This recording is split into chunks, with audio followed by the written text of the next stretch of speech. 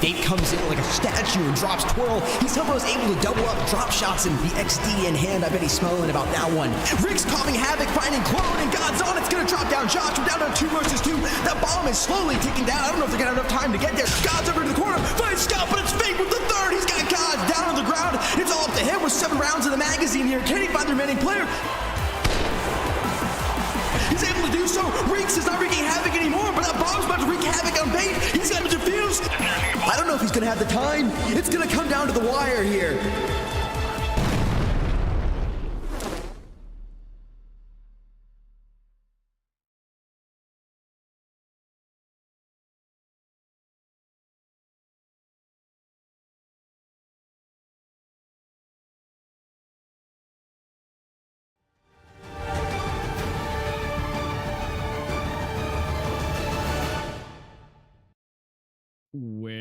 Well, good afternoon, everybody. Welcome to another glorious time in the Critical Ops Esports World Championship 2023.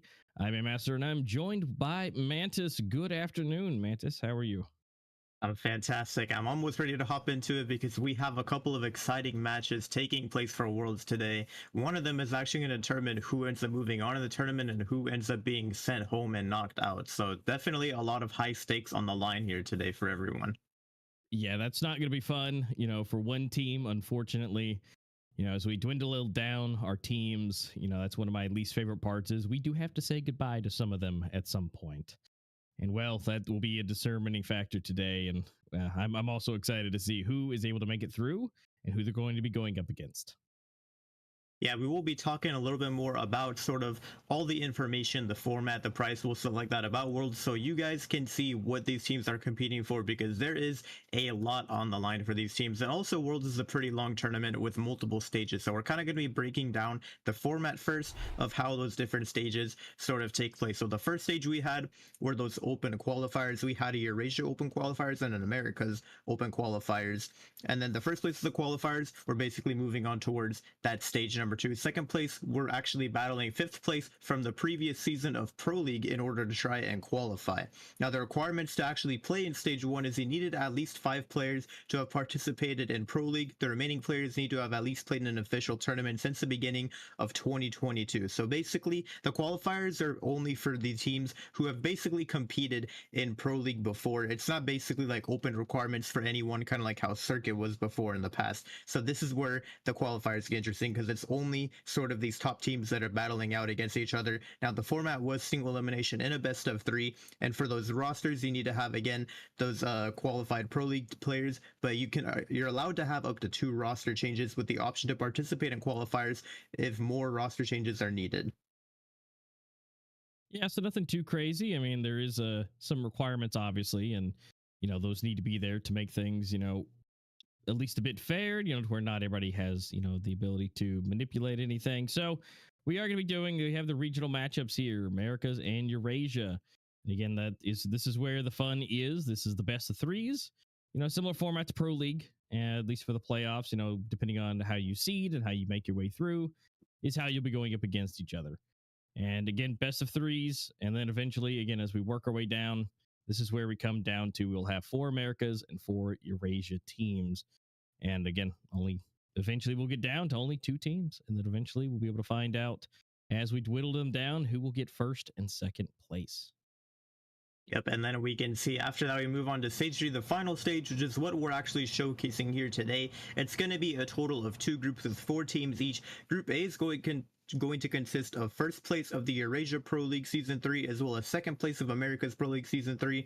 And then you also get Team A from Stage 2, Group A, and you also get Team B from Stage 2, Group B. And then Group B is kind of the same, but sort of flipped. So instead of 1st place of Eurasia, it's going to be 1st place of Americas. And then instead of 2nd place Americas, it's going to be 2nd place Eurasia. And then, of course, we also are going to be getting the Team A from Stage 2, Group B, and Team B from Stage 2, Group A. So that's kind of how we got to those top 8 teams there that are moving on into the final stage. We already saw a couple of those games actually take place last week, which we had some interesting upsets because the first matchups that take place are those first place of Eurasia versus second place Americas and vice versa. And it actually ended up being the second place teams that both won their matches last week, which is very interesting. You would have expected the first place teams from Pro League to be winning, but actually it was the second place teams that both came forward and managed to end up getting the win.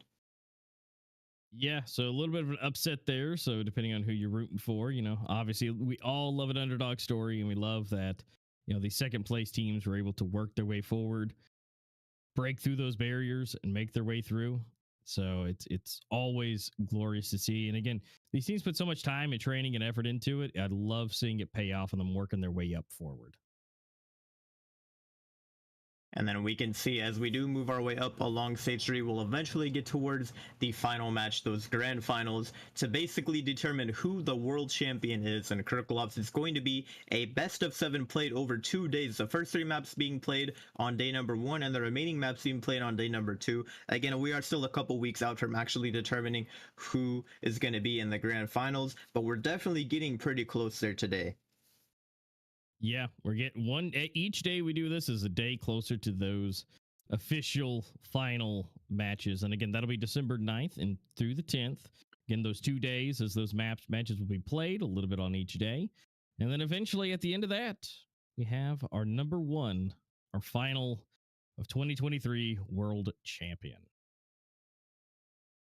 All right, well, you kind of seen all the stages. Let's talk a bit about the prize pool and see what these players are competing for. Now we can kind of see the different prizes being listed here. So there's a total prize pool of 25,000 US dollars, as well as 7 champion rings, and then there's 28 knife and gloves that are 28 knives and 14 gloves. I'm sorry, that are being given out among those players based on how the prizing gets broken down. And there's a total of over 3,745,000 credits being distributed among those players and 1,820 event cases. So there are a lot of prizes, and we can kind of see those beginning stages here. So 7th place, there's going to be 2 teams that are crowned this title. They're going to be getting 250 US dollars each, 14,000 credits, 70 event cases. And then there's going to be 2 teams that are crowned 5th place, so basically 5th and 6th place. They're going to be getting 750 US dollars, 28,000 credits, and then 175 event cases. And then this is where things are good. We're going to have the 3rd place and 4th place teams, which again, they're both going to be crowned 3rd place because there's not really a 3rd place decider match. They're each going to be getting 2,000 US dollars. They'll be getting a knife skin and 52,500 credits and 360 event cases. Ooh, that's a pretty good amount across the board. But guess what? We're not done yet. We've only talked about those other places now. 2nd place, 6,000 US dollars. Knife plus glove combo, 105,000 credits and 525 event cases to 2nd place. And 1st place gets 12,000 US dollars. They get the knife and glove combo plus 175,000 credits, 700 event cases, and they get those glorious championship rings that we were talking about. So 1st place are the only ones going to be grabbing those rings and be able to strut those around and show those off IRL. Dude, I'm honestly jealous of whoever actually gets to rock those rings. That would be so cool to have that. Yeah. And then you can see there's also a couple other prizes here. We have the MVP prize for 1 player per double region. They're going to be getting 250 US dollars. And it's basically whichever player is that most valuable player within the region, probably who has the highest rating, the best performance. There's also going to be a fair play reward where 1 player among the whole tournament will be selected to receive 500 US dollars. And again, that's kind of just going to be based on a good showing of great sportsmanship and fair play. So that's how they're going to choose that fair play reward. And there's also the 2 MVP rewards, 1 player for each double region. Yep. So that's a little bit extra fun for whoever gets selected for that. And of course, whoever does the best. Because again, even though we have, the 1st place, 2nd place, 3rd place, 1 player will do the best out of everyone. And I love that we're going to have a chance to showcase and really promote if you do your best and you are the best, you'll be recognized. Yeah, getting the MVP reward is definitely something to brag about. But we're looking at the prizes earlier. We got to see kind of those knife and glove combos. So we're gonna go ahead and show you guys real quickly what the knife and gloves look like. So let's go ahead and take a look at this.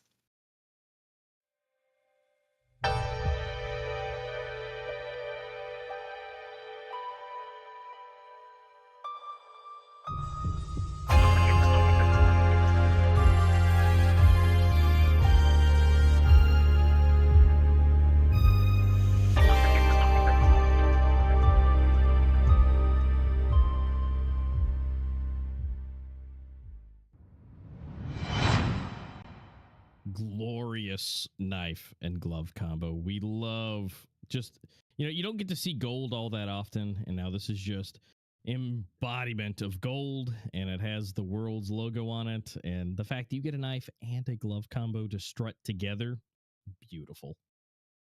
Definitely looking very clean. And again, there's going to be a total of 28 knives and 14 gloves given out among all of those players based on whoever make it to the top 4 and then eventually the top 2. So let's go and take a look at sort of all the teams that are playing here today as we sort of make our way up. We can see we had a total of 12 qualified teams. Again, a couple of these teams were just moving on directly from Pro League, but a lot of them also actually had to fight their way up in the qualifiers. We could see Violent GG, G9, Invictus Reign, Mayhem 5, Mula Mafia, Evil Vision, Merciless, Underestimated, Seminole, Rogue, and Xenocide. So definitely a very strong lineup that we're looking at here. It's looking like we have the Eurasia teams over on the top half and the Americas teams on the bottom half of those qualified teams.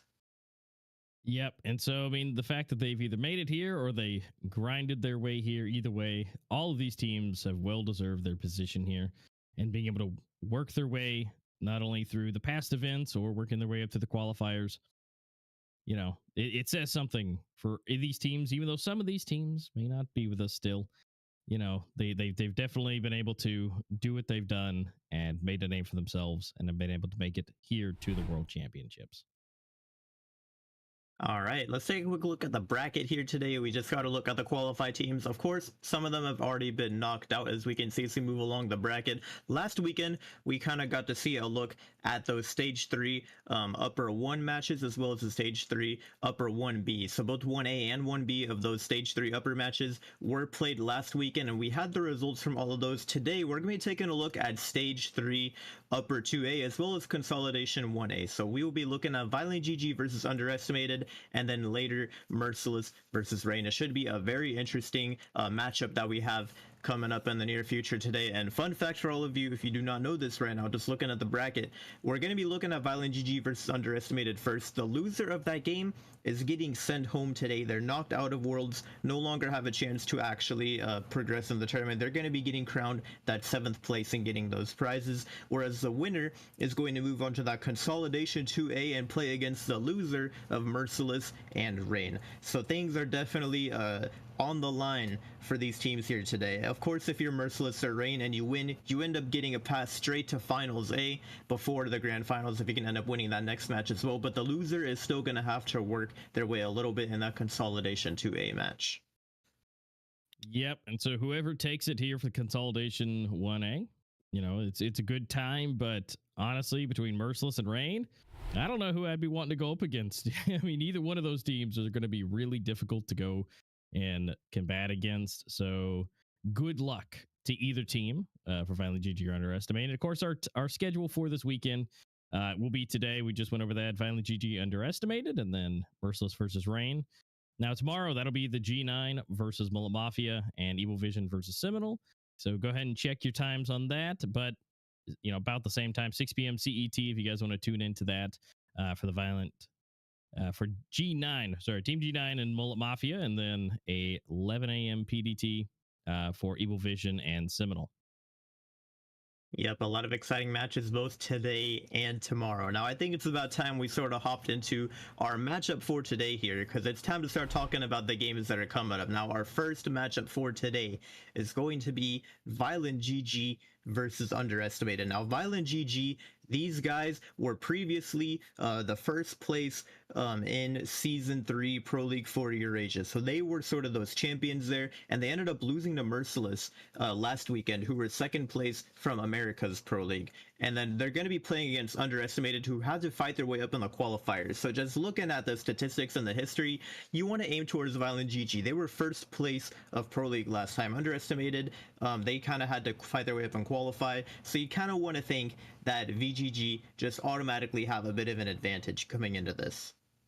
Yeah, and that would be always a good bet to go up against, you know, to bet against the champions and make sure that you know, have where you want to go. But Underestimated, again, they had to qualify. So the fact that they've been able to work their way up, they've had more matches going through that they had to go and get all the way here. So depending on what Underestimated has for us, you know, they could be definitely more warmed up, more regularly available on the maps, and they have that information good to go. But again, it's all about performance, right? So even though they have played all these matches or they have qualified, you know, every match is unique. And so we'll have to see what Violent GG has brought to the table. But Underestimated still has a good chance by all means. And they've definitely done their research, they've done their play, and now they're ready to get it on and see if they can make it just another match forward to get closer to that championship. Yeah, so again, we've talked a bit about sort of our predictions on this game that's coming up, but also we want to let you guys know quickly about the viewer rewards. For everyone that's watching right now, we actually have guaranteed rewards for watching Worlds, kind of different from how we used to do the voting before. You basically can get these guaranteed rewards just by showing up to the streams. There's more information at the link down there, play.mobileesports.org/app/worlds/2023, but you can kind of see we have these different tiers for the rewards, and it's based on how many streams you join. Basically, you can start working your way up the tiers. So tier 1 is going to be that World's Emblem and 100 in credits. Then tier 2 is going to be 500 standard cases. Tier 3, 5 premium cases. And then tier 4, we start getting to the Forces of Nature cases. Tier 5, we get those winner cases.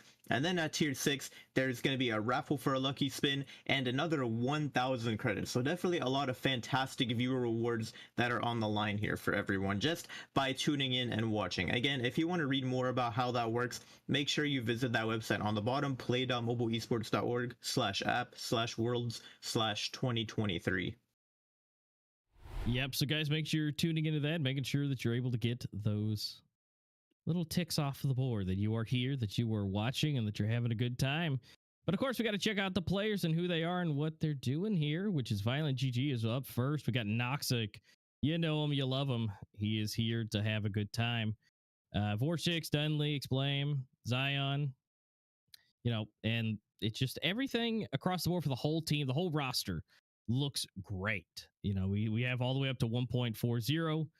Unfortunately, it goes a little bit further down for Max down there at the bottom, and same for Zion for under 1.0 for 0.88 and 0.84 respectively. But for the most part, most of the team is above 1.0, and it's kind of your main core players. So everything for them looks good. Again, they've placed first place. That's their biggest criteria that they have for Pro League Season 3. Now, they do have some very decent rankings from before for Season 2, 6th place, and then semifinals for Embers of Victory Season 3 and Circuit Intermediate Season 1.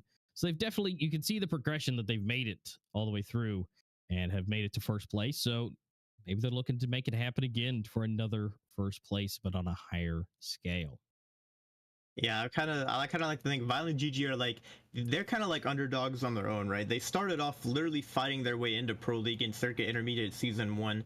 They didn't even compete in Pro League Season 1. They had to qualify in Circuit Intermediate. Then in Pro League Season 2, they were there. They just barely got to move on. They were in 6th place because, for those of you that don't remember it, so 7th and 8th place teams that actually get dropped down and have to fight their way back up in Circuit Intermediate. So they just barely managed to stay in. And then in Season 3, they came out on top, 1st place. Again, there were some roster changes along the way and stuff like that that might have helped them to contribute with that. But overall, the team has definitely had a fantastic comeback story. So I'm proud of what Violent GG have accomplished. Now let's take a look at their opponents here. underestimated, and this is where things are going to get interesting. We're going to be looking at more of a North America roster here, so again, a cross-region matchup here today for all of us. Now we look at the roster, we have Tyla, XD Gamer, Triton, Bossy, Kalo, Chile, a lot of familiar names that we've seen competing in Pro League before. The ratings are looking a little bit better for underestimated. I'm not going to lie. First of all, we have no players going under that 1.0 rating, which is always something you like to see. The average rating being 1.23. It's a little bit higher than that of Violent GG. And they actually have one player from South America as well, being Death, it looks like. Yep. And one of the biggest things is technically Tyla does have a slightly higher rating than even Noxic, but with nowhere near the amount of maps played. So just keep that in mind. That does look better, but as far as experience goes, it's not necessarily there, but still having that high rating definitely still means something and is definitely a contributing factor. And yeah, the fact that their ratings are all good and the maps that they've played definitely are very close in most regards. I think it's going to be a closer matchup than we anticipated. It's definitely looking to be that way. We can also go ahead and take a quick look at Underestimated's previous tournament history. And Circuit Season 5, they placed first place and earned $2,500 US. And Embers of Victory Season 3, they made it to the semifinals. And Pro League Season 2, they ended up placing pretty low down there. I'm not going to lie, it definitely wasn't looking the best for them. And then in Worlds of 2022 last year, they actually got 16th place. So they made it to the top 16 teams, but after that, they weren't really able to progress much more. So they've already made it further in this tournament. They're already down to the top 6 teams, I believe.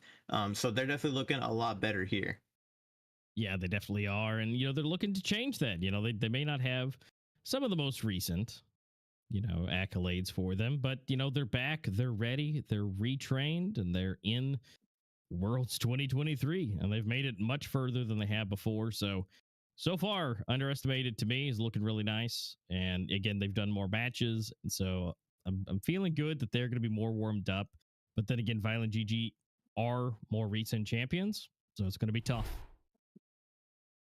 Definitely going to be tough. Again, this roster matchup is definitely looking very scary all the way across. We can see Tyla and Noxic going head to head. Again, you kind of mentioned it earlier. Tyla looking a little bit higher on the rating, but I'm a bit more impressed by Noxic's stats, to be honest with you. The KD is looking a little bit lower, but again, he's played almost triple the maps as Tyla, and he still has a super high rating. Going down, we see XD Gamer versus Hessian. Again, 53 maps versus 113 maps. The KD is actually higher by 0.01 over there on Hessian. And again, the amount of maps played definitely carrying the rating there. And Triton versus Vorshix, we see here 73 maps against 34 maps. KD looking again higher over on the side of Violent GG. Yeah, it's looking a little bit better, but again, now we're starting to see the trade-offs here, and again, we get to roll back now. Denley now having the more maps played, but even though out of the 30 that Bossy has, it's 76%. Again, as the ratings go higher and things on the maps, it gets a little bit more wishy-washy with how they're going because a little bit up, a little bit down. But this one is probably our closest one yet. 50% win versus 57, 59 versus 61. And again, the KDs are right there on each other, and the ratings are also just 0.01 away from each other. Def and Max coming in, again, super close. Now in the lower end of the team, everything's starting to kind of even out here within just a couple of maps, a couple of win rates, and a couple bits on the KD. Yep, and then here, the final matchup, Chile versus Zeon. 92 maps on Chile's team versus only 24 on Zeon. Stats are looking better for Chile there at the end. Yep, Zeon definitely has a little bit to prove to himself and to everybody else, but, he's been working his way up. The more matches he plays, the more he'll fill out, and everything will look great. Now, obviously, what they play on is hugely important, and of course, this is the map pool that we have for Worlds 2023. We have Canals, Bureau, Port, Raid, Soar, Village, and Castello, which is always great to see. And so the teams will be able to choose between these maps and determine their fates against each other and to find out who is going to be able to take it. Yeah, I'm not gonna lie, I'm a big fan of this map pool because we are playing at a minimum a best of 3 for the rest of this tournament, which means even if you want to go with the old reliable maps, Canals and Bureau, you still got to pick at least one of those newer maps. And it's kind of crazy to think that Raid is considered a newer map. But yeah, it is a newer map, even though it's been out for a while. Same with Port. I know that Village and Castello are kind of those really brand new maps. So it'll be interesting if we actually get to see any of those maps played here today. But again, we're going to be hopping into those map bans shortly here. We're actually be doing it live. So the teams are going to be banning them very quickly here. Let's get right into these map bans.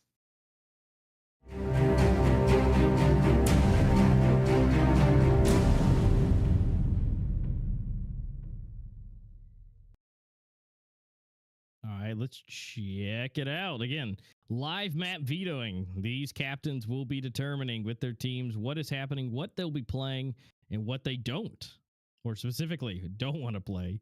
So again, this will be live, and they are doing this right now. Now, again, they've got to make their choices. The first one is always the hardest. You know, you got to make sure that you're setting yourself up right. You're setting your team up for success, and that's going to be the hardest part. Yeah, I'm not gonna lie. I think my favorite part about this live map veto feature is that the teams really have no idea what they're playing. I mean, obviously they know for sure they can knock out a map, and it looks like, speaking of which, Violent GG have knocked out Raid as the first ban. We can see their stats popping up there as well, just sort of to compare for the matchup that's here today. It's gonna be Violent GG, who's played it 7 times with only a 57% win rate. Underestimated have an 80% win rate though, so they're definitely feeling a bit more confident.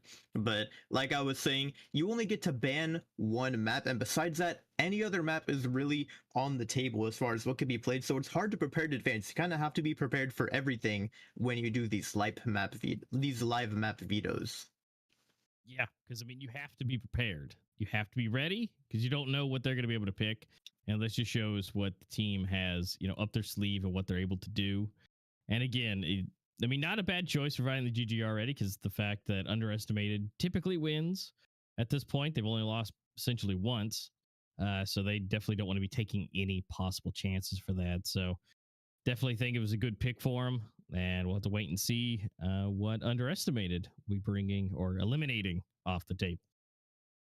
Yeah, it's definitely a very important decision for them. I mean, they got to be a little bit nervous, right? You got to know, what map are we gonna ban? These guys, we have 6 to choose from. We have to knock one out. I feel like they're gonna go for one of the maps like Village or Castello. They're gonna pick a map that's newer, that they're probably not comfortable on. That's kind of my guess for Underestimated, but it's really hard to say. Yeah. I mean, that's the thing, is do you want to get rid of something that you absolutely know Violent GG is going to be good on? And that's going to be Soar, actually coming in right now. Basically the same thing, where Violent GG has 5 on the board and an 80% win rate, and Underestimated, only having a 20. Yeah, that's definitely well worth getting rid of. They definitely do not want to be playing on Soar with a 20% win rate. Yeah, they actually played last weekend against Rain on that map, and they ended up losing, although it was kind of a close match. But Rain, they definitely pulled off something pretty spectacular. I'll give them credit. They pulled off an incredible matchup here. Now we see the pick, and we're going to Castello for the first pick. Violent GG have picked this map. They've played it 4 times with a 50-50 win rate. Now, Underestimated, they played it once, they won it once. I don't know if they're actually prepared for this map, but either way, we're going to Castello for the first pick on the side of Violent GG, which means it's going to be Underestimated server. That's something you have to keep in mind, is when they pick the map, they know they're going to be playing on those NA servers. So they got to be very well prepared and be, they got to be putting up good rounds. And now we could see Port as well from Underestimated. Dude, we got the best map picks already. What is going on here? Yes. I don't know, man. Like, we're guaranteed Port. We're guaranteed Castello. And, well, I mean, with a 15 plays on Violent GG, that is nothing to shake a stick at, with 66% win rate. That's not too shabby. Underestimated, at least in recent times, only 2 count plays and a 50% win rate. That's not too bad. Now, Violent GG is going to go ahead and remove Bureau out of here. I mean, it's 28% win rate. Not great. Well, here we go. Last one, pretty much. We got Canals coming in, being removed from Underestimated. Oh, no way. Hey, man, we have been blessed today. Look at this map pick we have. Castello. Port, and if we needed village. Dude, Yes. this is probably like the best map pool, or at least the most entertaining map pool I've seen in a while. I mean, Castello, Port, and Village for the decider, and we're doing a cross-region match, which means unless Violent GG just wipes the floor on her estimator or something like that, or vice versa, we're going to be going to Village most likely for a third map. So this is definitely going to be very interesting. Oh, this is going to be a fantastic first day for me coming in for Worlds, and a fantastic matchup. I'm so happy that you were here casting with me, because I know you love all three of these maps just as much as I do, and these players will be giving us an absolute show.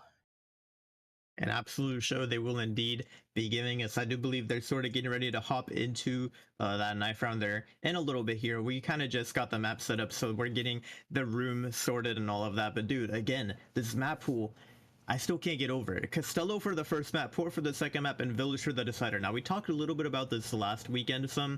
Me and Jesse were kind of debating about this, about what maps you should be picking when you have a cross-region match. Because when you pick a map, you know it's going to be on the opponent's server. And so because of that, we were kind of talking about how picking a map like Soar or like Canals, where it's super heavy on like coalition side and it's hard to get breach-sided rounds, you might be trolling if you pick one of those maps, because your opponents just have a good chance of stacking up, like, 10 rounds in the first half if they get that coalition side. So the fact that we get maps like Castello and Port, which are definitely very, I wouldn't say they're coalition sided. Both these maps actually have a lot to do with battling for mid control, in my opinion. If you're playing on Castello, you really have to try and take control of mid, because if the breach side have control of mid, you can't really rotate through there, and it just extremely limits the way you can play your retakes and rotations and stuff like that. Yeah, and Village is one of those maps to where you can really utilize your equipment, and so if we need it, if we get there, even though again, I had to kind of figure out the server that it's going to be on, but at the same time, you can still cause havoc. You can still cause problems for the enemy team, because even though they're different servers, different pings, the equipment still does the same. It still smokes off an area, still flashes just fine. And so that I think is a great decider, especially with cross region. And then again, center map control, especially on Port, is so huge. And now whether you're in the coalition spawn, keeping back inside the warehouse, maybe that we've seen that be a super strong spot, basically staying in spawn with a scar, or you're able to move up and you're hanging out by the forklifts, and being able to keep it and do your peaks. Either way, mid control is huge, because then that gives the enemy team such valuable information about where you are, and if they hold in mid, then they can stop crosses too. Yeah, again, that battle for map control is just going to be super important when we get to those maps. Now, coming in for our first map, we're here on Castello. I'm kind of curious, because this is a map that we don't really get to see too often in, excuse me, in competitive. It gets banned a lot. So I'm wondering, are we going to be seeing any like snipers or anything? It'll be interesting. Now, definitely, some of the more experienced players, like say maybe Noxic, might have something to do with that. If he wants to, but at the same time, Castello, I wouldn't be surprised if we didn't. I'd be more surprised if we did. Just, it's a little bit more twisty turny and everything. But then again, if you're good with, the sniper, or more specifically the U ratio, it can be done. It can still be a cannon as long as you hit your shot. I mean, it can work. It's really, you have to be really, really, really strong with snipers. Yeah, I definitely think it's a possibility that the snipers get pulled out on a map like Castello. It kind of just depends on the team's play style, I suppose. Now, while we wait for these players to sort of get ready and hop into the room, we actually have a bit of a short video here for you guys. It's kind of just some of the best compilations, best moments from the previous seasons of Pro League. So we'll be playing that for you guys while we wait on these teams to all join the room, get the recordings done and stuff. So we'll see you guys back in just a little bit here. The side from Evil Vision was able to do multiple times in their own game. Now, maybe a little bit too late, whereas Evil Vision was just in time in some occasions. It does not look like that's how that's going to go. They've been able to pick up multiple kills already. Now, That was clean. The coalition spawn here and just delay them even further. Boar is going to get taken down by a headshot, and now I'm not sure if Merciless can even pull this round off. XD, this guy's on fire. Like, he's just hitting the flicks. He's hitting his shots right now. Yeah, they're And all Scott- 5 gonna go to that CT hall, and we all know how hard it is to retake from that side. Oh, this is going to be a bloodbath, especially those head glitches. So hard to hit shots, so hard to connect. GTA shows us exactly why. That is just brilliant performance by him. 2 quick headshots, and he's still for wanting more, but Explain. It's going to take him down 3v3 now, and the site still has to be clear. Now it seems like they've lost it again, and Molten Mafia just show no signs of stopping. This time they're going to attack A, though. 3 players there. Oh, and that is a great position. But Shadow, how does he do it? Man, I can't even see the head there, let alone just Deagle, flick. and Metal gets 1 kill before he goes to the grave. And Enrico with another tap. The headshots are just too clean. Loose with a clean jiggle tap there of his own as well. Oh my, wait, what is going on? Hold on. What is that shot? I'm gonna need the replay on that in a moment here. There's no way he just did that. Eluse is somehow still alive. And he's got another headshot. What? Dude, these guys are pistol demons. Oh, make it 2. And he gets the second. Bora able to get 1, and he gets a second with the headshot, and he gets a third. What is going on? Make the call good enough, and so I think they just keep him in hand. Maybe get some exits here. Metal might be able to. Oh, there we go. 2 tags. Future here for criticalops. We started off with Pro League now in this year. Losky still having a chance, and I'm saying, like, in the history, we're Actually, still it here, looks of like- course. And Bora manages to get 1, but he can't get away. Eluse gets a headshot through the smoke. What is that? But it's a Bomb has been planted. oh my goodness, zoned. Okay, just jumps through heaven. We got I the would little really say ceiling. that's the theme of Soar, Jesse. It's just like waiting for the other players to make a mistake, just like they've done now. Seems like they've decided to all rush towards mid, but it's gonna be Deadly Dave shut down 2. Then Noxa gets 1, but Deadly Dave in this one, yeah, he's gonna win against a Deagle, obviously. So we have Hessian on 7 kills actually, and this is what I'm talking about. If all players on Violent GG show up, this is gonna be a great day for him. He gets a nice headshot as well, and not getting pushed just now. Now that flash comes in, and they should Deadly Dave on a Deagle. Yeah, Deadly Dave. Aware and ready. The Eagles hanging out. First kill taken. Well done there for Deadly Dave. Previously known as Vulgran trying to... Well, yeah, they're take his ready team. and they're prepared. This is far from over. But in fact, Vorshix, this is what I'm talking about. If he activates now, if he clutches this 1v3, it is not looking good for Molten Mafia. Well, 2 more players still to be found, but 45 seconds to play within that bomb. Pretty close for him to just retrieve it and run over to A. I think that is a possibility. I think that's what he's trying to do, but you know, they're really guarding the bomb closely here. Also 16 bullets in the P250, so perhaps he'll have to switch out to a different weapon soon. Ooh, he spots a head glitch. He knows that both those players are there, and now the time starts to run low. He has to make the first move. At this point, Molten Mafia can just hold angle, so he's trying to pre-fire, he's trying to do a lot of things. Here he gets 1. What is that wallbang?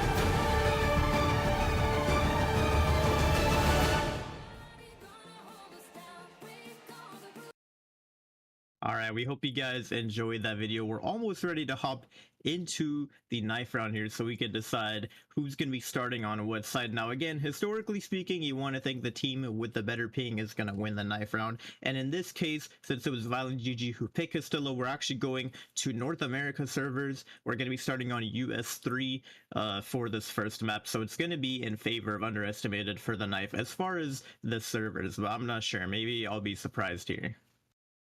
Yeah, I mean, it really comes down to a lot of factors, but yeah, ping is definitely one of the biggest things. If you can get the swing first, then well, you might be able to get the kill first. But I don't know. We've seen some really interesting stacks over the time to where maybe that could be a little bit different. They've stacked it to a corner, and basically everybody is in a slight offset from each other to where they're just slowly knifing back and forth. Crab action.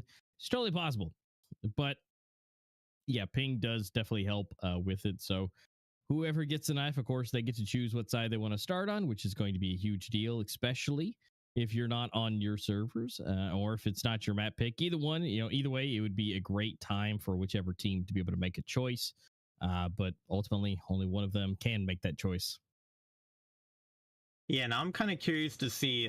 So we're playing here on North America servers. If you're underestimated and you win the knife, what side do you think they're actually going to be picking? Because I think they're going to choose to start on the coalition side and just try to rack up as many rounds as possible, because they do have to keep round balance into consideration. But I want to know what your thoughts are on that. Honestly, I agree. I mean, being able to keep that easy, round, even if it's not a map that you want to play, that at least gives you the not the easiest time, but the most advantage, I would say, for yourself and your team. So hopefully they get a chance to do that, because the fact that it's not something they necessarily want to play, they can at least be on the waiting side of things and just wait for Violent GG to show up, do their thing, make a mistake, and then they can take them out. Yep, I do believe we're just waiting on a couple more players to join the lobby, and they'll be ready to hop into the knife. But dude, I'm excited. I'm ready. We're about to start with the first game of this weekend for Worlds, and we're going to Castello. My favorite way to open up this stream. I don't think I probably get to see like maybe one Castello match like every 3 months or something. So the fact that we're already getting to see it is insane. Yeah, it is a bit crazy, and the fact that it's first, and usually if we see it, it might be a decider, but it was chosen. Is this the change that we have been waiting for? Has it been accepted? Well, it's been accepted at least by Violent GG, because they decided to do it. So, well, we'll have to wait and see who wins it. Is it going to be Violent GG? They definitely think that they want to do it. I mean, that's also a valid strategy. If you know that, it's a new map, if you learn some things, you have some strategies you want to try, definitely give it a shot. Most teams don't want to play the new map, so that gives you an advantage, but depending on if the other team is kind of prepared for that as well. So that is a kind of roll the dice type of thing, but it's better than playing ye old faithful and just seeing who has the the best stats, the best skills on ye old faithfuls. Yeah, I mean, these newer maps definitely show for a lot of unique opportunities. I think for everyone watching as well, it's a great learning opportunity, because I think these newer maps are also not as popular and not as much of fan favorites when it comes to just, playing good old-fashioned ranked modes. So I definitely think that seeing some of these pro teams sort of, break down these difficult maps that you're not as experienced with and get to see what they have planned for these maps is something nice. And I definitely think Violent GG came in fully prepared for this map. I fully believe Underestimated would have probably banned this map or Village if they didn't have such low stats on the map like Soar, and they also already just didn't have a good time on it last weekend, so they probably decided Soar's the one map we want to get out of here. So I'm not sure how prepared they are for Castello. They've only played it once, and again, we did live map ban, so they didn't really get to sort of prepare for that in advance. So I really have no idea how this is going to go, but I'm fully expecting Violent GG to have practiced a lot of stuff on Castello. Yeah, and especially with live map banning and voting, that really does create the unique environment of, if they've practiced on Castello and they've grinded it out, and they have a chance to be to do the surprise, because you only get one map ban before you get to pick. If they don't ban it, that's a great opportunity to just be like, hey, guess what? Surprise. So I just kind of have to wait and see, and as they have prepared, obviously, but we'll have to wait and see if Underestimated, one, if they've been able to practice and they are ready to go for it, but two, if they can think quickly on their feet, whether they have or haven't, being inside the match will need them to adapt very quickly if Violent GG have some really good strats up their sleeves. Yeah, and again, we're going to find out shortly here just how prepared these guys are. It looks like the last player has just joined the room, so we should be ready to hop into the knife round right now. So let's get right into that without further ado.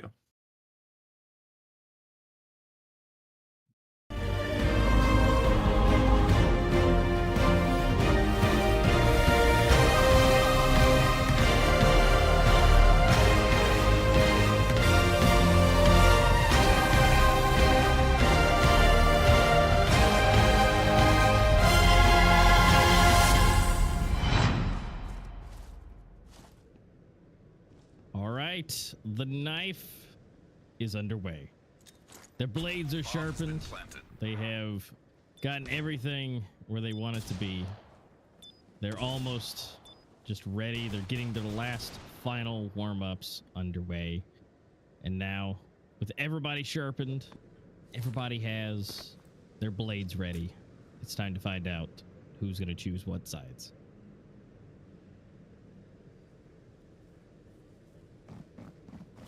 Yep, it looks like they are underway, getting ready to knife in mid. I believe we're going to see these underestimated players climbing up, doing a bit of parkour in that garden to make their way up there, and they're going to meet. The question is, I know someone's going to go for the corner stack. It always happens. Or maybe not. Maybe they're just going to clash here. I mean, you can kind of see that underestimated are really bunched up together. But they're not going... Oh, we got Vorshix with maybe the potential backstab. They kind of got their eyes on him. Dude, I love these strats. Eventually, they're going to clash, though. Oh, they were kind of jumping in at each other, and here we go. We're backing up the stairs as well. But that was not a good idea. Looks like it was going to be Violent GG who ended up dominating on the knife, which is huge for them because they get to pick whatever side they want, knowing that they need to get as many rounds as possible on this first map. Yeah, and the fact that this is not their server, that's definitely a huge thing, and that'll give them the best possible chance. They not only get to choose the map, they get to choose what side. The only thing they don't get is what server it's on. So honestly, 2 out of 3, not too shabby. And again, they're going to be able to choose what side they want to do. So I'm excited to see what Violent GG has for us. Again, this is not on their server, so they will have to, try a little bit of extra fun. But again, that's where those strategies comes into play, the teamwork and being prepared. And underestimated, good luck. You've worked your way here. It's been a long journey at this point, and it's not over yet. You still got at least a couple more matches to play today. Yep, and we're just about ready to get started with the first match of today here. Kind of just finalizing a couple things, making sure everyone is ready to go in the lobby, but then we're ready to hop into map number 1 here, and I'm excited. Violent GG have won the knife round. We're going to find out which side they want to start on, and actually, I believe they wanted to start on the breach side, which is interesting. I would have thought they wanted to start on the coalition side, but again, I don't know. We don't get to see Castello too often. Maybe they're very confident on their breach side at half, because they picked it first, so they must have something cooking in the background that we don't know about. Yep, they may indeed. But it looks like we're about ready to slide on into this first matchup of the day. And let's see what they have for us.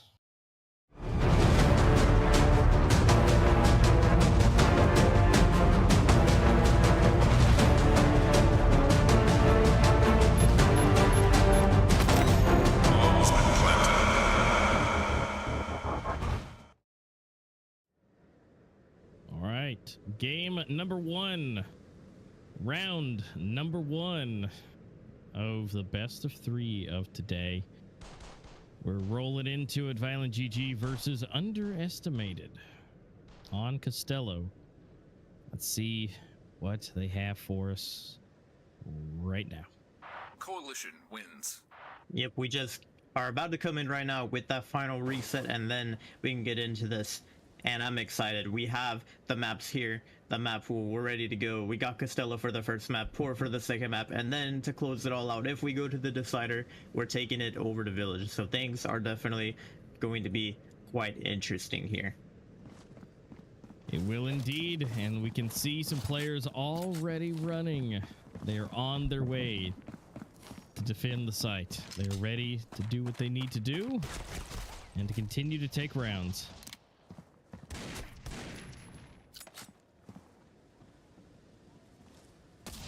All right, and it looks like we are now live with the pistol round, and things are underway.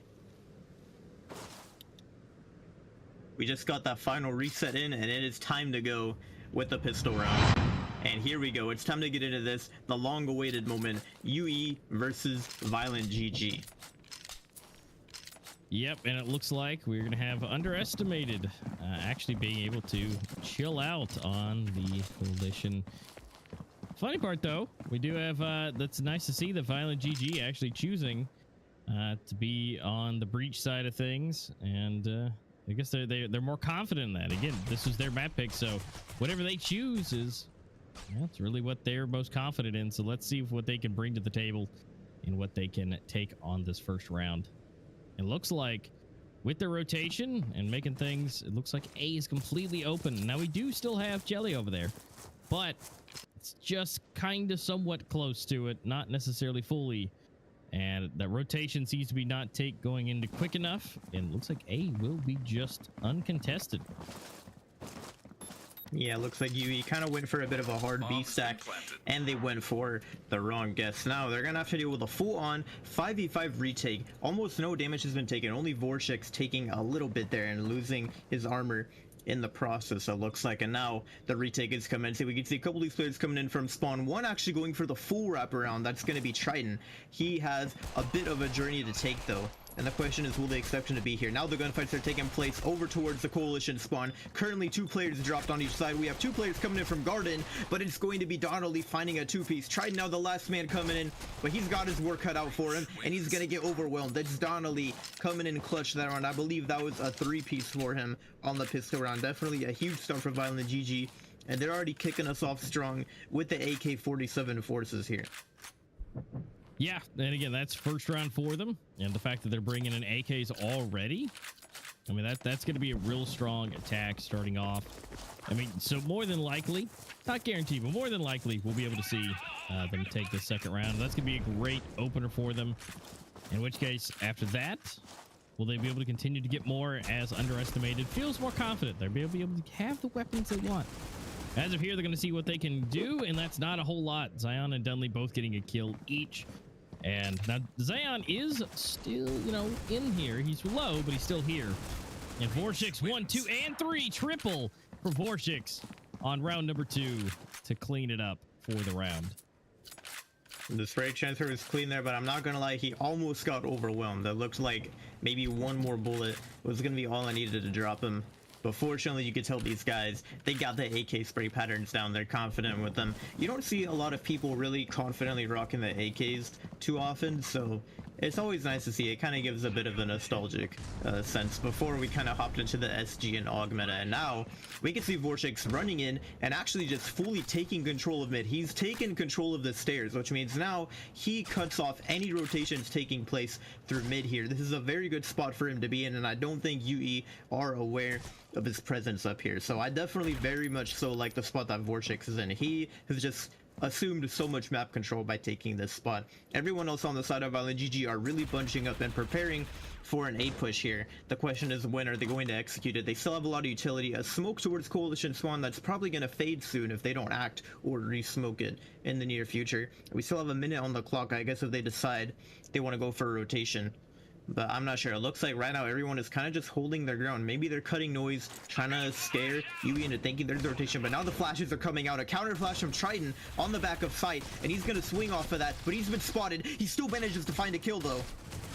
And he's going to get some damage on Donnelly there, and he manages to find the kill. He's down to 1 HP. This man is just barely alive. And now Vorshix is coming in to help out his team. He knows there's no one rotating from the mid side. They are all on site. Exclaim, getting a nice flick headshot there. But it's XD to jump up the box and take him down. And Vorshix is actually taken off all the way around. He has 23 seconds. I think he should just save the gun at this point. I mean, there's no way he has time to actually go for a play here. No, it doesn't look like it. He might be able to get XD here off guard, but then again, he now makes noise, and they know that he's there, and XD takes his face out. So, unfortunately, I agree. I think he should have saved that one with 23 seconds left. Keeping the rifle definitely would have potentially helped, but you know, the timing there where he just barely missed XD going it through the door frame and then jumping. Make a lot of noise. A lot of things happened. But now we're going to go ahead and see the flip to where underestimated, able to get that third round and then put Violent GG all the way down to pistols, all the way down to the deagles. Now that doesn't mean they still can't do some damage. They can still barrel stuff here, get some good deagle action in, but it kind of all depends what happens. And what is happening is Tyla, XD able to get 1 each. Explain cleans 1, but I think that's going to be it. Tyla able to get 2 more, so that is 3 total. And Def able to pick up the last one on Zion. Yeah, it was definitely just a messy, quick ego push. Violent GG unfortunately not getting any bomb plants, but now they are able to full buy in response. We can see the SGs coming out. Some utilities, well, I shouldn't really say full buy because they definitely don't have as much utility as they might like. It's going to be difficult to go for an A push here with this limited util. They'll have to really make sure that it counts. Now we can see a hard garden push from underestimated here. Actually, no, it looks like they just naded it and backed off. It looks like they might have been committing to that. but a couple nades chucked maybe to just sort of slow down any potential fast pushes coming in. And now a smoke towards the top of garden there as well is really going to stall out these players. We can see Vorshix, instead of pushing up, is taking more of a passive angle. Can't really blame him though, considering that last time he was up there no one rotated through mid, so maybe he could just sort of watch the flank from a bit more of a safer angle.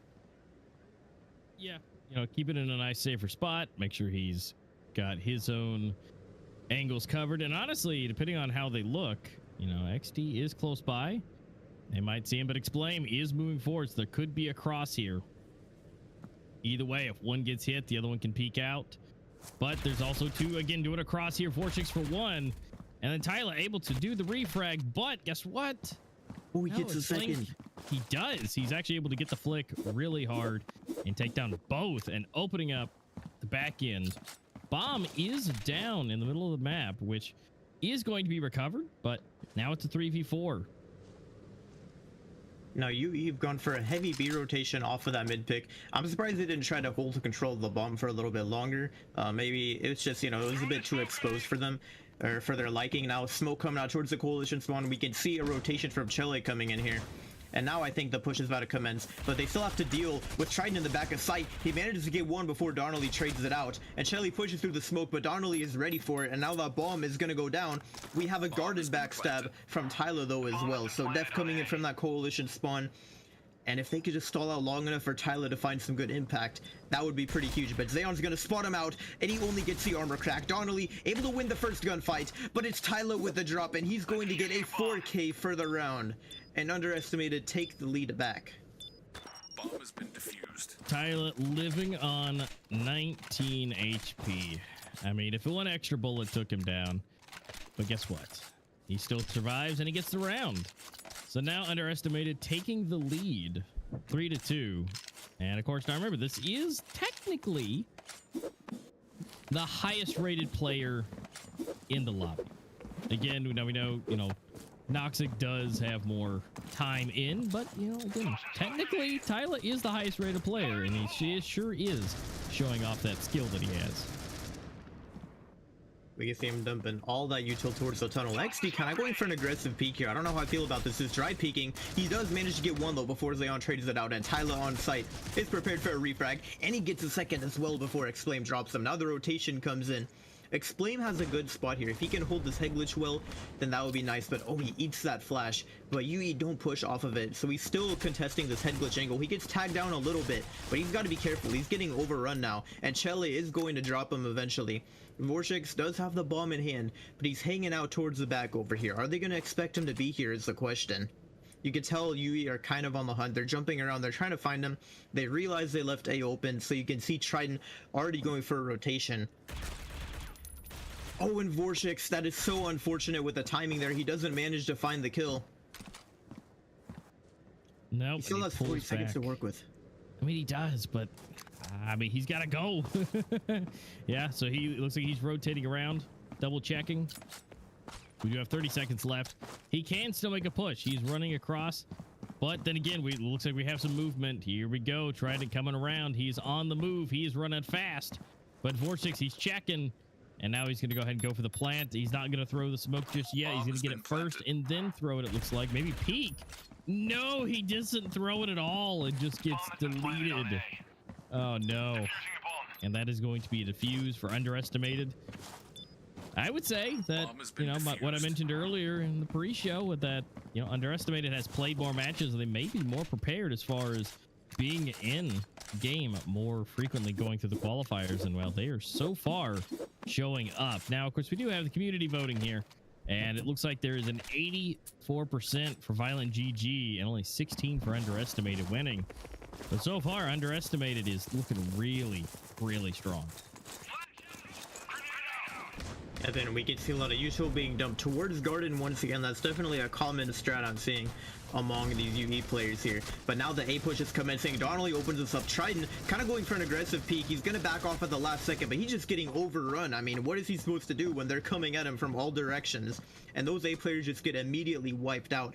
Now, everyone did drop from Garden during this push, so because of this, we might have a bit of an opportunity for Tyler to find some huge damage here. XD coming in from spawn as well. That smoke kind of of just a little bit too deep, and another one not really fully covering the angle. So he does have some lines of vision here. I'm not sure if he'll be able to capitalize off of them or not, though. And we can see Tyler coming in from the top of garden as well. XD peeking around the corner, able to find one. Zeon is going to trade. Tyler gets a kill as well, but it's the even trades all the way across. Violent GG walking away with 2 rifles and a bomb plant. Definitely a pretty solid buy round there. Yeah, I would say so. I mean, that was a pretty good hit to Violent GG's economy. You know, it's definitely good taking down, 3 players. So that was fantastic.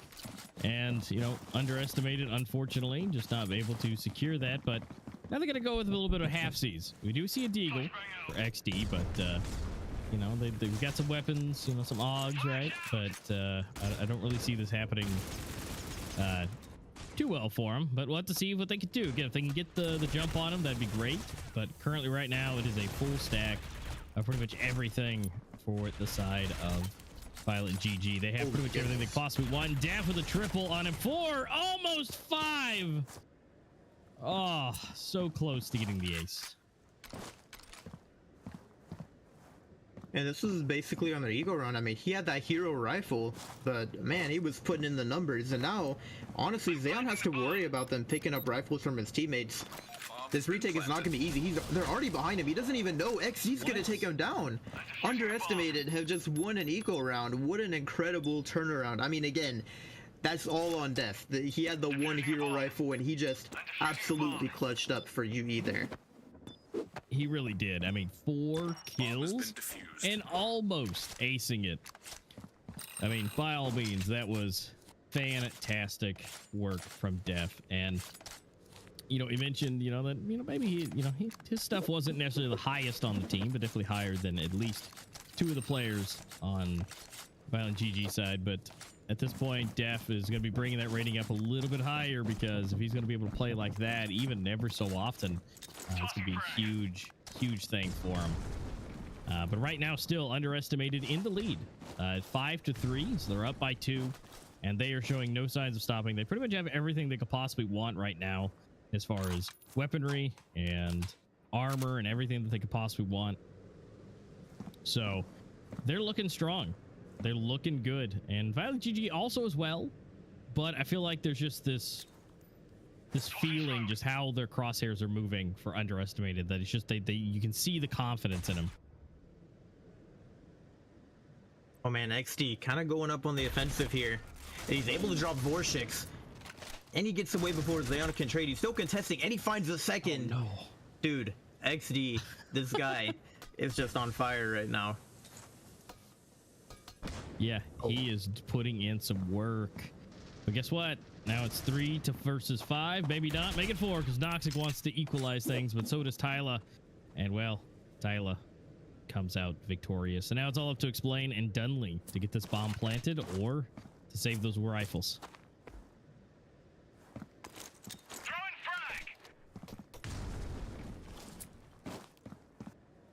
And only 25 seconds on the clock here. I don't know. It looks like they're going to go for it towards the A side, at least. I mean, they definitely seem they're committing. Yeah, the smoke coming out towards spawn. Flashes for sight as well. They really got to deal with this corner, though. Oh, Def is going to eat that flash, and they're going to work their way in. Shelly's actually going to get dropped, and Def as well. They have time to go for the bomb plant. He's going to pop that reload there as his teammate goes for the plant. But once again, we do have the retake coming in. 1 player taking the high route in Garden, and that is something that Violent GG do a lot, is they really have to commit all their players to sight, and because of that, they always have to worry about the Garden drop coming in later. It does look like Explain managed to back up towards the main, though, which is a good spot to be in to hold Triton. If Donnelly can win this one-on-one against Tyler, I think this round is doable for VGG. I'm not gonna lie. Tyler going for a bit of a pre-fire there, giving away his positioning. Triton going for a drop, trying to spot someone out, and he's going to get the drop shot on him, and the defuse comes underway. UE not giving up the round quite so easily. Their play style right now is, to me, a little unmatched. I mean, their motion, their movement together is what's really getting me. The fact that they're executing at the exact same time, they're pushing in, and sometimes you see where it's like just slightly off, or maybe one goes in first to see what happens and then the other one does. But no, these guys are coordinated, they're moving together, they're executing together, and right now that is working really well. Up by 3, another one on the board. and they are currently rocking it right now.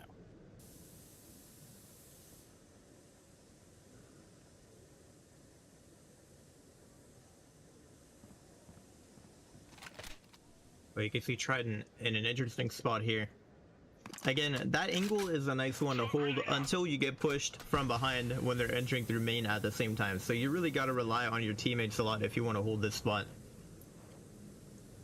And Noxic could be the one to potentially put in the hurt here. We can see that Util is ready. Violent GG, they have the smoke lineups down for them, and there's a bit of a counter flash from Trident there. That's really going to hurt these players as they're dropping, and he's still holding the spot. And he's going to peek around the corner, manages to find one. Chele on site, gets the kill, does some nice damage. It's the frag from Tyler to refrag, and he's going to walk his way into sight. Noxic is going to get dropped, and he gets the second kill. Dude, UE are really locking it down on defense. I will give them credit. I thought Violent GG were going to get a couple more rounds, but we're looking at a potential 9-3 half here.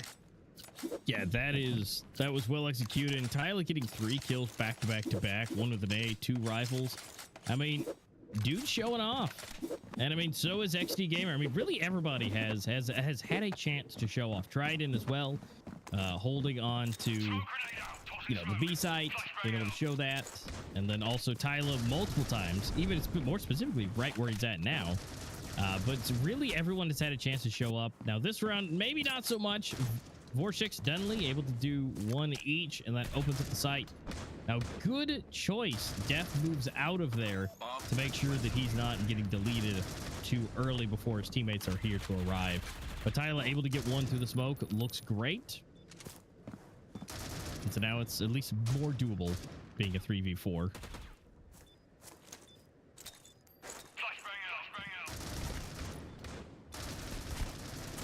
Oh, no. Wins. Yep, they did not expect Explain to be right there around the corner. And Noxic cleaning up.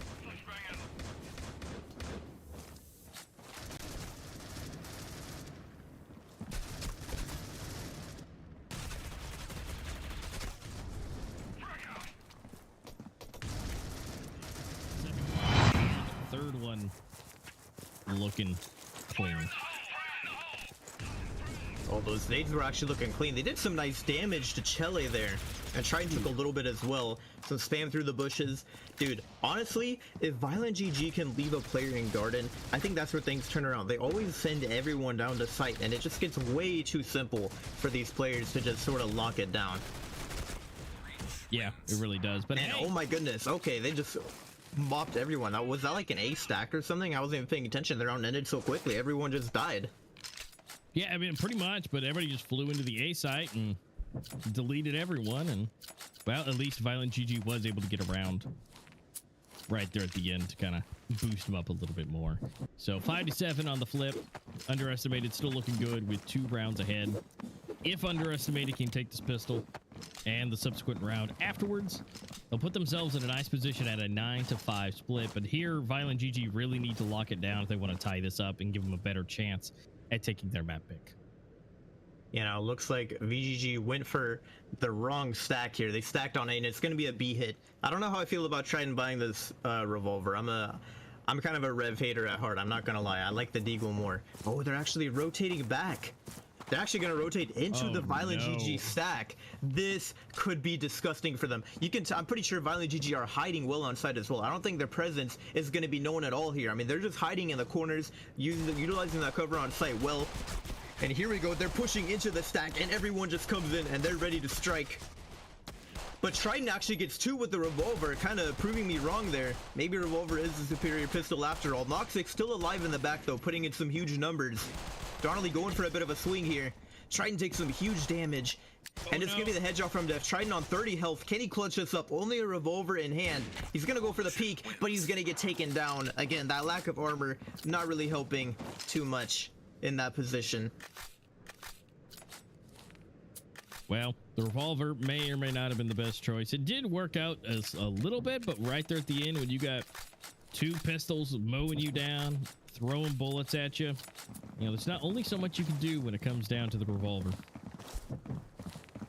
I mean, he's bought it again. I'll give him credit. He got 2 picks with it. If he can land some clean taps or something, that would be pretty nice. But right now, I imagine UE are just going for a full-on bomb plant or something here. We can see a lot of them are stacking up mid. Actually, what is the strat? They are stacking at the top of the stairs here. It looks like they sent 4 players up there. I guess they're expecting some kind of push. Violent GG not committing to anything like that just quite yet, though. And right now, they're bunching up to what looks like might be a B push here. Noxic is ready to hold down this tunnel. And I think he spotted one on the crosshair, going for a frag to try and soften him up. But it's going to do no damage. He's popping the M4 shots now, trying to get them as they cross. He manages to find one. And a lot of players have just been dropped on site, but Def, with the flank, has actually taken down Noxic from the cliff. And Triton with a nice headshot from the revolver. And he's forced these players into the back with that flash. And Def is going for the swing. And he's going to find both. How do UE win that round? They're on an eco. And they just turn it around. What a fantastic round. Oh my goodness. Def being the MVP there. That flash was perfect. And they just all were forced in the back, full blinded. That was an incredible play by Underestimated there.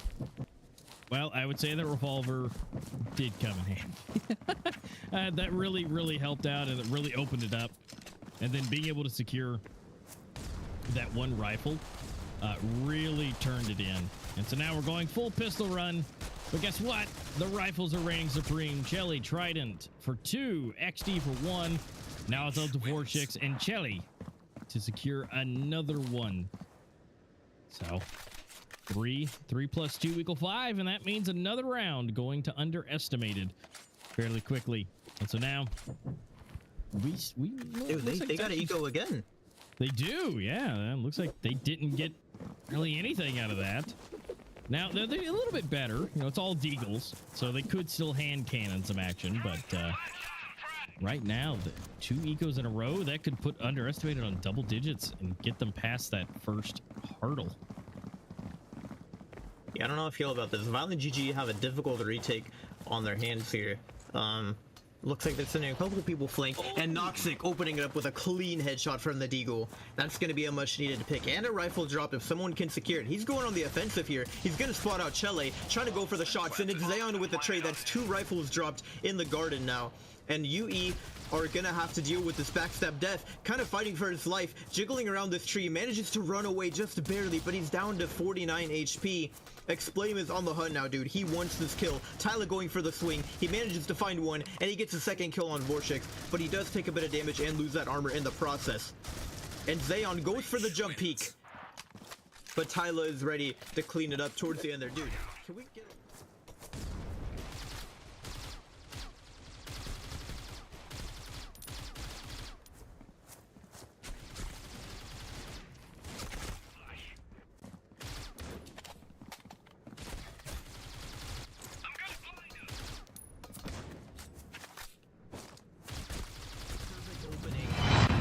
there. But dude, Tyler is 22 and 9 right now. I mean, this guy is just going absolutely bonkers. Yeah, he is looking super nice right now. And I mean, well done. I mean, he's done such big plays so far. And again, remember, 16% was only thinking that Underestimated could win this. 16%. And currently right now they are holding a 4-round lead. And currently, well, they got the first kill in this round, so will that convert to another one? Well, we'll find out as XD Gamer continues to delete people. 2 headshots in a row, opening it up. And now the bomb is going to be entering into the site and being planted. Bomb has been planted. I mean, it's Vorshix versus Noxic together against the entire team of Underestimated. Yeah, I'm not sure if Violent GG can pull this off. It looks like they're just going for a save, which, I mean, I can't really blame them. Maybe they'll be able to get some exits as the smoke starts to fade. But the coalition spawn on this map is very nice for playing exits. This angle is nasty from Noxic. If he actually finds anyone through this angle, I'm going to be a happy person. I want him to get 1 kill, but it looks like everyone is running away now. Oh, he actually does get 1. He gets the headshot as he tries to climb up the box, dude. Dude, take your notes, guys, if you're watching. That is actually a very interesting angle. I've never seen that before. Yeah, I've never seen that officially used, and well, I guess if you time it right, and even with the smoke, but I mean, you have a lineup to where, you know, if they're going to go up through garden, then you can just pretty much just spam that and prevent that or get the kill.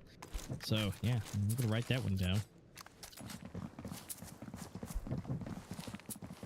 And Violent GG, this is a crucial round for them. I mean, I was expecting a couple more rounds. Getting 6 is already pretty solid. They probably want to realistically get closer to like 8 or so before this game ends if they want to be in a safe spot. But XE is going to open us up with a kill onto Noxic, and Vorshix tries to refrag, but he's forced to run out, pop that reload, and now he's getting surrounded from both sides, and he's giving away his presence as well. XD gets an easy backstab kill, and it's going to be Def with a 2K as well, taking down the mid flank.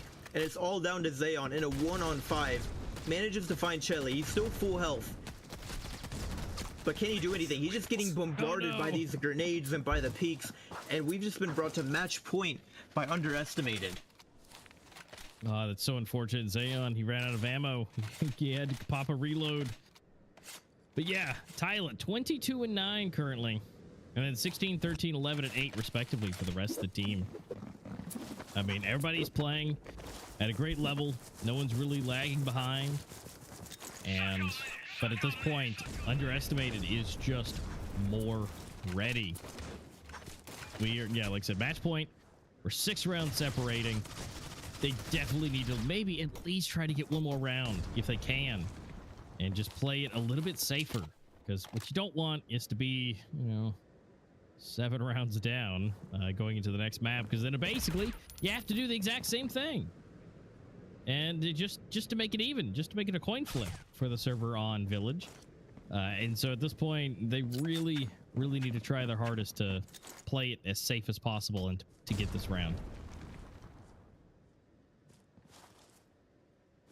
We can see Noxic is in a very good spot here. I'm not sure if they know he's here, but he could easily shut down this garden push, and he's able to take down Death. But Tyler's gonna get the refrag, and it's all up to Zayon in a 1-on-2 to keep his team alive in this first map. But he's gonna get taken down by the run and gun from XD Gamer. And Underestimated have just won the first map 13-6. What an incredible showcase of their skill on this map, and just absolutely dominating Violent GG on their own map pick here. Definitely a great first map and a great way for UE to close it out. Congrats to them on winning with a 7-score lead on the first match.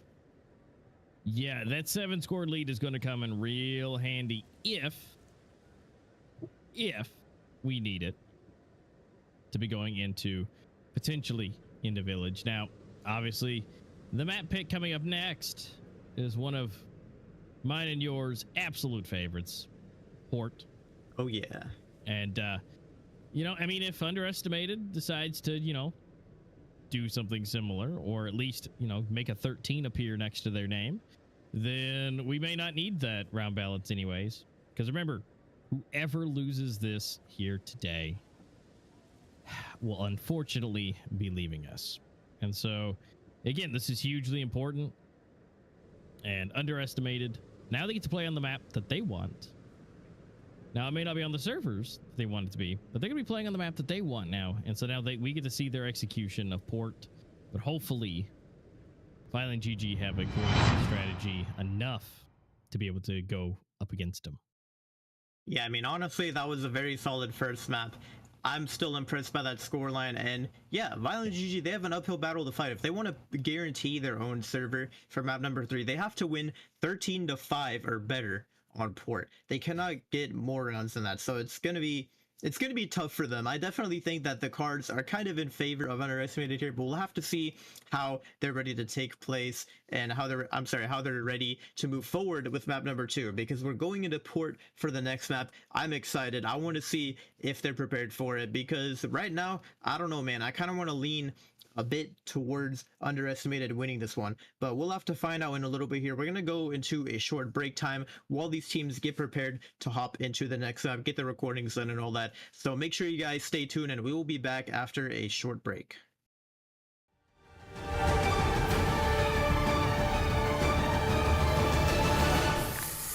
Looks like they're going through the boiler. And Chele might be able to get a backstab on the match. Oh, they're ready for it. They're actually peeking the flank, but it's flawless with a 2K Fallen Knight finding a headshot as well. Chele's still hanging out around mid. He's gonna get spun in the vents, and he's actually taking off now. Actually, no, he faked it out, but it doesn't matter. Flawless with the jumping headshot. Def manages to get the bomb plant, but he's in a 1v4. This is not looking very winnable. I mean, maybe he could try and go for some crazy hero play, wrap around to heaven, but it looks like he's just gonna hang out by B long, and this is definitely gonna be an unlikely round to win. Still does have the full armor. He's able to get one, actually gets two, and he's still pretty high on health. Manages to pop the reload there, but he has to deal with the heaven player as well. That makes his retake a bit more difficult, but he gets a headshot. But oh my goodness, my line is going to take him down. Still a good effort by Def. He turned a 1v4 into a 1v1, and we got to give him props for that one. Spawn trying to catch someone off guard previously that was successful, as then Rain is kind of stuck on the site themselves and they can get flanked. Look, that coalition spawn player of Wipes is getting taken down, and now they're all squeezed in from the site. As long as they can still hold, it's not problematic, and Xera's going to try to find a swing on top of it. You don't find it just yet. XD Gamer still been known. Myline with the kill. They've been successful to hold the site down this time. But Triton can still do something about it. They're going to try to reposition. Triton with the nade kill. It's all down into the 2-on-2. 50 seconds left, Faultless. Next in line, trying to shut it down. He will swing, catching up one, runs away. Well done for him to chip them up one by one. All left to Triton. He's still blinded, trying to look for the final kill. Spots out the shadow, gets the kill.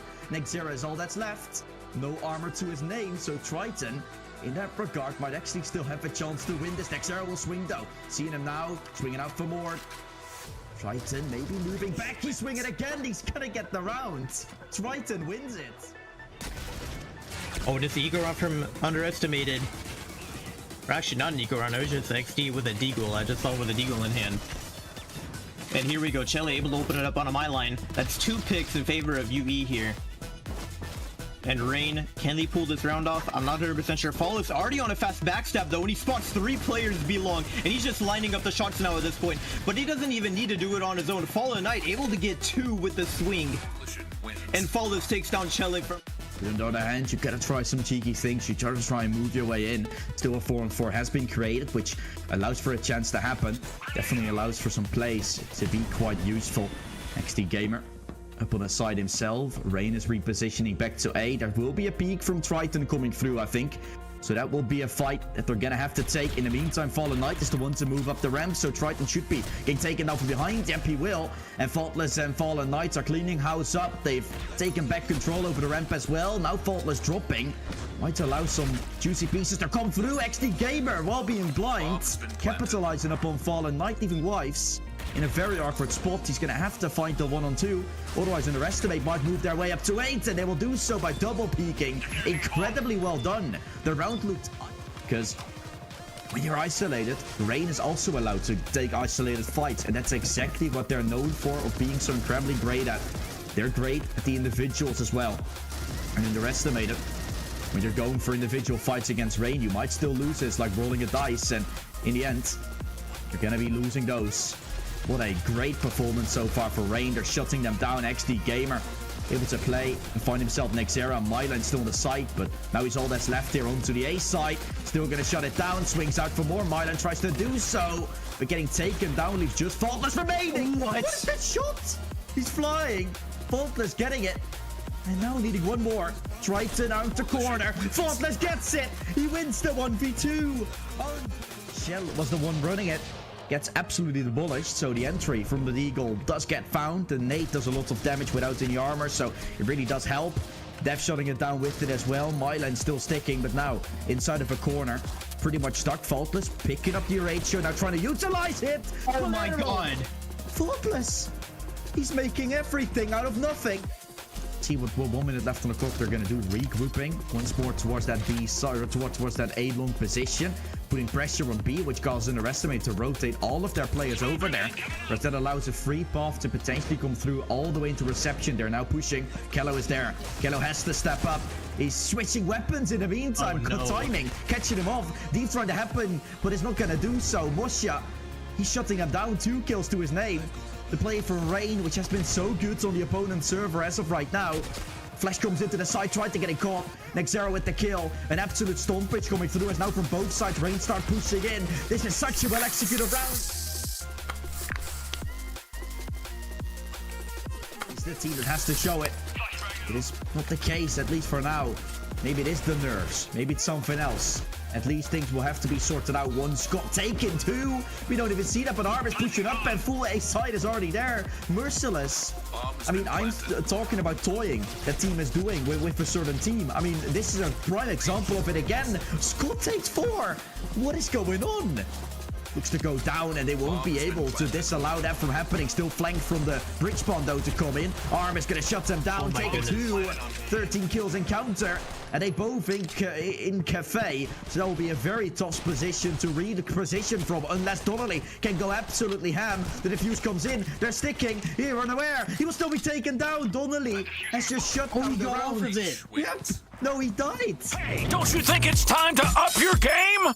Get to the next level with G Fuel Energy. Item selection, 0 sugar, antioxidants, vitamins, character creation. Wow, looking good. Gamer words, DLC, and speed. Side quest, look out, sweats. Build mode, lag, noob, squad up. G Fuel Energy. We made this commercial for you gamers.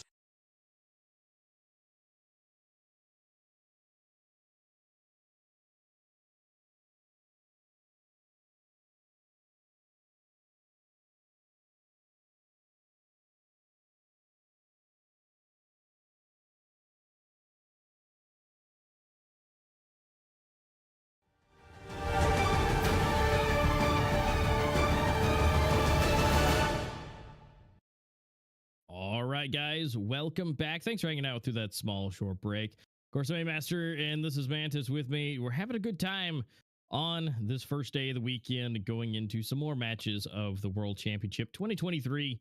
We just got done seeing an absolute amazing matchup. Violent GG versus Underestimated. First map, Underestimated, taking it 13-6 on Violent GG's map pick. Yeah, so far they're definitely giving us a bit of an upset. I guess as far as what the community was expecting, considering it was 84% voting for Violent GG to win. So definitely that good of a scoreline for UE is probably something that I think the community was not really expecting. So they definitely were sticking true to their name and remaining underestimated here today. Absolutely. It was an absolute good time. We got to see a lot of good showings from every single body, pro player, everything, everyone.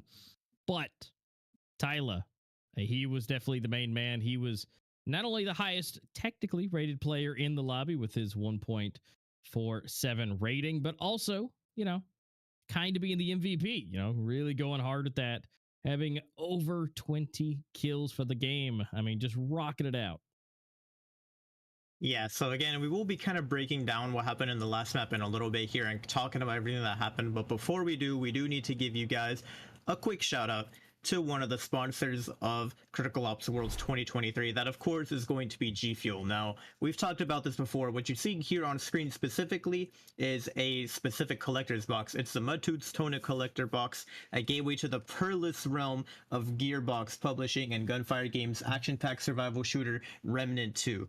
So again, that is just a deal that they have right now. You guys should be checking out that collector's box. And of course, if you do decide to get anything over on Esports Mobile, you should use that code. I'm sorry, if you do decide to get anything on G Fuel, you should use that code Esports Mobile to get 20% off anything over at gfuel.com. That's right, tubs, shakers, merch. If you don't want to get the full size tubs, you could try out these 15 serving tubs. They're smaller, they're cheaper, so you don't have to commit to the full 40 servings if you want to go for a smaller size. Now again, we do like working with G Fuel a lot because they've always been a long-time supporter of mobile esports as a brand, and they have quality products that we all believe in here. They have so many benefits to their products, like low calories, 0 sugar, so you're not going to experience any crash, clean natural energy, a large variety of flavors, and they've collaborated with many popular franchises like Mortal Kombat, The Witcher, Spider-Man. We can even see here we have something for Remnant 2. There's just so many incredible franchises that they collaborate with and make these amazing flavors. So make sure, if you guys want to give G Fuel a try,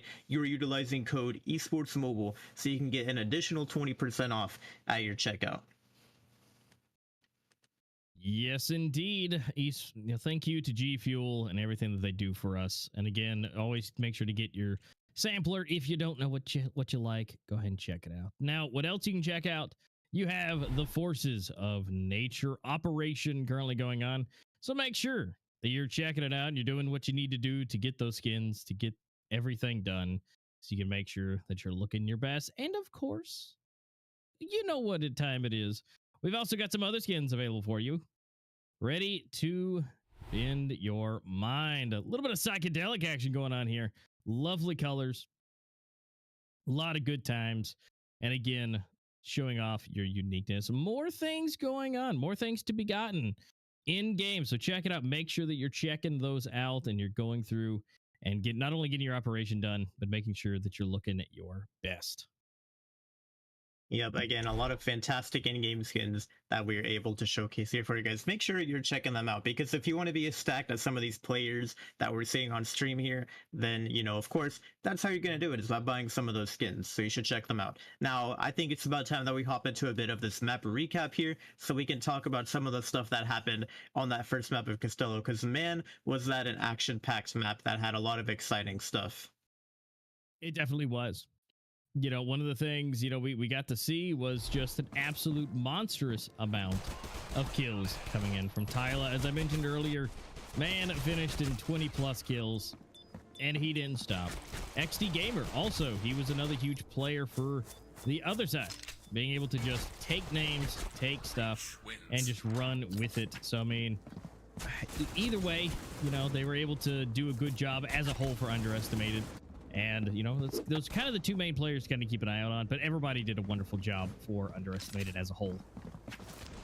Yeah, I mean, overall, their setup was interesting. I noticed a couple times he had, like, lurkers over there on the breach side just hiding in mid or playing back. But you could tell UE, they were feeling confident as well. Like, sometimes they were just pushing up and really trying to clear out any lurkers. They did not want to deal with that kind of stuff. They wanted to have those easy rotations and such.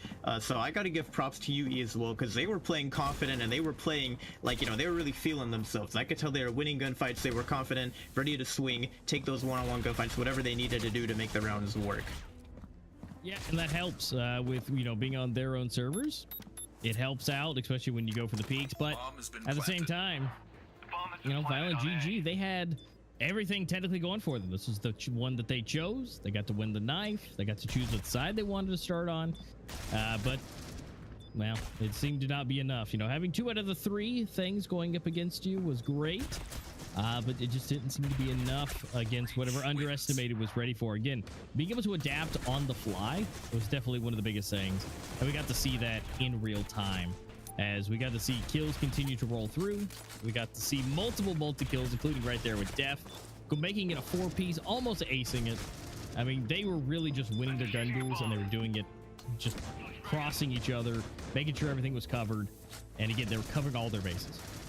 Yeah, and I kind of want to talk quickly about how Violent GG were pushing on the breach side, because I'm not going to lie, the way they were setting things up was actually quite interesting, right? They usually like to send a couple of players, actually almost all their players, towards the side, right? They would just go for a full-on push, like towards the A side, send everyone in that direction as much as possible. But I think the problem with that was mainly the fact that once they would actually get onto site, they'd have all their players set up in the corners doing their thing. The problem is they would leave no one in garden, and this seemed like a very big problem in my opinion, because what would happen is you'd have these retake scenarios where these players are coming in from Coalition spawn, and they're also coming in from garden at the same time, and when they have that high ground position, they can really just take advantage of that map control. I think the fact that Violent GG didn't win as many rounds on the breach side is probably because of the way they were setting up over here. It's just the fact that they were keeping everyone on site, and they were really committing everyone. You could tell they needed all their manpower to take down however the setup was going. On the Coalition side for Underestimated, they needed to send everyone to side. They couldn't leave anyone behind lurking. It didn't really work out for them, and because of that, the retakes were so easy for UE. They were able to just come in and take control of the high ground. I mean, maybe occasionally, if they were lucky, they'd be able to sneak a player in the back here to kind of just hang out over by A main, but usually this player did not even exist. It was mostly just everyone on site stacked together, and that's never a good sign when you're playing for retake, is stacking all your players in the same spot, because they're just going to get overrun so quickly. Yeah, and we got to see that in real time happen, where they were getting just completely bombarded. And, you know, one of the other things that we saw that worked, you know, back on the other side, you know, we did have at least one, which was Noxic, hanging out in the back, right? You know, he was in the back right by the heli. He was able to go all the way and look across and was able to see from the boxes, which was great. It was great positioning. But if they had maybe utilized that a little bit better and had at least one person coming here from the top through the garden, and potentially one coming from the rear that might have been able to help secure things into where nobody could cross, nobody could move. And then essentially you're just leaving yourselves just a little bit of an area to work with, which is just over here off to the side. And then that would be just easily to, with 3 players to combat against, because there's only 2 sides. Yeah, and I kind of like how you were highlighting that one angle, the very long arrow, indicating that angle Noxic used. That was probably like the most unique thing I've ever seen on this map. I've never seen anyone use that in my life. So the fact that we actually got to see that in action here was quite interesting. Yeah, and so no matter which way they had to come through, whether it's from the back or from Garden, you would have Noxic or anyone in the back just continuously keeping at least the right side of the bomb site and Garden boxes to go up covered, and without having hardly any chance of getting shot. You still could, but that hole is just so hard to hit at long range. I mean, that could have just easily have been a nice safe haven for them. So maybe something for next time, maybe something for somebody watching to maybe try next time, as we continue to move forward, and maybe see Castello again. It's something to keep in mind. But yeah, that was a huge play and it worked out to a point, but I feel like if you could make some tweaks and have some additions and have that already in play and ready to go, that could be huge. Yeah, and overall, I think Violent GG just weren't really feeling it this map as well. I mean, they had a couple runs where they really popped off, like this one right here that we're seeing was actually a huge eco round for Violent GG, and they ended up turning it around and winning it with an aggressive play at the end there. Or no, I'm sorry, this was for Underestimated. That wasn't even Violent GG. That was UE who popped off there. UE had a lot of great pop-off rounds where they were turning it around. I know there was another round where I think it was Zayon who ended up getting like a 4K and almost just shutting down everyone in the server. Oh, there's the angle you were talking about. Yeah. Like, look how hard that is to hit. Like, you're not hitting them through them. Maybe you might get a ping or two, but that's the one. If you set it up from the back and then have some of your other teammates coming through Garden, and maybe if necessary, because, someone likes to hide back there on those stairs, off to the third side, to where then you could pinch in, guarantee kills right there just below the boxes, and then you could do a 3-man push in. Yep. So I don't know, man. That was huge. I would love to see that evolve into something. For that could be a huge Castello play. I honestly think that it has potential. I'll give it that. We'll have to see if anyone utilizes that in the future. If we, on the rare occurrences that we get to see Castello played. Yeah, all right, guys. That's the other thing. Now, we do want to point out something real quickly for all of you, because we've seen a lot of people asking about those viewer awards and stuff like that. So we do want to let you guys know, give you a quick reminder. Basically, we are going to announce when you guys are able to sort of enter in for those viewer awards. We're going to be announcing on the stream, so make sure you guys are paying attention. We'll be announcing it verbally. I know a lot of you guys are asking about it in the chat, so we just wanted you guys to know we are going to announce it. It's going to be at some point during the stream when we sort of give you the green light that it's time to sign up for those viewer awards. So just make sure you guys are keeping your eyes peeled, or I guess I should say keeping your ears peeled, making sure you know when we announce that kind of thing, because it's not going to be in the chat or something. The only way you're going to notice it is during one of these intermission times in between the matches when we're sort of talking with our faces. We will sort of bring it up at that moment then when you're able to enter in for those viewer rewards. Yep. So you got to be here, you got to be active, and you got to be listening, because we will let you know. Because once we do, it'll be open. You throw your things in there and then you get the free stuff. But of course, that again, you have to be present for that to be happening to get that notification from us. But aside from that, now that you guys know about that, well, we're getting everything ready. Port is up next. It is our second map of this first matchup of today. And Mantis, man, Underestimated is looking real good right now. Yeah, they definitely are. I do believe we have just about everyone ready to go for this knife round. I'm getting that final confirmation, but I think everyone has joined the room and we're just about ready to hop into the knife. Again, this is it potentially for VGG for all the marbles. If they get knocked out of this map, they are in trouble. So we are going to hop into this knife round real quick, and we will be back right after that.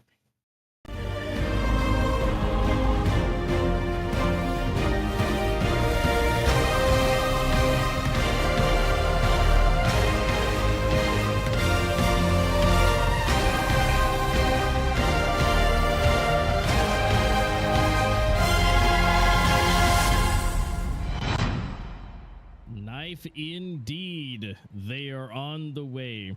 They've cleaned their blades. They've cleaned their guns. They have sharpened them for the last time, potentially going into the stack here on port to find out who's going to choose what side that they want to be on. Remember, Violent GG did win the last one, and they're going for the corner stack, but it is not good enough for the corner stack. And, well, only one can win. That seems to be Violent GG yet again. Well, I mean, it's good for them at least that they won the knife. The question is, are they actually going to cook this time? Because the last time they chose to start on the breach side when they were already not on their own server, and I mean, I'll give it to them. They still had a solid first half, but UE definitely just showed up and were dominating and really proving to all of us that Castello is definitely a breach-sided map. I was thinking maybe it's coalition-sided. You want to start on the coalition side? No, it is definitely looking like a breach-sided map. Everyone is feeling so much more confident on that breach side and getting a lot more rounds. So I'm not surprised at all now that VGG picked the breach side. But now the question is for the second map, who's going to start on what side? We're going to find out shortly before we hop into this next map. Yep.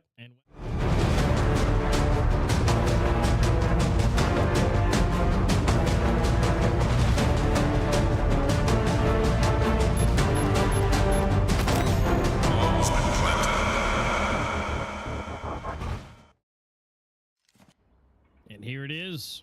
We are in to Violent GG versus Underestimated. Game number 2, Port coming in. And well, as we get to see who chose what side, we get to see Underestimated, unfortunately, getting sent over to the breach side of things.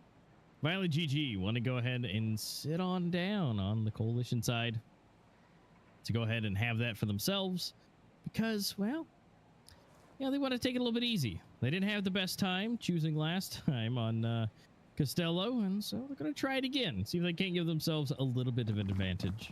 And, well, so far, I would say so. They're going to go ahead and get the first kill. Def goes down, but the bomb is going down, and there's only one player here, which is Vorshix, and he's about to get contested. He is ready for it, though, and takes down Trident.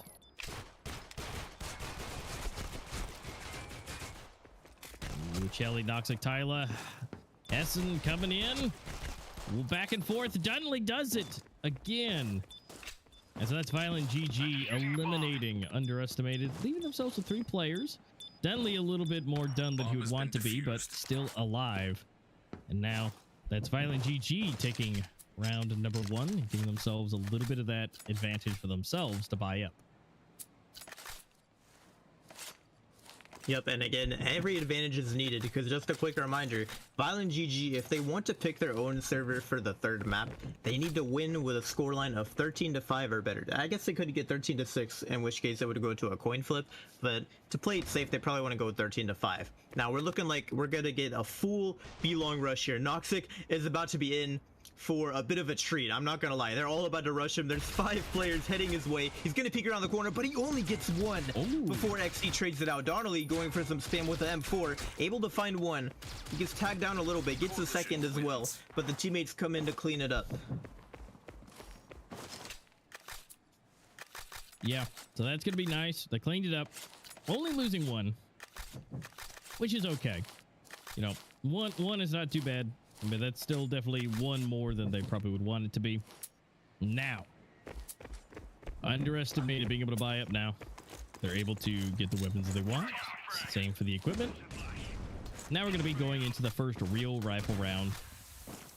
Now let's see if Underestimated can take a sight one way or the other.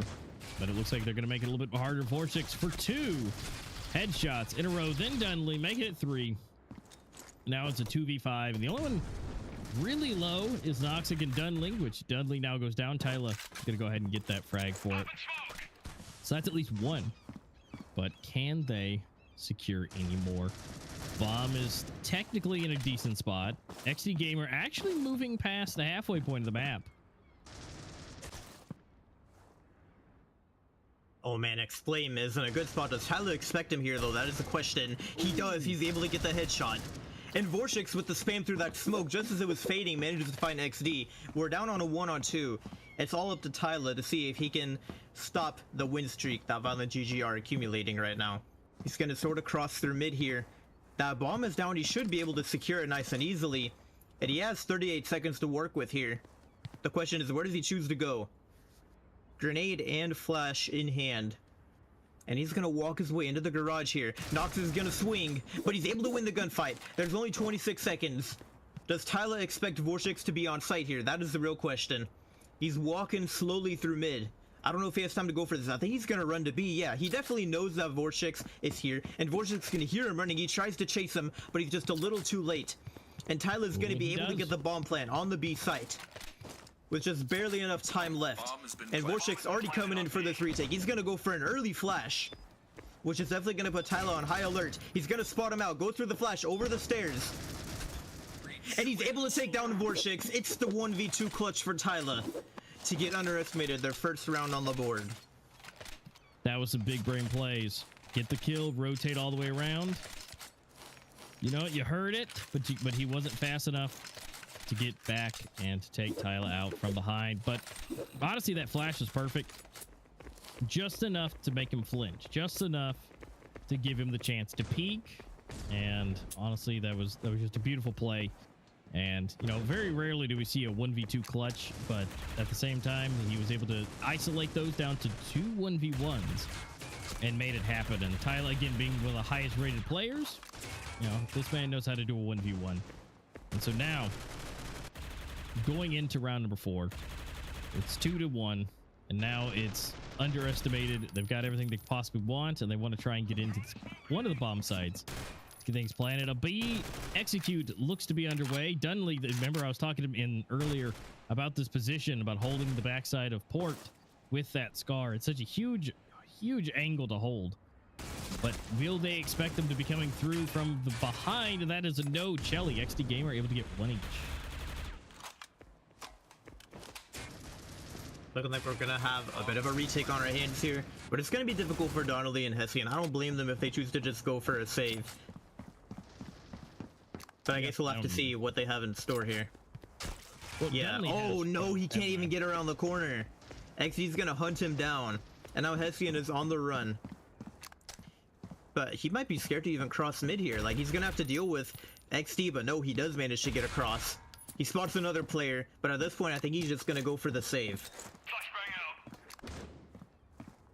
Yeah, he's gonna at least try to save as much as possible. Maybe he's juked them out so hard with that flash. He flashed towards spawn and then turned and went the other way. They're all hunting him down towards this side of spawn now. They don't even know. He's hanging out in the garage right now. Hey, but that's huge. He still survived. He kept the weapon. So that's going to be something for another day. Now again, port-wise, Violent GG playing 15 times versus 2 for underestimated. I mean, but honestly, even though Violent GG having, you know, so many more played, you know, that's definitely something to consider, but underestimated, again, has been playing so big and so hard. Honestly, it's, I don't know. I feel like it doesn't really matter just because of how they're feeling and how confident they're going through all this. Especially XD, he's picked up 3 kills so far. Can he pick up another one? Yeah, well, that's going to be no. Chili's going to say, hey, you can't take all the kills. We're going to at least have some KD for all of us.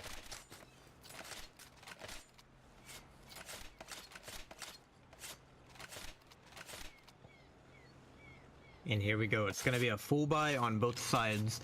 What do Violent GG have planned? I won't lie, this is not a good start for them. I think underestimated are close to securing. They need 2 rounds in the remainder of this game to secure their own server for the next map, assuming that they don't just straight up win. That is also a possibility, but Vorshix opens up with a huge pick. Chelly's gonna get taken down. But they're working their way up B long. It is just completely a fake towards mid. And Violent GG, I don't think they have any idea. The bomb is going down on B right now. They've smoked off the push for them as well. So now this just got a bit more difficult for their retake. That bomb is going to go down. We have a late lurk from Death, and he's able to take down Explain. Donnelly is able to manages to get the trade. But it's down to a 3-on-4. XD has pushed up super far, and he's able to take down Vorshix with the SG in hand. And we're down now to a 3-on-3. Noxic pushing through the smoke, but these players are getting shut down. It's all up to Hessian towards mid, but he's smoked off right now, and that smoke is gonna fade. I don't know how he gets out of there alive. I saw that smoke fading as he turned away, and he just barely managed to escape, and he is saving the SG now. He's running all the way into ramp. Dude, I mean, even though UE are not playing on their own server, they're still playing fantastic right now. I mean, they're playing like they want to just win this 2-0 here. Yeah, they are. And I mean, they're putting in the work and they're doing great. And again, the fact that, you know, this may not be their server, but guess what? Even though when it was, they played phenomenally. Now, would I expect this to be a little bit closer by the end? Maybe. But I don't think that's going to be any hindrance on them. I mean, it will make things a bit more difficult, but right now, at the current ratings and current, you know, way they're playing, I think that they have a great chance to be able to work their way through and to make some more of this happen. Now, Vorshix might be able to change that. I'm not sure how he didn't get the second kill, but he gets, you know, running out of ammo. Able to get 2. This definitely might be a violent GG round for sure now.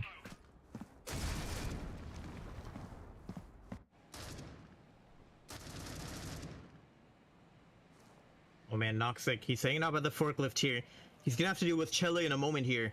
The question is, does Chele expect him? No usual to help him cross. It's just going to be a dry peek, but it looks like he's actually holding his ground for the time being. Triton able to get a pick on Explain, and Chele gets a pick on Vorshix. And it looks like he's able to back out as well while keeping his life. We're down to the 3-on-3. And it's looking like a rotation. Triton is in a very good spot here. We have 2 players bunched up by a connector ready to push inside. And Donnelly, I don't think he actually spotted them out there, but they're going to make their way onto the A site. And Death going for a swing. He's able to take down Noxic. Dude, UE are just playing so confident. They're playing like they're on their own servers right now. I love this playstyle from them. And we get the smoke coming out. But it's the backstab from Triton. The long flank from B-Long to take him down. Hessian able to find 1, but he's left in a 1-on-2. Still has the flash in hand, but he's gonna get smoked off here. And he's gonna just throw the flash through the smoke, maybe try to see if he can make it work, but no, he's going to blind himself. That is so unfortunate. Another flash he's able to pick up, but he blinds himself again. What is going on right now? And I think it's not doable for him anymore at this point. Hessian, you might as well just save that SG. But he does get that shot on Death. Maybe I spoke too soon. He's gonna go for the jump shot, but Chele is ready to trade it out. But UE have officially made it to 5 rounds. We are officially in trouble for violent GG now, I think. Yep, especially now that that 5 round has been reached.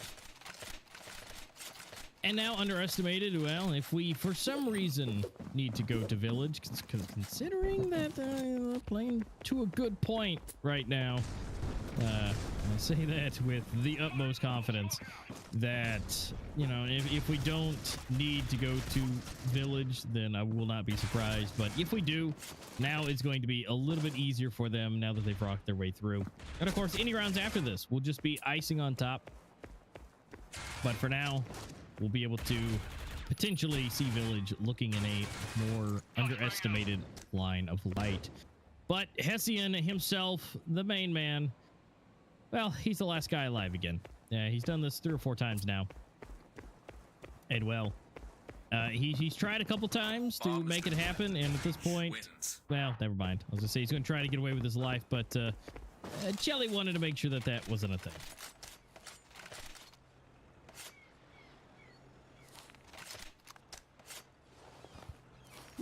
I'm not sure. UE are putting in the hurt here, dude. You know what? I take back anything I said. I think Underestimated are just gonna win this 2-0. You know, I think that is a very solid statement. I fully believe that. I mean, look at this. We started off 2-0, violent GG, winning the first 2. Then UE have won 6 in a row. Like, yeah, they're stomping on them right now. There's no other way to put it. Like, as soon as they got on a buy round, they were just messing them up. Yeah, and I mean, Violent GG has yet to win a rifle round.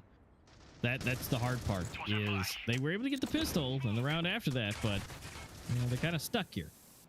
And so they've got to connect some of these rifles to make some of this happen. And Well, it seems to be a little bit easier said than done.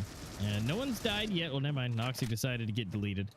And so now we get Dunley rotating around. He gets one, potentially two. Nope, Chelly cleans it up, and then XD gets one for himself. Now, Hessian again, last man alive, as we get to see Explain go down. That's a nice wall bang. That was good. He still is able to get one. It's a 1v2. It's still somewhat doable. And, oh, he just eats the flash. Okay, he's good. I thought he was about to get deleted from XD, but I mean, it's still possible. As soon as the smoke disappears, it's who sees who first. Oh, dude, yeah, they're about to clash here, and it's gonna be XD. He's ready for it. Make that 7 in a row. Even if Violent GG make a comeback here, Underestimated have officially secured their own server for the next map. Man, I feel like they're doing Hessian so dirty, man. He's been the last man standing. He's getting closer and better for it, but man, Hessian has just gotta not be enjoying being that last man standing in a 1v4, 1v3, 1v2. You know, it's a lot of pressure. Definitely not looking too good for him. Tylo walking his way on the site. It's actually gonna be 3 picks in favor of Violent GG. I'm thinking maybe their first round in a while here, and definitely one that they needed a lot. Yeah, they definitely needed this. I mean, Def and XD are good, but are they 2v4? I mean, if they isolate this here, Vortex could go down, but he doesn't. He takes on XD, and it's all up to Def. I think this finally might be the way to break it. Never mind. Double kill coming in from Def, but he doesn't see Noxic. Okay. I was about to say, is Def about to clutch this up? I was almost a little too scary, I won't lie. All right. So they finally broke the curse. They've now got a rifle round under their belt and many more to come. Let's see if Violent GG can make this half look a little bit better, a little bit higher than the number 3.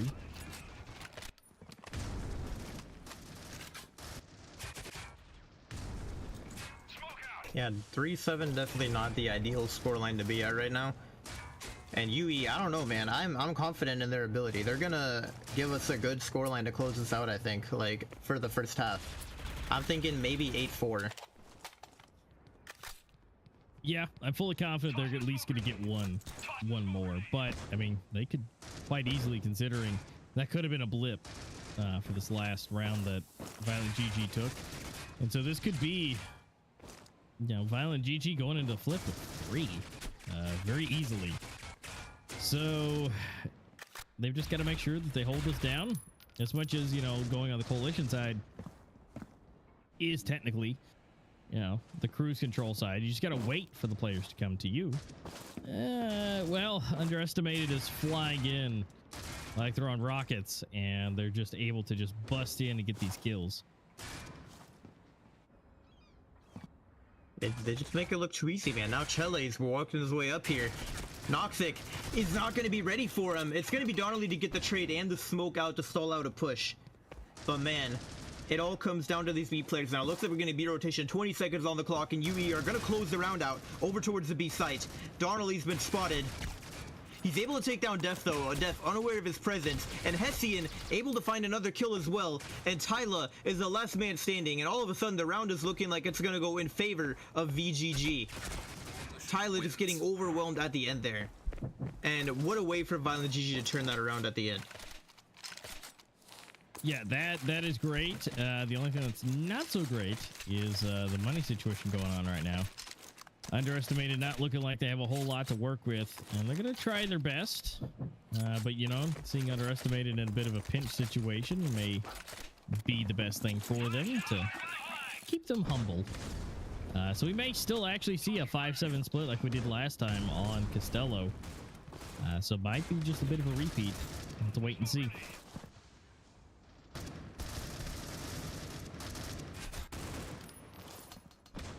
A lot of early trades taking place over towards the middle of the map. Tyler going for the fame through the smoke, not able to connect any shots. Vortex has taken a good amount of damage already. He needs to be careful. And Donnelly getting some nice shots in. He's able to get one before Tyler gets the trade.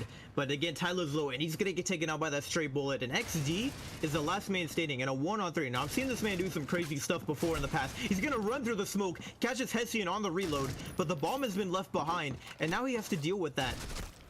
And he's able to get one with that huge jump shot, but Noxic is ready to trade it out, fortunately. Because, dude, what is that jump peak? Like, these guys are just so confident to go for crazy peaks like that. And now, underestimated, they're 7-5, they get the coalition side now. The question is, are Violent GG ready for this? Because they need to have an incredible half here if they want to win this match. Yeah, they definitely do. And now that we're going to the switch, now it's up to Violent GG to do the same thing. You know, can they get into these bomb sites? Can they get these plants? But underestimated, now sitting in the cruise control position, being able to just wait for Violent GG to come to them, make mistakes, try to push in. And let's see what's possible. Def waiting to use his ears, which is kind of ironic. But they're being able to wait in here for the players to come through. But it looks like it might be a bit of a fake. They push in, do a couple taps, and now they're rotating fully back.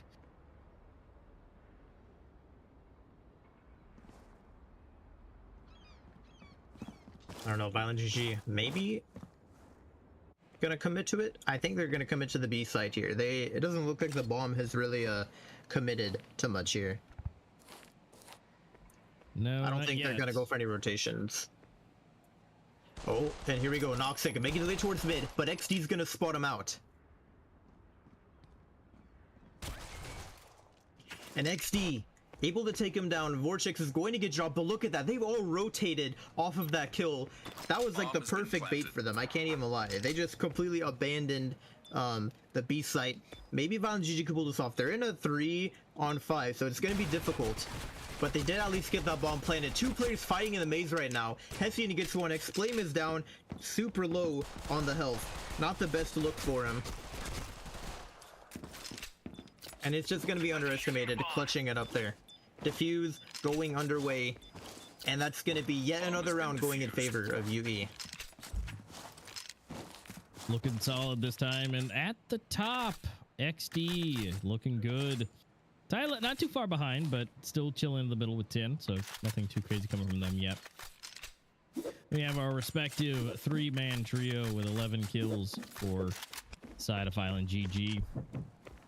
Again, everybody's staying pretty close together, but again, these rounds just need to be converted onto the scoreboard. As much as their team play seems to be doing a lot better this time for Violent GG, these rounds are just not being created into a scenario where they can take it.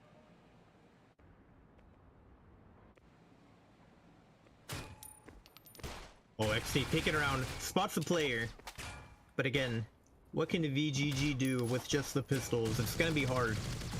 I'm thinking 9-5 is looking doable.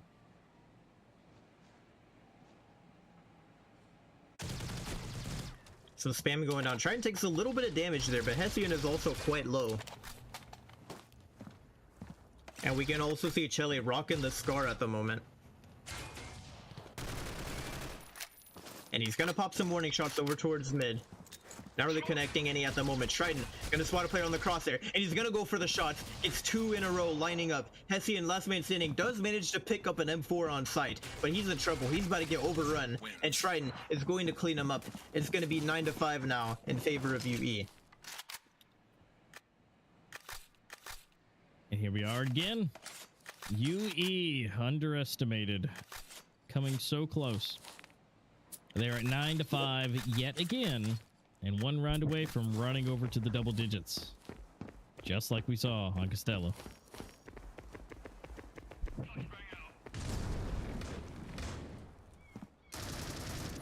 A lot of flashes being dropped. Smoke towards the container as well. And XC slowly working his way up. Maybe gonna contest this here. He does manage to find one, but X-Flame is ready to trade it out. But Triton, with the spam through the smoke, is gonna find a headshot, and X-Flame gets taken down. That is not a good look for him. Chelly winning a gunfight with that Scar as well, and it's now all in a 1v3 on Hessian's hands. This man is always the last alive, dude. Like, he's gonna have to be the MVP here, I'm not gonna lie, because otherwise it's not gonna be looking too hot for him. No, and again, Hessian alive yet again by himself. What a surprise, but, you know, maybe this time on the opposite side, different side of the coin, maybe he can do it. But also, you know, with the time slowly moving down. Wins. Yeah, baby. Dude, Underestimated are in the lead 10-5 right now. Look at the money on Violent GG. They have to force AKs. I mean, I think an eco was in store for them, but they're not going to do that. They're going to buy up the AKs. They have some flashes as well. I suspect to maybe a hard A push here. We haven't really seen them try and commit to an early A push, just everyone committing from long. They're actually going to B, it looks like. Which is going to be a bit more difficult to utilize those flashes well on a B hit. But we'll have to see what they have planned, because they bought 5 flashes, so clearly they're ready for it. Yeah, they're ready. They're gonna try. They're gonna see what they can do. And now that Underestimated rolling up to double digits, I mean, these AKs, you know, they're putting them to good use. Now, Chelly does have the Scar and is in a pretty decent position, but again, you know, that back corner area, you know, might have been a better option, but, you know, being that close quarters, not quite sure. We'll see what they can rotate around to, but we may have a good chance. Noxic has not been seen yet. I think Chelly's in trouble here. He's about to get backstabbed. Oh, no. Yep. Unfortunate for him. Now Def wrapping around the maze. He knows now that things are getting in trouble. And Tyler getting a huge kill there on the Noxic with a wallbang. And Def able to catch him with his knife out, finds a second, and it's all up to Donnelly. He manages to get one, but Tyler's gonna trade it out. And Underestimated have just brought us to 11 rounds. This is absolutely crazy. Our Pro League champions for Eurasia from last season are 2 rounds away from being knocked out by Underestimated, who had to fight their way up in the qualifiers. They weren't even in the top 2 Pro League teams. No, but they were able to work their way up. They were able to do the work that was necessary and the practice and everything to get here. You know, again, they weren't supposed to be technically, but they are. You know, they didn't just qualify, you know, to be here, but based off their previous performance. They've worked this performance in recent earnings of what they've done, and everybody is just getting deleted right now from Underestimated, just taking names and taking faces, leaving it all up to Noxic to fall over dead. He's the last one, and he goes down. That is such a quick round just to get them to match point. 12-5. And this is not at this point, I'm not too confident. I don't know. I think Violent GG have a good chance of being sent home right now. I mean, they're about to get knocked out of Worlds if they can't win this round here. This could be the end for them. Trident going for a bit of an aggressive peek. Gonna throw a smoke, it looks like, through the container. Grenade as well to soften up any players. Does a little bit of chip damage. Exclaim gets a nice opening pick. He's going for the spam through the connector. Able to take down Trident. 2 openers is something that VGG need a lot. And we can see Tyler having some connection issues, it looks like. He gets tagged down through the smoke to only 4 HP. That is unlucky for him. But Chele on the offensive here. He can't find anyone, though. And I think this is going to be another round in favor of Violent GG. I would imagine we're going to be getting a tactical pause in the near future here because of that. You know, getting a bit of a disconnect. Now XD is the last man standing. Maybe just going to save the gun. Can't really blame him for doing that. It gives his teammate more time to come back as well.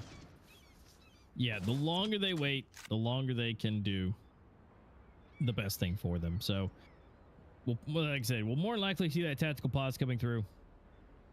And that'll give him some extra time. And then here, XD is giving, you know, the most amount, not going down, and saving that very, very expensive rifle of the Scar. May have a little bit of contesting to do here. Dunley is on his way. Checking, looking around, and they're converging. Only a few seconds left. He is able to survive, but wait, here they come for 2.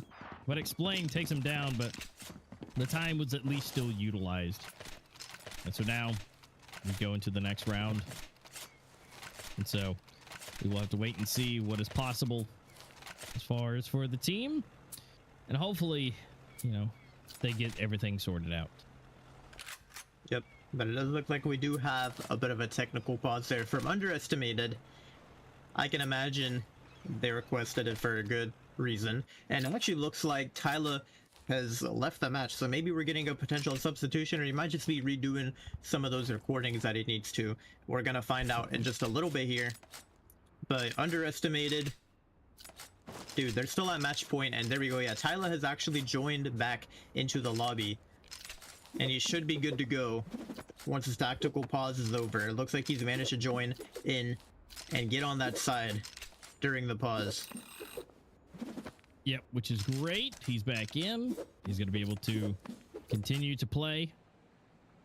And of course, you know, being a man down on, you know, last round. But as of now, this will be, and currently is, the same scoreline as we saw on Castello. And so could it be a complete repeat? An exact carbon copy? Well, that's up to Violent GG. Will they be able to get this bomb planted, or at least take out everyone on the side of Underestimated? Or is this small issue for Underestimated, you know, not gonna put a dent to what their plans are? I'm not sure, bro. It's looking good for VGG so far. Noxic gets a huge opener. Tyler kind of tries to spot them out on the crosshair. Looks like maybe Violent GG are looking to end this round on a B hit. They're kind of bunching up towards mid, over by the forklift, grouping up for what could potentially be a B execute here. And Def is going to spot Vortex. He's able to win the gunfight one-on-one and gets the headshot, but he's down to super low on the health, and he chooses to back up, it looks like. He's actually still in B long, which he's about to get sandwiched here. I don't like how this is going for him. And yeah, Hessian is going to take him down as he tries to swap out the guns. We have a 3-on-4 retake for UE here. Odds are not looking too stacked in their favor right now. If Tyler can win this gunfight though, which he does, this makes things a lot easier. Hessian is going to get taken down. And Tyler's working his way through mid. Triton has managed to navigate the maze. He's going to have to deal with Noxic on the close left and Donnelly on the stairs. And Triton and XD finding picks respectively. It's all down to Donnelly in the 1-on-2. He spots the player B long. He's able to get the kill on Triton, and XD's coming in from behind. He still has a smoke, but the timer is running down. He has the pistol in hand to try and desperately get the kill, but Donnelly is going to clutch it up. Donnelly keeps them in the game for another round. Well, we're not going to see a carbon copy. But at this point, that's 5 more rounds that Violent GG need to take to make this happen. So we got a hero rifle coming in. Trident is going to be able to at least try and maybe secure some weapons for his team. And everybody else rocking some pistols. So this still could be a solid 8 for Violent GG. Definitely not going to be, you know, a horrific event to be going out on as far as what it was. Hessian really picking it up now. I mean, he may have been put into a ton of bad situations early on, but it seems like now with the help of his team, he has been able to continuously grab some kills. Because, I mean, that's his 3rd one for this round. So he's rocking his score up a little bit more and more. I mean, at this point, Underestimated just need to not get nervous, I think. Here's a replay of that last round. I mean, Donnelly being an MVP for Violent GG there, that was a 1v3 that he actually clutched up there, and he played the clock perfectly to his advantage. I think XD should have just thrown the smoke and tried to maybe go for a stick there. That was probably his best bet. I know a lot of players in the moment don't think about that, but sometimes you gotta remember, when you have that smoke, that could be a huge wild card. Like, you could just smoke off that bomb and maybe try to just go for the lucky play. That was probably the only path to victory there. Now Vortex opens up with a pick onto XD. Underestimated down a man right now. Chele still holding down the stairs here, and Def is gonna get taken down by Exclaim. Chele go on the offensive now. He's in the smoke right now. How is this going to play out though? That is the question. The smoke is gonna fade any second now, and when it does, I think Noxic is gonna be in trouble here. But no, he's actually gonna get traded out by Exclaim in the back, and now it's down to a 4-on-2. Trident on site, trying to see if he can't find anyone. Oh man, how is this going to play out here? We have both players on the A side right now, and Trident gets taken down. Tyler, the last man standing. Gonna work his way through the connector here, but that bomb is rotating to B long to get that safe and secure bomb plant.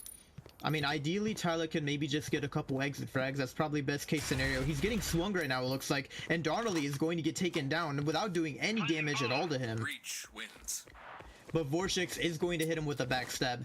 Violent GG, I mean, they could win this. I think it's possible. I don't know if UE will throw this away. It looks like they are taking an eco round here just to get their money on the right track, because they were kind of looking pretty low on money after that last round. So I don't blame them for going on an eco. Well, some of them are going on an eco. I guess XD says, I don't care, I'm gonna buy an AUG anyways, I'll be the hero. Yeah, and so they're gonna give it a shot. They're gonna try, which is fine. You know, they need to see if they can secure a few and just do some isolations, which they are able to get one. Oh my goodness, Chile getting some huge damage there with the XD. Flash over the containers towards Belong from Tyler there. They just went for a fast mid push and it worked. I mean, they got so much information. They have so much map control as well. And Triton is going for a bit of a backstab, but Vortex is going to take him down. Now, Tyler trying to see if he can re-obtain this map control here. The question is, where does he choose to go from here? I mean, Tyler is in a good spot.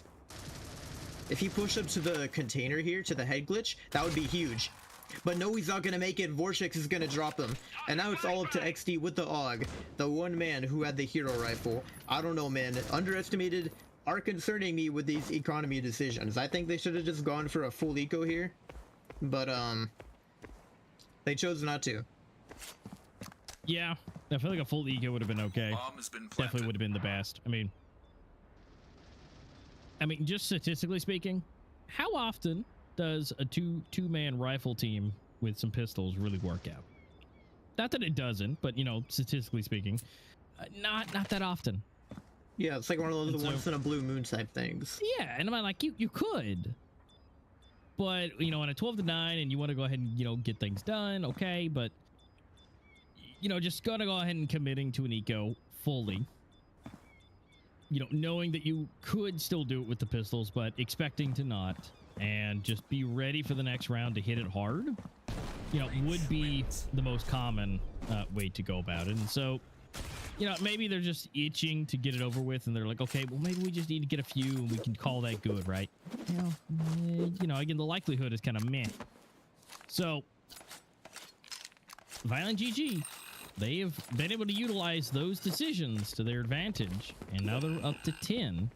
Looking kind of bad. I said they had like 5 rounds left to go to do, and well, we got 3 left now.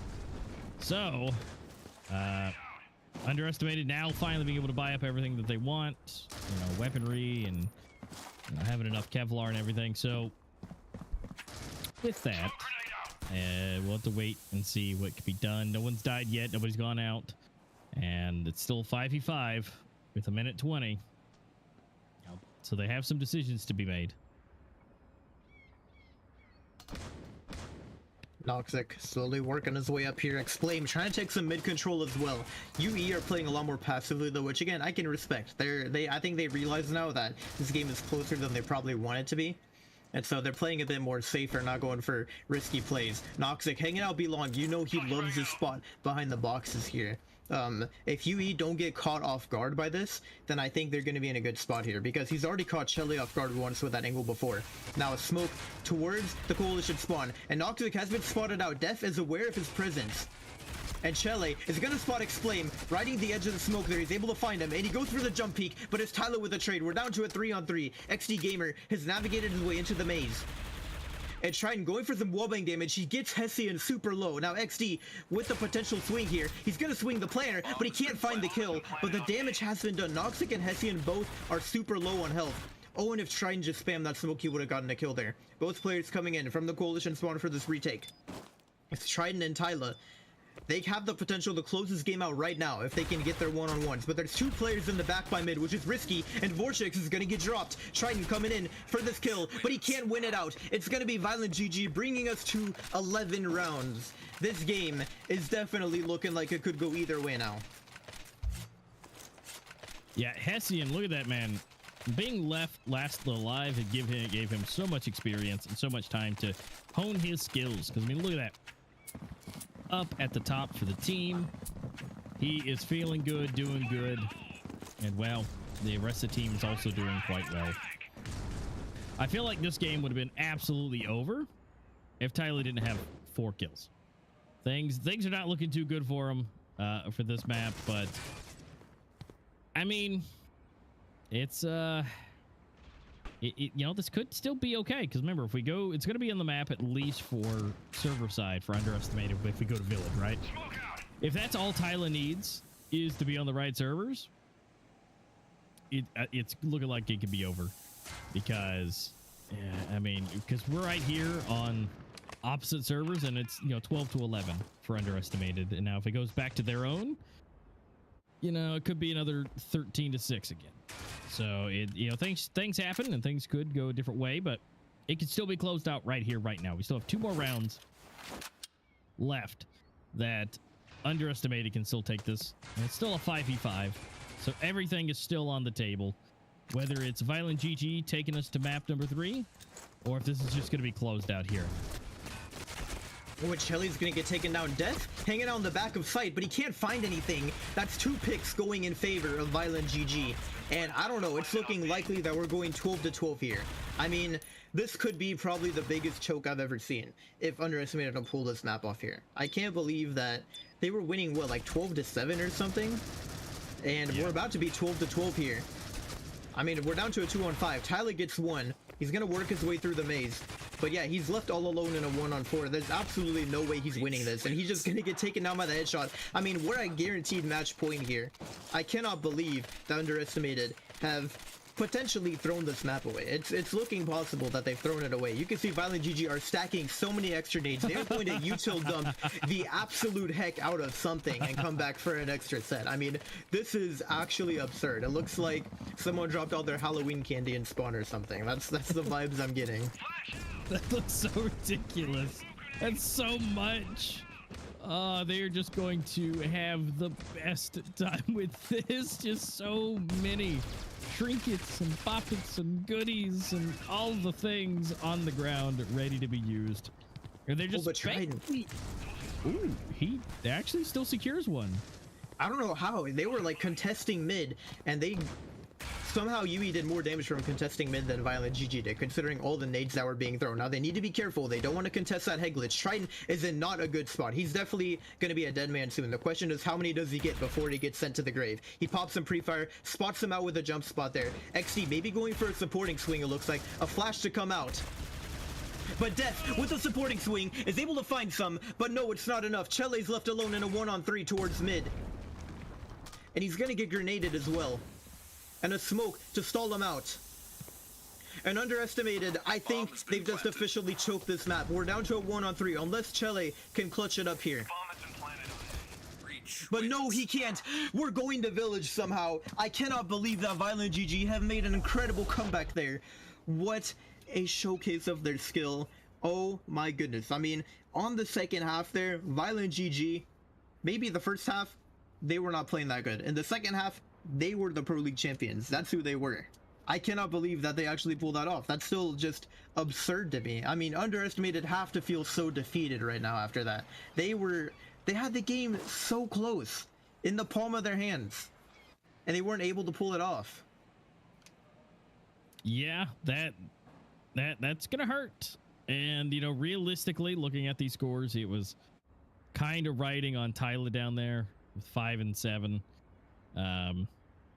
Obviously not the best showing, obviously, with the disconnection, so there was definitely more there for kills wise, but you know, nothing too crazy. I mean, it's still 12 18 22 for them. And don't be wrong, XD was doing great, same with Joe and Dolph. I mean, everybody was doing great, but at the same time, there's only so much you can do when your players is having connection issues, does have a DC, and really that DC seemed to be where it fell apart. So that really puts it in a bad tone, but guess what? There's still one more. We still have map number 3.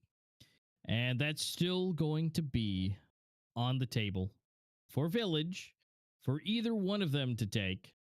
And the fact that it was now a 12 to 12, well, that's where we're going to be going into underestimated map. They're going to be able to choose the server for this last and final game because, again, the first one they took was 13-6. So they get to choose that and be able to put themselves in a bit better position going into the last map. Yeah, I mean, I'm just like shocked, bro. I still can't believe that Violent GG pulled that off, but it does mean we get to go to Village to close it out. So, you know, at least we get to see a great map to close off this best of 3. But again, that last map is going to be played on North America servers. It's going to be for all the marbles. I'm excited for it. But we are going to hop into some more details about that third map, as well as a recap of this next one after a short break time. So make sure you all are staying tuned, and we will be back after a short break.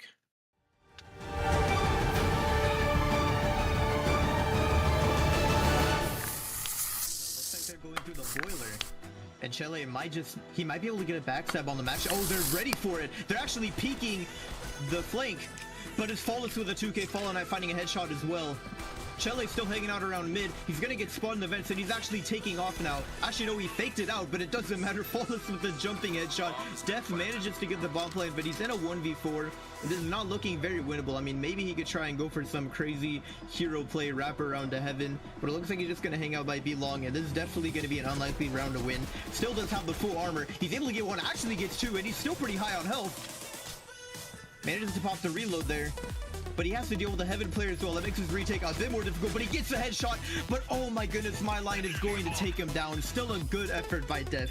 He turned a 1v4 into a 1v1. We got to give him props for that one.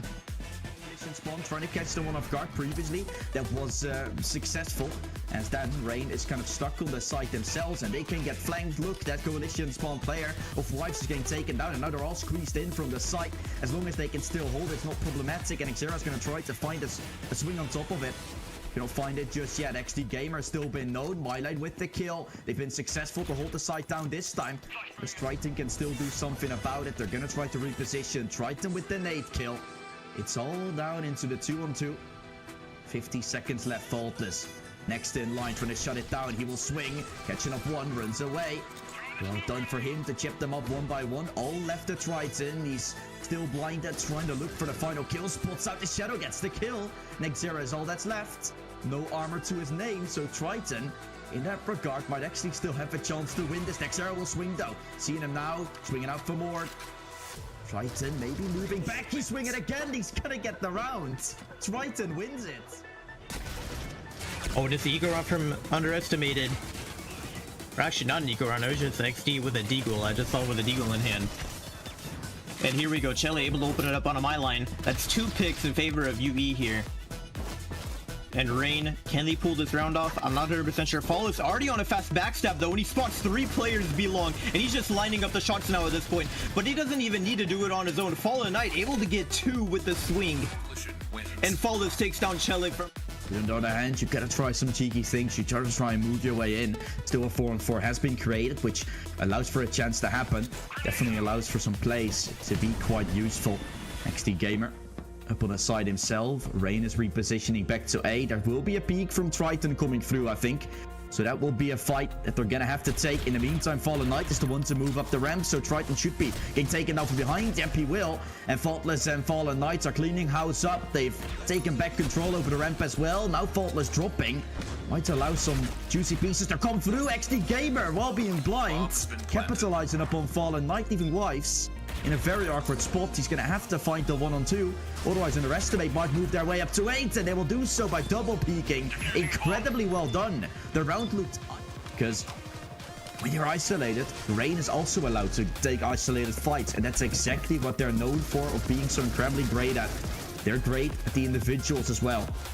And Underestimated, when you're going for individual fights against Rain, you might still lose. It's like rolling a dice, and in the end, you're going to be losing those. What a great performance so far for Rain. They're shutting them down. XD Gamer able to play and find himself next era. Myline still on the site, but now he's all that's left here onto the A side. Still going to shut it down. Swings out for more. Myline tries to do so, but getting taken down. Leaves just Faultless remaining. What is that shot? He's flying. Faultless getting it. And now needing one more. Triton out the corner. Faultless gets it. He wins the 1v2. Oh, Shell was the one running it. gets absolutely demolished. So the entry from the Deagle does get found. The nade does a lot of damage without any armor, so it really does help. Dev shutting it down with it as well. Mylan still sticking, but now inside of a corner. Pretty much stuck. Faultless picking up the ratio, now trying to utilize it. Oh my god. Faultless. He's making everything out of nothing.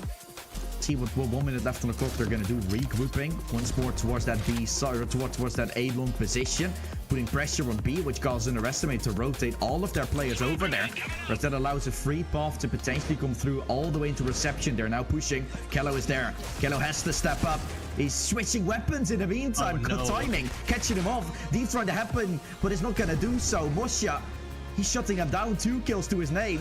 The play from Rain, which has been so good on the opponent's server as of right now. Flash comes into the side, tried to get it caught. Next Zero with the kill. An absolute stompage coming through as now from both sides. Rain start pushing in. This is such a well-executed round.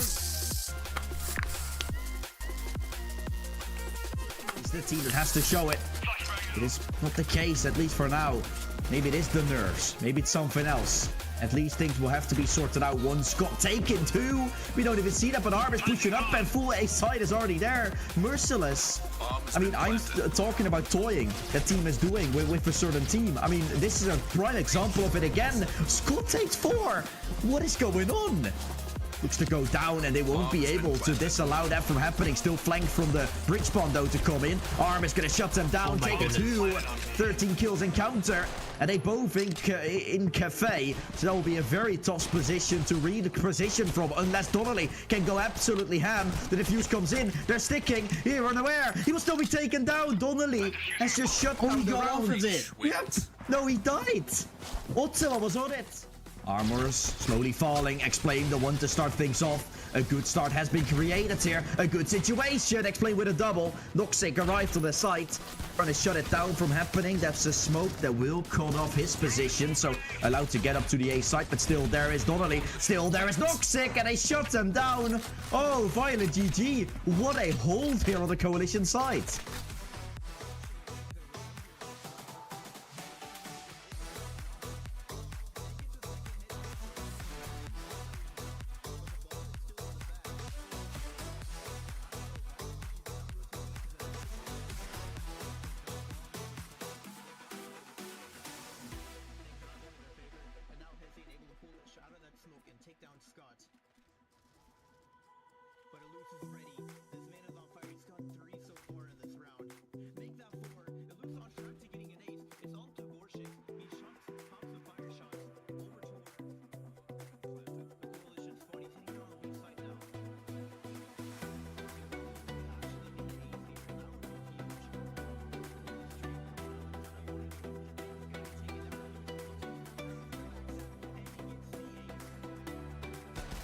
Vortex able to take down Scott, but the bomb has been planted on the B side. Vortex trying to see if he can't find any more wall bangs, but it's not gonna happen. Oh, the swings, the kills. Violent GG looking for the retake. They might actually have it. Only tapping it once. The swing from long as well. Monomar comes out, getting himself a beautiful kill. He's all left on the site. He's gonna be taken down. Vape looking to take himself the final piece. He's swinging back and forth. Gonna kill the diffuser. Does Noxic have time? I think there's barely any. He's gonna get close. He's gonna get very close, but the win will be made. Noxic wins the round. Violent GG up 1-0. An advantageous position with the buy here for Violent GG. They barely gotten anything to work with here. Vape, one rocking the SG. The rest is going to have pistols around, so control will be had, but Explain turning around. Arm and Scott, 2 kills to start it off. Vape with another. Oh, Merciless making it happen. They're starting to pick it up. How They they win won the this? 4 pistol kills. Kind of the safe way to play this round out. And he has the full kit as well. He could definitely flash out his opponent. Vortex just picked up a full kit in spawn though as well. And he has a smoke to maybe help him try to go for a ninja defuse. I'm getting a bit of deja vu from the previous round. He taps the bomb there. Not gonna stick it though. He's taking way too much time. I guess he just didn't expect Ottawa to be playing B long, and now he has to go for the stick. But it's not gonna work out. Ottawa is gonna run in and take off the dome, and Merciless go into the half, leading by 2. see what will be the case. Violent GG trying to keep the dreams of He alive for a little bit longer. Arm, good kill found. Looking in for more. Arm has had such a good game. This time, taken away. So does Donnelly. He'll fall as well. Luz is still in middle. Positioning himself quite up close. No kill will be found. It's all down to a 3-on-3 here, Mantis. It's still doable for Violent GG, but the positions on mid have been and are so well positioned that Nate, Kobe, and then Luz is gonna take it all. He's just gonna mow him. Moto Ma, what can he still do? The stand-in for this game. A Luz around the corner. A Luz not getting it. Low HP remaining. Moto Ma getting dropped.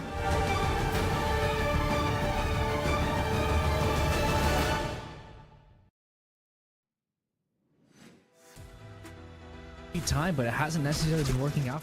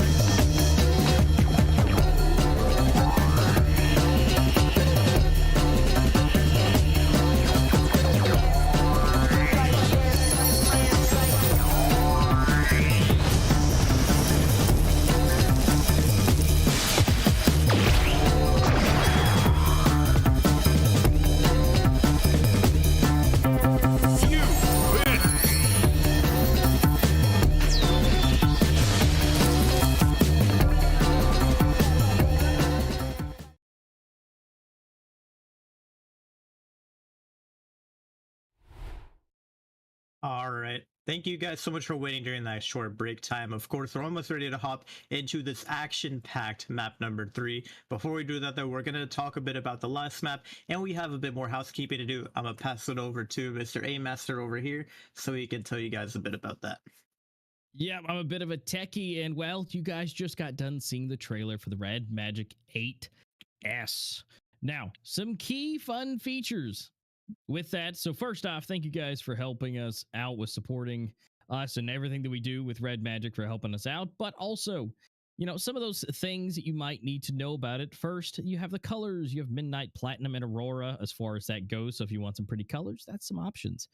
As far as what is in the phone that you guys would want to use, especially in Critical Ops, you have that Snapdragon 8 Gen 2, which is not only great for performance, you have it for the battery life and its overall consumption. It is fantastic. Now, to also note with that, you do have for the cooling, you know, some things do get hot sometimes, right? Well, this has one of the largest vapor chamber coolings there is, but also there's a 20,000 RPM fan that also goes with that. And so with the vapor chamber and a legitimate fan inside your phone, this thing will stay nice and cool and chilly, and you won't have to worry about any thermal throttling that'll go along with that. It does have a full screen experience with a 93.7% screen to body ratio. That means edge to edge, just so close to that full body to screen. There's no notch, no pinholes, no nothing, so there's nothing to get in your way. They also do have triggers on the phone itself, shoulder triggers that do run at 520 hertz sampling rate, which means no matter where you're touching at any given time, it is checking 520 times a second. So if you're going to be using that in, I don't know, a shooter, you know, just like Critical Ops themselves, you know, it definitely would help out with that depending on your play style. And depending on the phone itself, you have a 960 hertz sampling rate on the touchscreen. Might I add, the iPad Pros are 240, which are great, which is what a lot of pros play on because, you know, they're great, but 240 versus 960, unmatched. And then lastly, for all the players out there, battery life can always be a killer. You have a 6,000 milliamp battery, which does great with that Snapdragon Gen 2, which for the battery life will do great, but it has a 65 watt charger in the box. You know, some other brands don't do that anymore, but also can go from 0 to 100 in 35 minutes. So guys, if you want to pick your eyes up one, feel free to check out Red Magic. They have some great bundles. They have a gamepad bundle, a case bundle, and a screen protector bundle. And of course, you know, what's best about that is we're giving one of these guys away. So guys, make sure to keep an eye on that. This will be given away to one lucky winner. That is right. Make sure you guys stay tuned for that. It's going to be given away at the end of Worlds. Now, also in game, we currently have Operation Forces of Nature. I'm not gonna lie, I'm a huge fan of this glove and knife combo. It's probably one of my favorite in the game. Rocking the whole electricity vibe. It's definitely super clean. If you guys want to be looking as stacked as some of these players you see on stream here, you should definitely be taking advantage of Operation Forces of Nature. And again, you get the rewards just by playing the game. Now, of course, some of the more premium rewards, you'll have to actually purchase the operation if you don't just want to be getting those free rewards. If you want to get the good stuff, like the knife and the gloves, you'll have to purchase that operation. But of course, what's wrong with rewards just from playing the game? You guys should definitely be taking advantage of this stuff while you can. We also currently have the new lucky spin. You see that question right there. Are you ready to bend your mind with some of these fantastic skins? I'm not gonna lie, the gloves with the eyeballs is probably one of the most unique ones in my opinion. I could just imagine the glove staring into your soul as you're holding a rifle and getting ready to run down a strat. Yeah, they look absolutely just gorgeous and beautiful. Again, a little bendy, but that's okay. So beautiful and so colorful. So guys, make sure you're doing that. Check out the lucky spin. It's available. Do it. The operation, do it. And of course, you know, have a good time and get those skins. And again, looking, you know, nice and fly, just like some of these players are. Today, we get to see all of them looking their best and trying to play their best. Now, Mantis, we unfortunately just saw, you know, some of the worst but yet best gameplay we saw. We saw an absolute comeback from Violent GG. You know, we thought it all was lost, and then somehow at 12-7, Violent GG just started working the way back up. Yeah, this game was just so, this game was something. That's what I'll say. I really don't know if there's a good way for me to put it, but I was just shocked by the outcome. Like, I thought for sure underestimated. See, again, I don't know if it's just like I cast or curse the heck out of it or something, but I said earlier it was like, because they started off right, Violent GG, we can see right now the score is 2-0. Then UE got their first round on the board, and then they got 7 more in a row before Violent GG ultimately got some on the board there. It ended up being 7-2 before Violent GG actually ended up winning a round. So I was saying, because of the way UE were playing, I was like, yeah, I think these guys are actually just gonna win the game. I don't even think we're going to a map number 3. And of course, I might have cursed it for them, so I'm sorry, underestimated, if that was my fault.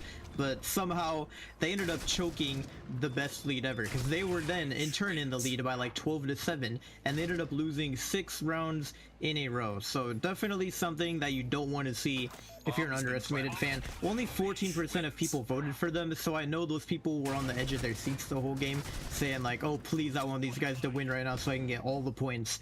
So it's a bit unfortunate when they didn't end up pulling it off, but again, they still have a chance on map number 3 here. We're going to their own servers for Village. The question is, are they prepared to play on this map? That is going to be the real deciding factor, because this was a decider map, and again, we did do live map bans, so they didn't really get to prepare in advance. So it's going to come down to how well prepared they are for the map of Village. It is, and well, Village at this point has, I feel like, come a long way, and it's come a long way in the picks.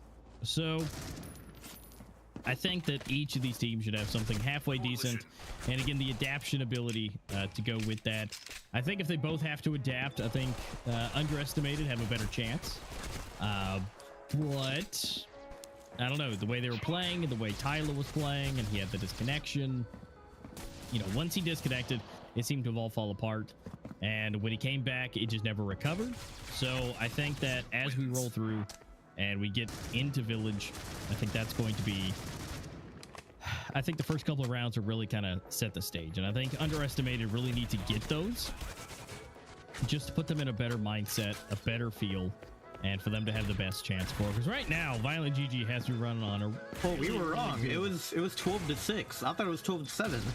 It was 12-6, and they lost 7 in a row, which is ironic because earlier in the game they ended up winning 7 in a row on the breach side, and then Violent GG turned around and won 7 in a row themselves. They basically hit them with their own, I guess, their own score line. But dude, that's just, it's so crazy to me that underestimated threw away such a high lead. I think maybe if they handled their economy a little bit better, they could have had like one extra full buy round. I'm not sure if it would have made much of a difference, but I did notice there were a couple rounds where they were like on a bit of a broken buy, where it's like if they just all ecoed together, then they would have definitely been able to afford one more full buy together as a team versus having a couple rounds of those messed up buys with only like 2 or 3 rifles. Yeah, because I feel like they had too many of those mess up kind of half C's. You know, we could have seen maybe a different score line if they just went for a full eco instead of half buys. And maybe it could have been that round there was unfortunate. When Def swung, I thought he was gonna get all 3. That could have been the game right there if he actually killed them all. He did so much damage to those players, but he didn't find the kills. That was unlucky for him. Yeah, there were so many moments where it's like, you know, unlucky, or there could have been a massive multi-kill, or, you know, having those broken rounds. So there was just a lot of things that just kind of went wrong. And, well, that's the great part about a best of 3. We have another chance. We have another map. And what's great is it's going to be Village. And so as this rolls through, it's going to be good. And this is another set of rounds, another redo ready to go for them. So as much as Port may have been a bit of a fumble, but that first game of Castello really set the stage for him. And now it's going to give Underestimated a bit better chance rolling into Village because of the server. And I don't know, I feel like Tyla was having a really bad time. And so maybe with the servers and things like that will maybe help him out a bit more and help him get back on track to where he was being the MVP. Yeah, now I am excited to see how Village is going to play out here. We are going to be going to North America servers for Village because we had 13-6 on the first map where Underestimated ended up winning. And then Violent GG only won by 1 round, just barely on Port, 13-12. So because of that, the round balance does favor UE. We're going to be going on a North America server for Village. And again, like you were saying, I think the server is going to help out a lot for them. Hopefully, we'll see better performance across the board for all of those players. But I'm excited as well to see if these teams have anything cooking for Village, because it's also another one of those maps like Castello that we only get to see once in a blue moon. Yeah, I agree. And it's definitely going to be a treat regardless. But again, hopefully this will give either team a chance to kind of showcase their skills and abilities on Village. But again, Underestimated kind of need this a little bit more as far as what their performance was. Like, they almost had it, but Violent GG to stay in this. Remember, whoever leaves this today, whoever loses is gone. And so Violent GG, this is their last and final chance to stay in this competition, to continue on to potentially be the world champions. But they have to get past Village one more time to try and do that. Yeah, and I mean, considering that they just barely won by only 1 round on their own server, I don't know how they're going to do on a map like Village, especially considering it kind of reflects that Castello playstyle a lot of, you know, I know for sure, basically this whole map is just going to be, we're going to bombard a site real quick on the breach side. And that's all that ever happens because it's the easiest site to push. And so it's all going to come down to how many players do they need to stack on the coalition side to defend it for both sides. I'm curious as to how they're going to set that up. So I think that's kind of the big determining factor for this here is how well they're set up for the coalition side, because that A site is definitely a pain to deal with. But like you were saying, the loser of this match gets sent home today. They are officially leaving with that 7th place title and taking home that 7th place prizing. The winner is going to move on to play against the loser of the next set of matches we have after this one. Yep.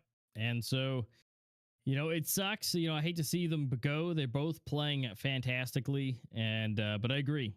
You know, it came so close on their own servers for Violent GG. And it was not all that close when it was not. So unless they've got some really, really, really, really, really good strategies when it comes to Village, I think this is going to be a bit rough for them. Hopefully not. Hopefully we can see things go maybe even to the full distance again. But it's going to be up to Violent GG to be able to make that happen. But of course, before that as well, you know, we have to wait for these players to be done, getting into the lobby, and then we got to see the knife. And so with all that being said, you know, it's it's gonna be a tough one. They're gonna have to every round's gonna be big, and every round's gonna count as hard as possible. Every round is definitely going to be important. It's going to be an uphill battle for Violent GG. They're fighting on the opposite servers. I'm curious to see because they are currently 2 for 2 on knives. If they win this knife round here, they're going to get to pick what side they want to start on. And I don't know, to be honest. I think maybe they'll go breach side. That's kind of my guess if they win the knife, but who knows? Maybe Underestimated will actually pull off the knife round this time. It's gonna be hard to say, but it looks like we just got confirmation that everyone is in the lobby and we're ready to hop into the knife round. So I think it's about time that we close off this best of 3 with the knife. So let's hop right into this knife match.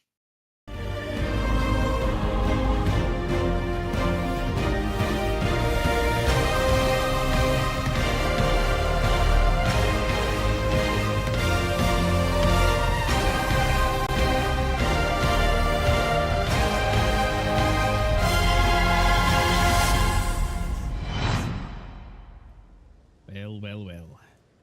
You'll never guess. Here we are in the village of the deciders. This is it.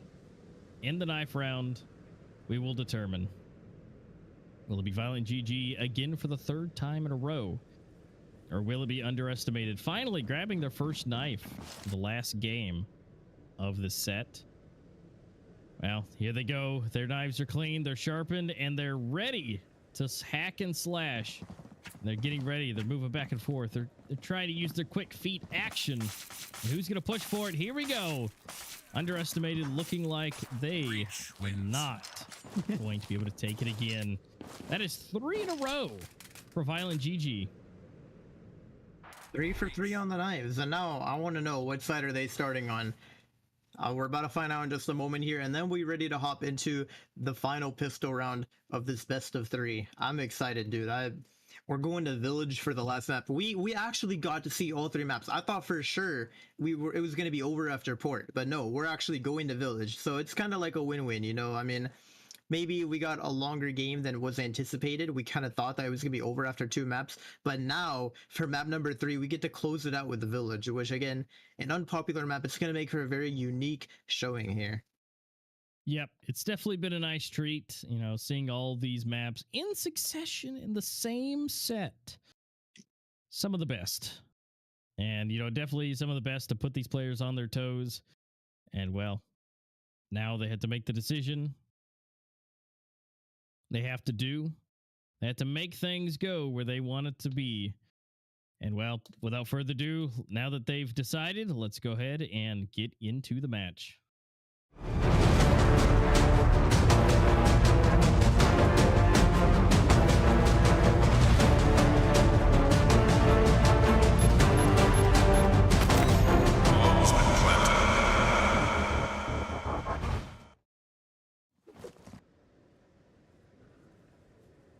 Alright, here we go.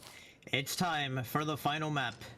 It also looks like we have a bit of a substitution, which we'll get into in a bit here for the game. But we're about to find out who's starting on what side. Violent GG versus Underestimated. The final round. It looks like Violent GG have started on the Coalition side. And we are live with the pistol round. We're underway here. And starting us off, we're already seeing a lot of picks going in favor of UE. Yeah, so far, that's 2 down. You know, rocking and rolling with it. So, let's see what they can bring to the table now with another one down. We are now left with only 2. Sorry, make that 1. And we also do have Tyla, unfortunately must not have the best connection or not feeling the best. And Bossy coming in to try and save the day. The bomb has been planted on B.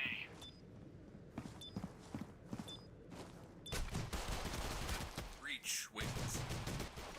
We got Chele with the headshot to clean it up there. Nice and early round going in favor of UE. Definitely going to give them an early advantage that they might need. Yeah, and it wasn't, you know, it was a little chaotic at first, but for the most part, that was a nice clean round. Nothing too crazy after the first bump with it. And, you know, now we're going to be able to see it rolling again. We got AKs running. And so now they're going to be able to try and use as much as possible when it comes to those AKs. and see if they can again take the round. Now, don't be wrong, pistols are still good. Pistols can still be done. Yeah, but it looks like it's not really going to. There goes everyone. Deleted. All the AKs still in hand. And so now they're going to reset and try again.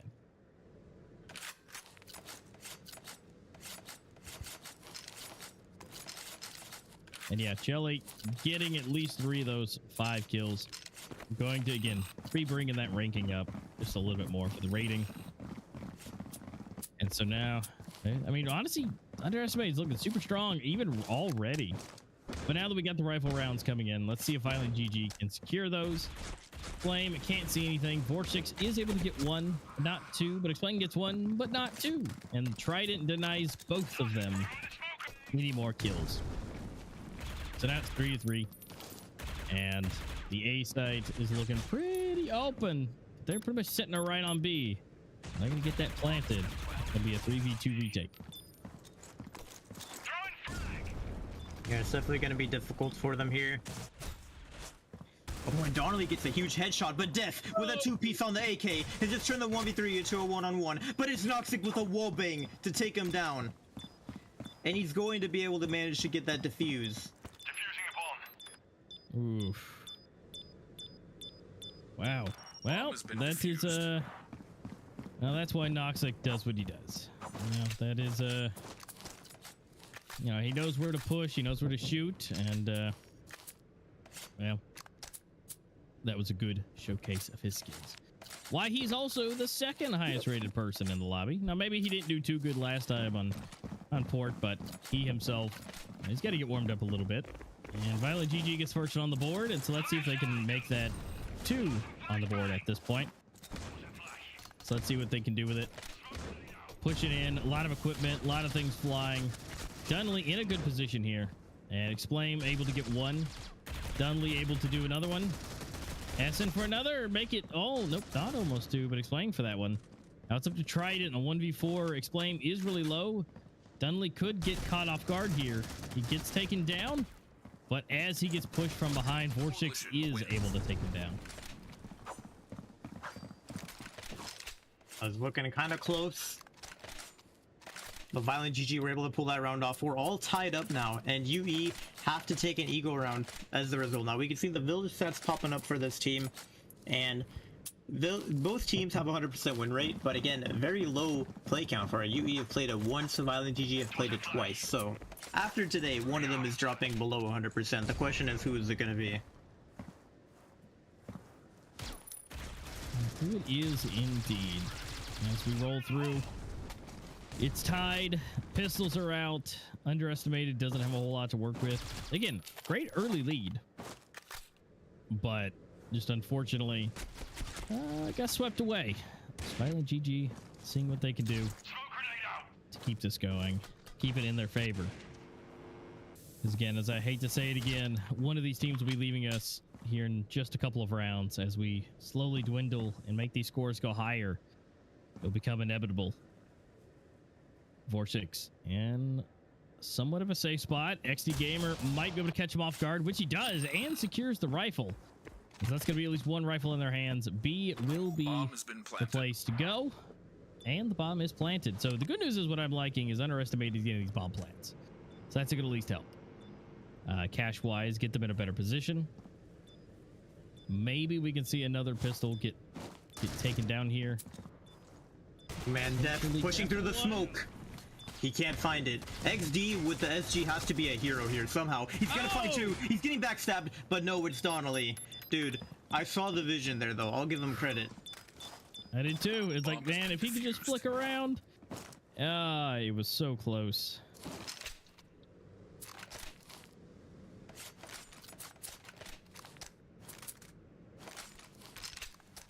And Violent GG. What do they have in store for us here? I'm honestly expecting UE to go for like a hard 8 commit here. Now I just want to see like the bombardment of flashes, you know, that typical strat that we get on A. There we go. Speak of the devil, I just heard like 3 people pull out a flash at the same time, and they're going to bombard site with that. But it's a hard mid push from Violent GG. They're already getting backstabbed. Triton's been taken down, and Darley's gonna get death. And now it's just the 3 players left on site. Darnley with a flash into elbow. He's gonna blind himself, it looks like. They're trying to take some space. Chele does have a smoke to help give him some cover at the moment. But it is a full-on backstab. Nobody coming from Coalition spawn. I don't think UE are going to expect this. And XD going for a swing. Able to get a nice headshot on Exclaim there.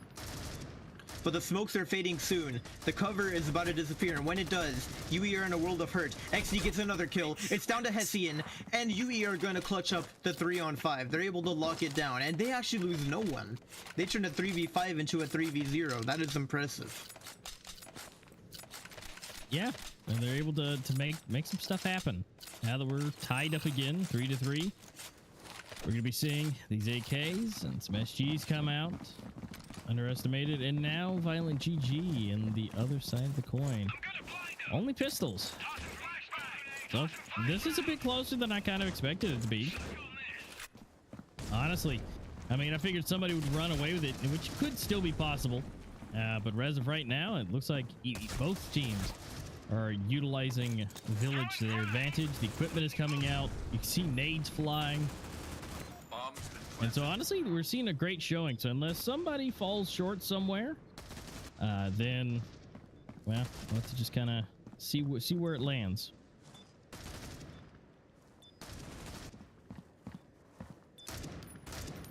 And I'm thinking this is definitely another round going in favor of UE. Violent GG looking to maybe just be playing for some exits here. See if they can't recover a rifle or two. Exclaim has already gotten his hands on an SG, which is quite convenient for him. And they're making their way towards Hessian. He could get some huge value here if he plays his cards right. He's able to get one, but Bossy is ready to trade it out. Now Vorshik's running in, maybe trying to see if he can pick up a gun that gets dropped. I don't know. I think he's a little too late on the push. Yeah, he's not going to be able to find anything.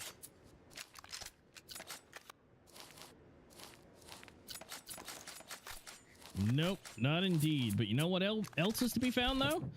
Underestimated with another point on the board, and we will see Violent GG buying up to try this again. They have all the things they could want, and you know, they're being smart with their money. They got a little bit left over, and so now going for the push here. B seems to be where they want to go. We've got one Vortex waiting in the corner, and he is able to get one, but yet again, Bossy is there to save the day. Same for Trident. Trident is so good on that B long area. He continuously performs. Now Def does go down, but Bossy and Chele able to refrag. And now it's Dundley in a 1v3, and that is Trident again to finish it off.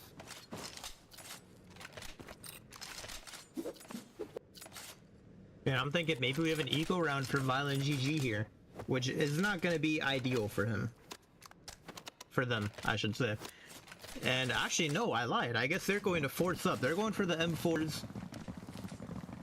No armor, really. Knocker.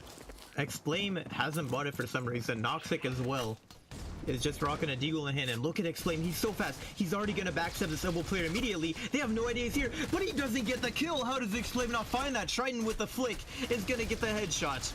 And Donnelly on site, able to find a kill. And he gets a second on XD with the flick headshot. It's down to a 3-on-2. Donnelly gets a headshot on Bossy as well. Someone needs to stop this man. Trident is now the last one standing, but he jumps around the corner. What is Donnelly doing this round? He just single-handedly destroyed all of Underestimated. Wow. Well, Donnelly has done it again. Keeping them close and in the game. Definitely, at least this time around, things are staying a lot closer. And, well, putting Underestimated in a bit of a weird position. And again, we're seeing kind of that weird buy come in again. Now, at least this time it's 3 rifles instead of 2. But 2 deagles is probably not the worst, but again, I don't know. Again, we're not seeing full ecos, you know, and then full rifles. So we'll see if that makes a difference this time around, if they're able to make those deagles work. Trident goes down. XD Gamer goes down. Oh no, Death goes down. 4-6 on a 3-piece. And Bossy is actually here to save the day, at least. To prevent 4-6 from acing it out. But Hessian does take down the boss. And Chele at least gets one before going down. And now we're tied up all again. Dude, here's Donnelly again. I mean, he gets 1, 2. He goes to the jump peek insta headshot. Then he turns around, does it again to Trident, says, you know, I'm gonna jump peek one more time. I mean, it's absolutely crazy. And look at this. Look at the buy again. Now we got 4 rifles instead of 3 this time. But again, they're not keeping full rifles. And I mean, don't get me wrong, Jelly with 1 Deagle is probably not going to be a huge killer, but... Oh, come on, Jelly! Right there. Just walked right by him. Oh, but he pushed out the smoke and died. Unlucky for him. We're down to a 3-on-3. Bomb has been planted. We do have a backstab from Vorshix here. Can he find anything, though? That is the real question. He's going to peek around, spots the player by the pillar, but Trident is going to win out that gunfight. We have Noxic with a smoke towards main. But he's got to work his way through a smoke of his own. He's able to find 1. Def is left alone, but he's able to clutch the 1-on-2. And UE take the lead back. All right, that's good. You know, at least it worked out in their favor, although... I say in their favor, but, you know, the 4 players getting knocked down, that is going to be a bit of a hit to the economy. Now, they are still able to buy up, which is still good, but that was still a really good hit. Now, they have to do it one more time, because, I mean, there's only $300 left across the entire team of Violent GG, so if they really do it this time, this could put them in a really bad situation for Violent GG, and that lead could be extended, what they already have. Now, granted, we are going to be rolling. This is kind of the last round here for this half, so they're going to get everything reset, which is not bad. They give them a good chance, but they don't need it, because Violent GG is going to tie up this half, and it's going to be a reset from the beginning. An even score line. Flip it over. Yeah, 6-6 half is very interesting. I was expecting a couple more rounds from Underestimated, I won't lie. So now I want to see how the second half is gonna go, because I think this is where things get interesting. We have all armor being bought on the side of Violent GG, mostly armor for UE. We have 1 Deagle on Bossy. If he can do something crazy with it, that would be clean, but we're getting mostly a B stack, which is going to be the wrong call to make, considering they are definitely hard committing towards the A side here. Yeah, and guess what? There's not a soul on the A side. So they're going to get a nice freebie plant. And they are flying up the back. And Chelly's going to get met here. Is able to get one. Dances around. Oh, yeah. And XD. XD's going to come in and save his life. That's going to be huge. Bossy spots the player by the fences there. Manages to find the kill. I know it's kind of awkward to get a kill through those gates there. But Donnelly trying to see if he can't find anything. Manages to get 1. Almost picks up a second, and Hessian is left at 8 HP on site, but UE have to hurry and take him down. They're going to go for the tap on the bomb. It looks like they have gotten the defuse in with enough time to go for it. Bomb has been defused. Yep, and that's great. It was great execution, great push, and now they're able to get that first round on the board. Now this will give them a chance to get another round on the board with the rifles, pulling out those M4s. So that'll give them the best chance possible, and to be able to take the lead. But again, as we get into the rifle rounds, it could change over still. And it looks like A is going to be where all the mayhem will go again. Nobody can see anything. The flashes are heavy. Oh, XD Gamers eating that. Oh and my god. No, Exclaim just deletes it with the Deagle, but isn't able to pick with the weapon in time to be able to utilize it. Def comes in, gets a double, protects the rifles. Now Hessian was able to pick up 1, so that is going to be a 2v2 with 1 Deagle still in the mix. Oh, and he doesn't get the damage. Exclaim able to tag him down, break the armor. Hessian's lifting a 1-on-2, but he's gonna get surrounded. That was still a very good eco run by Violent GG. A bomb plant and 3 pistol kills is nothing to be upset about. No, that is a absolute solid work right there for him. And so I mean that's not a win, but that's a lot of damage, a lot of things that could have stayed in the pockets of Underestimated. So first rifle round, SGs are coming out, and now Violent GG have the best chance possible to take a round. And now we're actually going to see another A push. What a surprise. It's like you predicted that. That A is going to be where everything goes. And Violent GG is going to make that happen. Oh, and Bossy walks out of the smoke, but is going to get taken down. XD in the back of sight. Finds one with a headshot. Oh. Gets a second kill. It's up to Exclaim and Hessian. They haven't gotten the bomb down yet. Hessian able to find one. But Chelly's gonna come in with the backside swing here any second now, and he's able to take down Hessian. Exclaim, last man standing.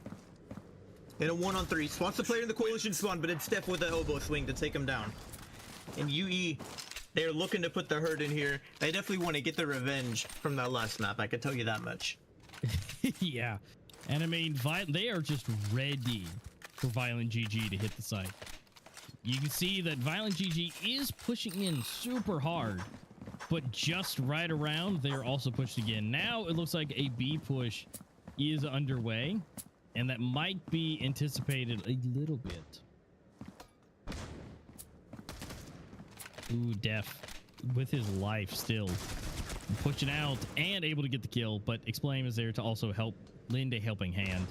Pushing up a little bit further. May not expect it.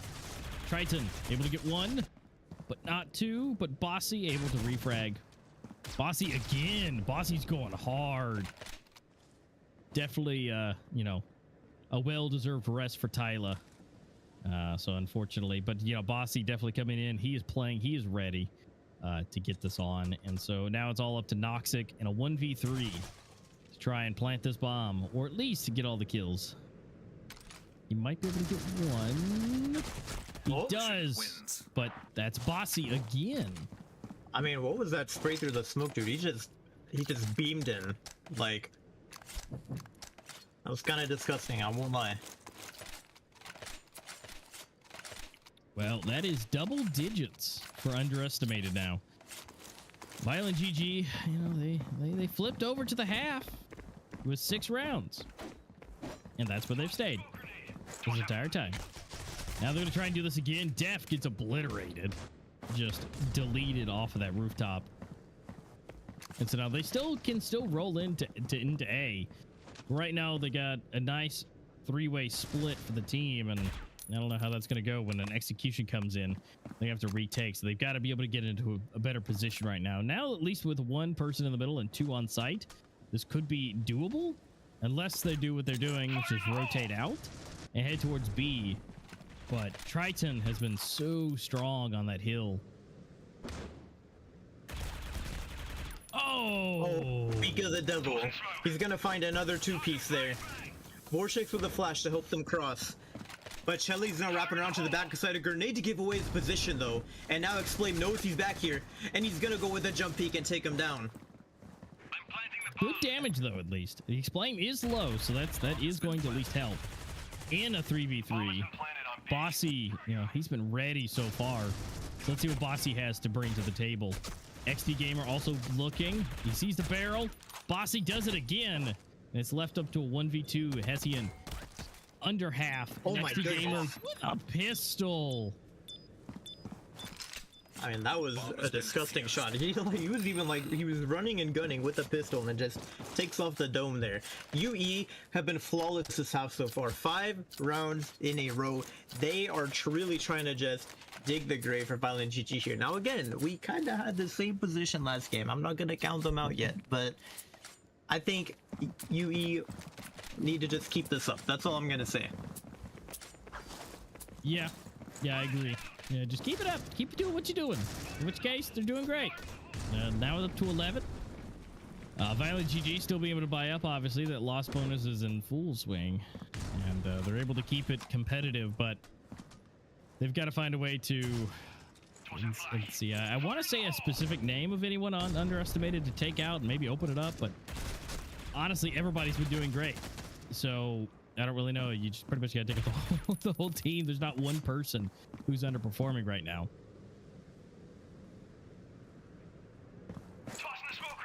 And no commit to the A side yet. Chelly with a huge frag there. That's going to do some nice chip damage to Donnelly. Only 5 health left on that armor there before it gets broken. And Chelly's actually going the offensive as well. He's walking his way up here. He might be able to catch one off guard. Oh, and he just spotted Exclaim there. And he spotted Darnley as well. Can he find the second? He does with the headshot. Ellie. Wow. Okay, there we go. 4-6, able to get one. But bomb needs to be picked up, and XD Gamer is in the same position again. Wait a minute. Ooh, Hessian, that's dirty. Def rotating around though. He might be able to catch him.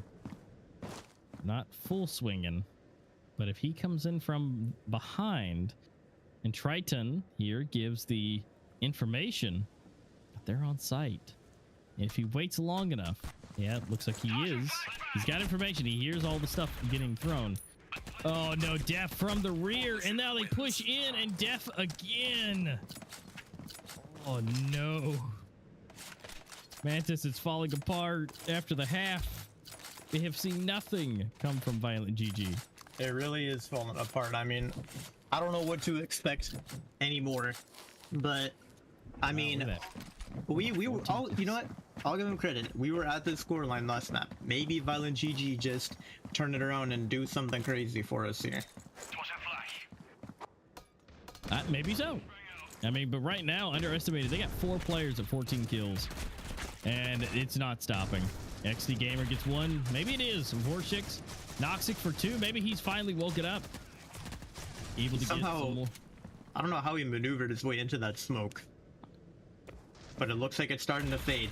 Bossy spots the player, able to kill him by the pillar. Triton coming in for a retake. It's a 1-on-3. Triton has a chance to just end it right here, right now, if he can win a couple gunfights. But no, it's not gonna happen. Violent GG finally get their first round of the half, although it might be just a little bit too late for them.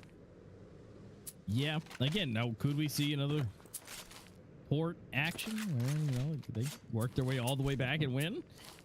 It's possible.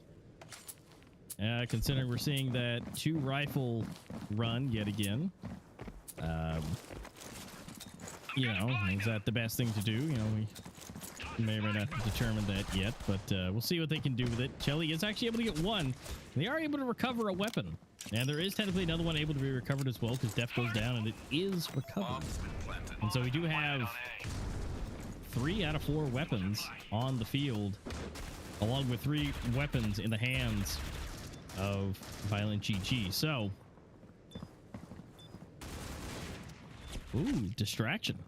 Okay, Bossy gets 1 too. Explain gets another. Explain gets another. It's down to Bossy to make this happen in a reload. Doesn't know which side to go for. Left, right, and Explain looks at the right angle, gets the kill. So Explain single-handedly making that happen, getting all 3 kills of that were left alive, keeping Violent GG in this game. And they have called a tactical pause too. Can't really blame them. I mean, maybe they just need a second to calm it down, you know, think, how are we going to pull this off again here? Because Violent GG need to pull it off. Again, loser of this game is going home. They're done. They're knocked out of Worlds. So this is very important for both of these teams here to actually be able to pull it off. And underestimated, again, they have it in their grasp. As long as they don't choke like they did last game, they should be moving on here. But Violent GG definitely have a chance, and you can tell they are ready to fight for it. Yeah, they are fighting indeed. They're trying to keep this in the best place possible. And so 8-12. I mean, that's still a good distance. An underestimated only has to get 1. But at the same time, they did this last game where they were able to bring it back. So in about 5 seconds, the round will begin, and we're going to find out if, yet again, every round could be the last round. So let's see what Violent GG have for us yet again. Yep, and here we go. They're starting to work their way up here. Flash is coming out. It's looking like a B execute for Violent GG. Triton is going to have to be the one to hold this down. Kind of taking an angle on top of the box here. And he's able to take down Explain with a huge headshot. He's going to eat some flashes. And he gets a second headshot. Hessian is going to get dropped. Jelly trying to go for a quick backstab, but he's going to get punished for it. And right now the kills favor Violent GG. But XD is coming in sight fast, but Donnelly's going to take him down. And it's all up to Bossy in a 1-on-3. He has full health, full armor, but no util, and everything is being thrown at him right now. I mean, he's just getting hit with everything. Grenade, smoke, flash. It's going to be difficult for Bossy to pull this one off. Yeah, and here it is, rolling in Bossy in a 1v3. I mean, he's pretty much, this Kevlar's pretty done for. And another smoke coming in, trying to use that. He is not. Hey, wow, surprised he was not able to make any connections there. But that's another one rolled up and another one that rolls down, because with the current buying power of Underestimated, there's not a whole lot they can work with. They have like pretty much no money. And you know what I like is they finally are not going to do like a half buy, you know, 2 guns or whatever. So I like it. They're saving. They've got, you know, maybe some upgraded pistols, which is okay, but it's not fully depleted. Now Noxic's gonna roll 1, 2, not a third, but Noxic does get taken down, but Explain would definitely do 1 more each, and now it's up to Def to maybe make this happen. You know, 1 more would be great. Whoa, spins around. He does get a hit at least, but no kill. I mean, that was their eco round. I'll give credit to UE there. We're gonna see a buy now, but dude, I mean, 12 to 10. I don't want to say anything, dude, but like, come on, this. I'm having a bit of deja vu here. That's all I'll say. This is just shocking to me that Violent GG are able to put up such a good fight. Yeah, they are. It's like, you know, when they get put on the back against the wall, and that might have done it.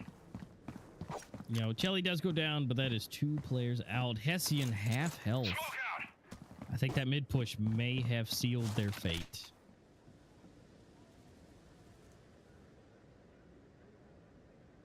Yeah, they're definitely taking their time there. That mid swing did not go in their favor. They still look like they're maybe trying to finish the round on the A site. Death holding down for a potential mid push. No one to contest it at the moment. It looks like he's running back to maybe help his teammate out on B. XC's gonna get spotted by the pillar, and he's gonna get dropped by Vorshix. Now Bossy going for a swing. And he's gonna spot a player with a jiggle. Oh, and he pulls the knife out. The timing is not in his favor. Vorshix just barely gets that kill. Def running into sight, trying to use the smoke for cover, but Noxic is here in elbow. And all of a sudden, this 4-on-3 turns into a 1-on-3. And Trident has to try and clutch this up. Smoked off currently at the moment. He's gonna get naded, but he backs up to avoid it. He's walking through the smoke right now, but Noxic is ready for him. And Violent GG are only in the lead, are only losing by 1 now. I mean, what is this? We're so close to a tied up game again. Yeah, this is almost again a repeat where they took a huge, massive lead, and now we're back at it again. It's 12 to 11. But now we got the full buys. We got the full stuff, and Violent GG just has too much money to play with. I mean, Vorshix is over 10 grand. So they've got plenty to work with. They dumped util on A. Now they're able to go back, get more util. And, well, they're rolling a little bit. They haven't dumped the rest of the util. So I think safe positioning should be where they want to hold. Noxic's pushing up and is actually able to make that happen. I don't know what Def was doing. He didn't even fire a shot, it didn't look like. But here we go, XD for 1. Shelly is getting hit from both sides. Triton really needs to watch out here. They gotta play their cards right. It's a 3-on-4 retake. Triton's coming in, but XD doesn't clear the corner. Triton's able to make his way onto site, but he's left in a 1-on-2 after finding that kill. He's gonna spot the player on the left there. Just dancing around by the pillar, and he's spotted out by the jump peak. But no, it's going to be Donnelly to bring us to 12 to 12. The next round guarantees the winner, dude. What is this game? I can't believe it. I'm shocked. I am in shock right now. Like, we are going 13 to 12. This could actually be Violent GG comeback twice in a row. And we have a tactical pause from UE. I don't blame them, bro. They need a second to calm down and think about this, because there's no reason at all that Underestimated should lose a 12 to 6 lead twice in a row. I mean, I don't know. This is nuts. Yeah, I mean, they've got to be able to make all the right moves, all the right things, and right now they've just got to be smashing things to try and figure out what they need to do as far as making those calculations, making things go the way they want them to. And oh no, Trite. Okay, he's not out. He actually didn't take any damage from that. Okay, maybe the nade comes in, but oh, they're coming from behind. They're pushing. Def gets one. Def gets no more. Dunley actually takes down both and puts them in a somewhat of a bad position, although Triton is in a good spot for himself. But 4 versus 3. 3 on underestimated. They got to be using the big brain plays here. They've got to find an opener somewhere. They've got to be able to take one of them out. Bossy might be in a bad spot here. Looks like he is able to back up just in time, managing to disengage. Bomb working its way up the stairs. Triton is anchoring B-side right now, and it looks like they're coming to him. Triton, it comes down to Triton here. He has to be the MVP. He's going to spot them out. He gets one, but that's going to be all. Vorshix is going to trade it out immediately, and now the rotation is coming underway for underestimated. And Violent GG are going to get this bomb planted. It comes down to these 2 UE players. No util to help them with this, and Donnelly has a smoke in hand right now. XE trying to find a kill with the spam through the box there, but he can't. And Donnelly is going to chuck a smoke towards the coalition spawn. XZ popping the reload. Boss is going to find a kill. It's down to a 2-on-2. These players are coming in. HP does favor UE here, but Violent GG also have the advantage of having the bomb planted. And Vorshix playing by the side. XZ is going to spot one out. Vorshix gets the first kill. Bossy going for the swing, and he's going to get the headshot. Underestimated. Just barely closed it out there with the defuse. They are not going to get upset, but oh my goodness, did they make it close. They definitely gave us all a run for our money there. Oh my god. Oh, wow. Okay, so that came down a bit closer than you would wanted it to. But look at the score for Violent GG looks so much better. Technically on paper, right? You know, 24-22, but 17-14 and 14, but it looks so close. They are within 2 kills of each other. 19, 19, 19. And then 18 and 17. Like, that is the closest score for an entire team I think I've ever seen. It was for underestimated. That is amazing to see the team play like that. And so, again, got a little washy there, you know, a little closer than you'd probably want it to be, but oh, they were able to take a breath. That tactical pause did exactly what they needed it to, and they took it home. And so unfortunately, ladies and gentlemen, your former champions, Violent GG, will not be making it through to the next round. Dude, what an incredible ending to that best of 3, but it does look like underestimated are going to move on. They're staying alive in the tournament here today. They're not out for the count just quite yet. They're going to be playing next weekend as well against the winner of our next upcoming match. But dude, that was incredible. Congratulations to both teams. Violent GG put up a really good fight. I mean, 13-12, 2 maps in a row is definitely something to look out for. And we'll take a look at the updated brackets now here, just so we can see kind of how things are looking for the standings of these tournaments going forward here, because we have an interesting bracket going forward. I was not expecting underestimated to win that. I think a lot of people weren't. The whole community voted for Violent GG, but UE really just came in and shook us all. They did. And I mean, again, they put so many things into it, and they tried so hard. And again, pulling back 12 and 13, you know, is great, but being able to do it twice that's hard to ask. But unfortunately, as you guys see on the updated brackets under consolidation 1A, Violent GG has now been put to rest, and underestimated will be moving forward. Now, our next matchup, as you can see in stage 3, upper 2A, you will see Merciless versus Rain, which will be coming up next. And whoever loses that matchup will be going up against underestimated later on into the next round as they get dropped down into the lower bracket.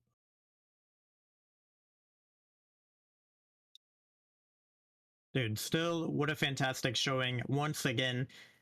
unfortunate for Violent GG, they're going to be dropping down and receiving those 7th place prizes. The first place team from Pro League Eurasia in the last season ended up not really making it all the way there. So it was kind of a bit unfortunate for them. But, you know, underestimated, kind of the underdogs here, proving to everyone that we are underestimating them. I mean, even you, the community, underestimated them. It was, what, like 16% voted for them, and they ended up pulling through and winning. It was very close, a very close fight all the way through, but they did end up prevailing. So again, congrats to Underestimated on proving all the haters wrong, and they are still fighting for a chance in this tournament. I mean, they have a chance at either just progressing forward, or even if they lose next weekend, they're still going to end up getting those 5th place prizes. Yeah, which is still going to be really nice regardless of where they place. But as of now, I mean, currently they're in a good position. And, well, depends on if they can take down Rain or Merciless. And, you know, it's going to be a good time for them regardless, whether if this is the final seat that they will hold or if they continue on further on into Worlds. But congratulations to Underestimated for being underestimated and prevailing. And congratulations to Violent GG for, you know, securing your place in Worlds in your current placings, and you know, GG's to you for where you landed. You guys, I mean, so close. I mean, you did a 13-12 huge comeback on port, and you almost did it. We're just this close to doing it on our last map, Village. I mean, it's just so close. It was just, I feel like that mid push was just what really did it in. Yeah, I mean, honestly, it was just absolutely crazy. I kind of feel bad for Violent GG now. Like, they almost had the perfect comeback story. Their story was already a comeback story, going from playing an intermediate circuit as a team trying to fight their way up to ultimately winning Pro League, and then having this game. They could have had the greatest comeback story in like the history of criticalops, but they ended up losing. It's kind of unfortunate.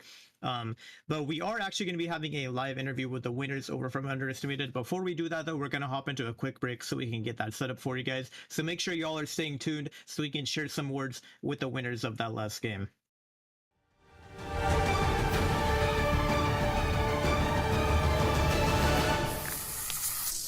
Going through the boiler, and Chele might be able to get a backstab on the match. Oh, they're ready for it. They're actually peeking the flank, but it's Flawless with a 2K Fallen Knight finding a headshot as well. Chele's still hanging out around mid. He's gonna get spawned in the vents, and he's actually taking off now. Actually, no, he faked it out, but it doesn't matter. Flawless with the jumping headshot. Def manages to get the bomb plant, but he's in a 1v4. This is not looking very winnable. I mean, maybe he could try and go for some crazy hero play, wrap around to heaven, but it looks like he's just gonna hang out by B long, and this is definitely gonna be an unlikely round to win.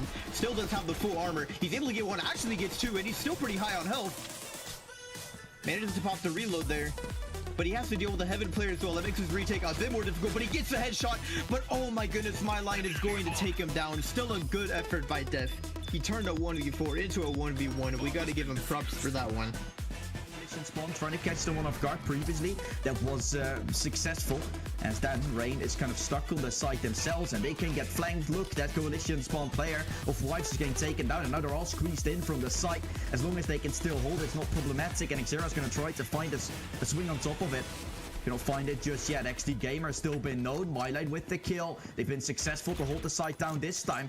But Triton can still do something about it. They're going to try to reposition. Triton with the nade kill. It's all down into the 2-on-2. 50 seconds left, Faultless. Next in line, trying to shut it down. He will swing. Catching up one, runs away. Well done for him to chip them up one by one. All left to Triton. He's still blinded, trying to look for the final kill. Spots out the Shadow, gets the kill. Nexera is all that's left. No armor to his name, so Triton, in that regard, might actually still have a chance to win this. Nexera will swing though. Seeing him now, swinging out for more. Triton maybe moving back. He's swinging again. He's gonna get the round. Triton wins it. Oh, this Eagle run from Underestimated. Or actually, not an Eagle run. It was just XD with a Deagle. I just saw it with a Deagle in hand. And here we go. Chele able to open it up on a my line. That's 2 picks in favor of UE here. And Rain, can they pull this round off? I'm not 100% sure. Flawless already on a fast backstab though, when he spots 3 players belong, and he's just lining up the shots now at this point. But he doesn't even need to do it on his own. Fallen Knight able to get 2 with the swing. And Flawless takes down Chele from... But on the other hand, you gotta try some cheeky things. You gotta try and move your way in. Still a 4-on-4 has been created, which allows for a chance to happen. Definitely allows for some plays to be quite useful. XD Gamer up on the side himself. Rain is repositioning back to A. There will be a peek from Triton coming through, I think. So that will be a fight that they're gonna have to take. In the meantime, Fallen Knight is the one to move up the ramp, so Triton should be getting taken out from behind. Yep, he will. And Faultless and Fallen Knights are cleaning house up. They've taken back control over the ramp as well. Now Faultless dropping.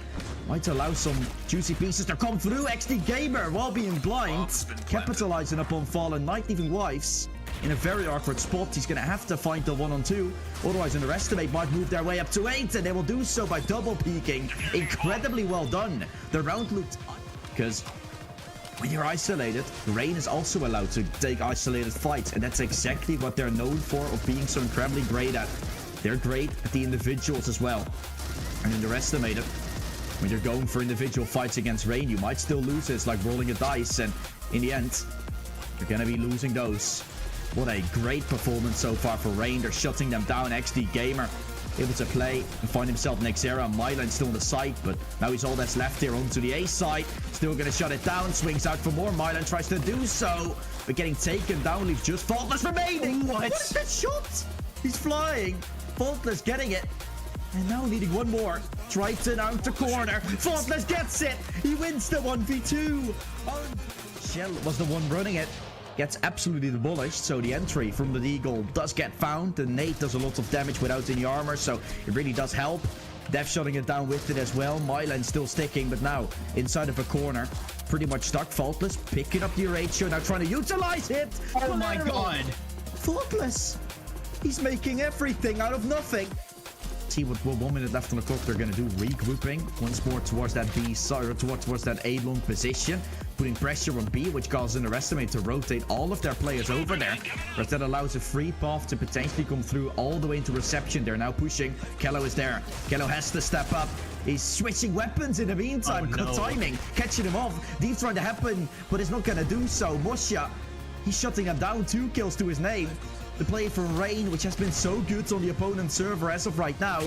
Flash comes into the side, tried to get it caught. Nexero with the kill. An absolute stompage coming through as now from both sides. Rain start pushing in. This is such a well executed round. It's the team that has to show it. It is not the case, at least for now. Maybe it is the nerves. Maybe it's something else. At least things will have to be sorted out. 1 Scott taken, 2. We don't even see that, but Arm is pushing up, and full A side is already there. Merciless. I mean, I'm talking about toying that team is doing with a certain team. I mean, this is a prime example of it again. Scott takes 4. What is going on? Looks to go down, and they won't be able to disallow that from happening. Still flanked from the bridge spawn, though, to come in. Arm is going to shut them down. Take it 2. 13 kills in counter. And they both in cafe. So that will be a very tough position to read the position from, unless Donnelly can go absolutely ham. The defuse comes in. They're sticking. Here, unaware. He will still be taken down. Donnelly has just shut down the round. Yep. No, he died. Ottawa was on it. Armors slowly falling, explain the one to start things off. A good start has been created here. A good situation, explain with a double. Noxic arrived to the site, trying to shut it down from happening. That's a smoke that will cut off his position, so allowed to get up to the A site, but still there is Donnelly. Still there is Noxic, and they shut him down. Oh, Violent GG. What a hold here on the Coalition side.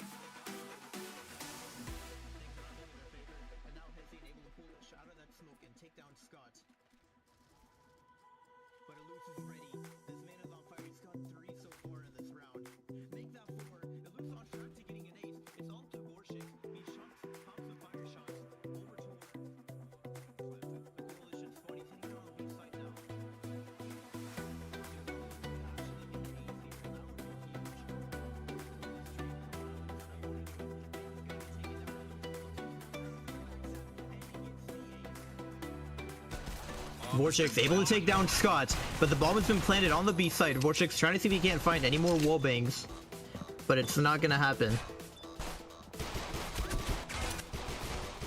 Oh, the swings. The kills. Violent GG looking for the retake. They might actually have it. Only tapping it once. The swing from long as well. Monomar comes out. Getting himself a beautiful kill. He's all left on the site. He's going to be taken down. Vape looking to take himself the final piece. He's swinging back and forth. Going to kill the diffuser. Does Noxic have time? I think there's barely any.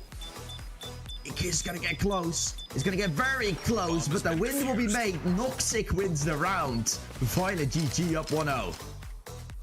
An advantageous position with the buy here for Violent GG. They barely gotten anything to work with here. Vape, one rocking the SG. The rest is going to have pistols around, so control will be had, but Explain turning around. Arm and Scott, 2 kills to start it off. Vape with another. Oh, Merciless making it happen. They're starting to pick it up. How they they win won the this? round. 4 pistol kills. Kind of the safe way to play this round out. And he has the full kit as well. He could definitely flash out his opponent. Vorshik just picked up a full kit and spawn though as well. And he has a smoke to maybe help him try to go for a ninja defuse. I'm getting a bit of deja vu from the previous round. He taps the bomb there. Not gonna stick it though. He's taking way too much time. I guess he just didn't expect Ottawa to be playing B long, and now he has to go for the stick. But it's not gonna work out. Ottawa is gonna run in and take off the dome, and Merciless going to the half, leading by 2. See what will be the case. Violent GG trying to keep the dreams of being alive for a little bit longer. Arm, good kill found. Looking in for more. Arm has had such a good game. This time, taken away. So does Donnelly. He'll fall as well. The loose is still in middle. Positioning himself quite up close. No kill will be found. It's all down to a 3-on-3 here, Mantis. It's still doable for Violent GG, but the positions on mid have been and are so well positioned that Nate, Kobe, and Eluse is going to take it all. He's just going to mow him. Modo Ma, what can he still do? The stand-in for this game. Eluse around the corner. Eluse not getting it. Low HP remaining. Modo Ma getting dropped.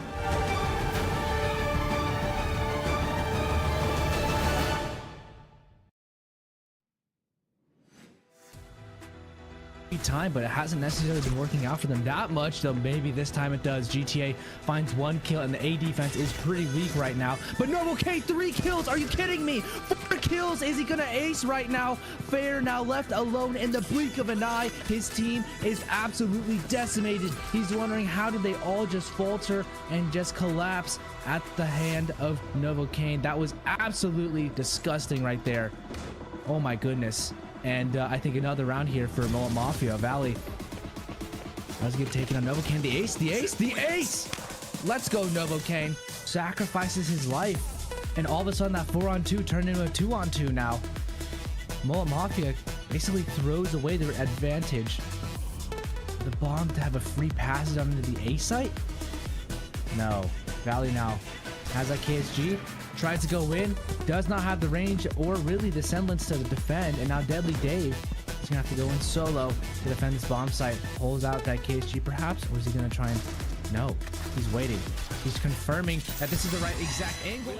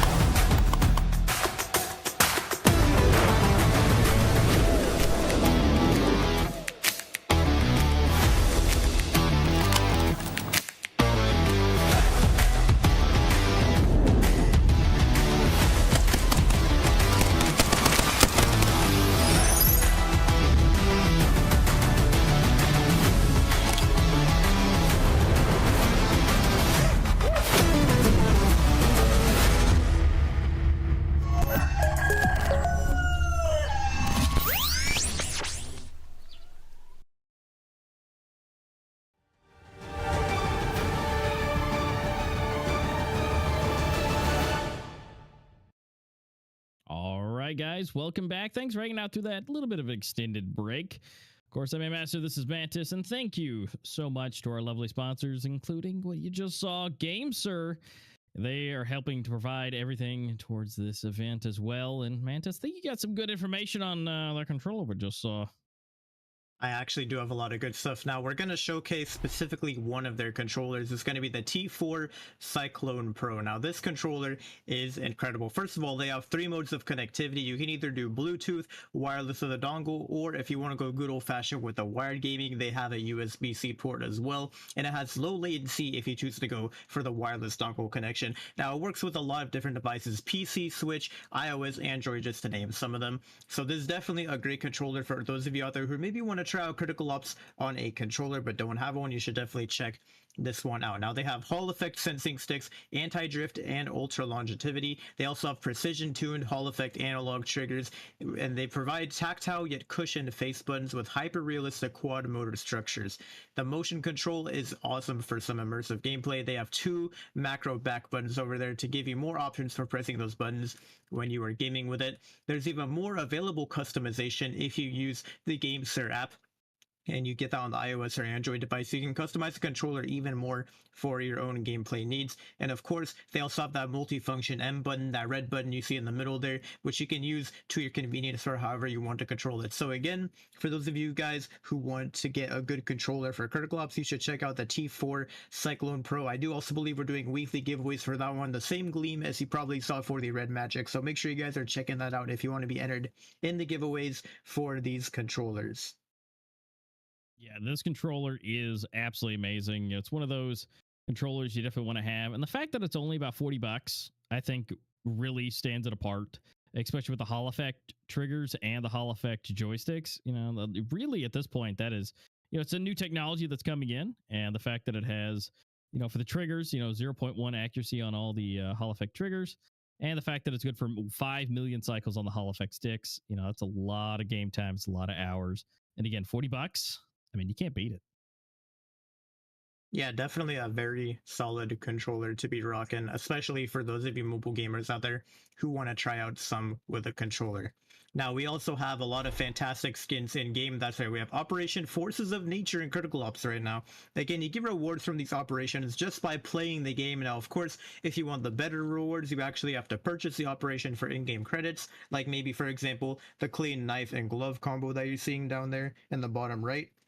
But of course, who can say no to just rewards just by playing the game? So make sure you guys are taking advantage of that. Just hopping in those quick lobbies, partying up with friends, playing ranked, so you can get some XP and unlock a lot of these great rewards. Absolutely. And of course, you got the lucky spin as well.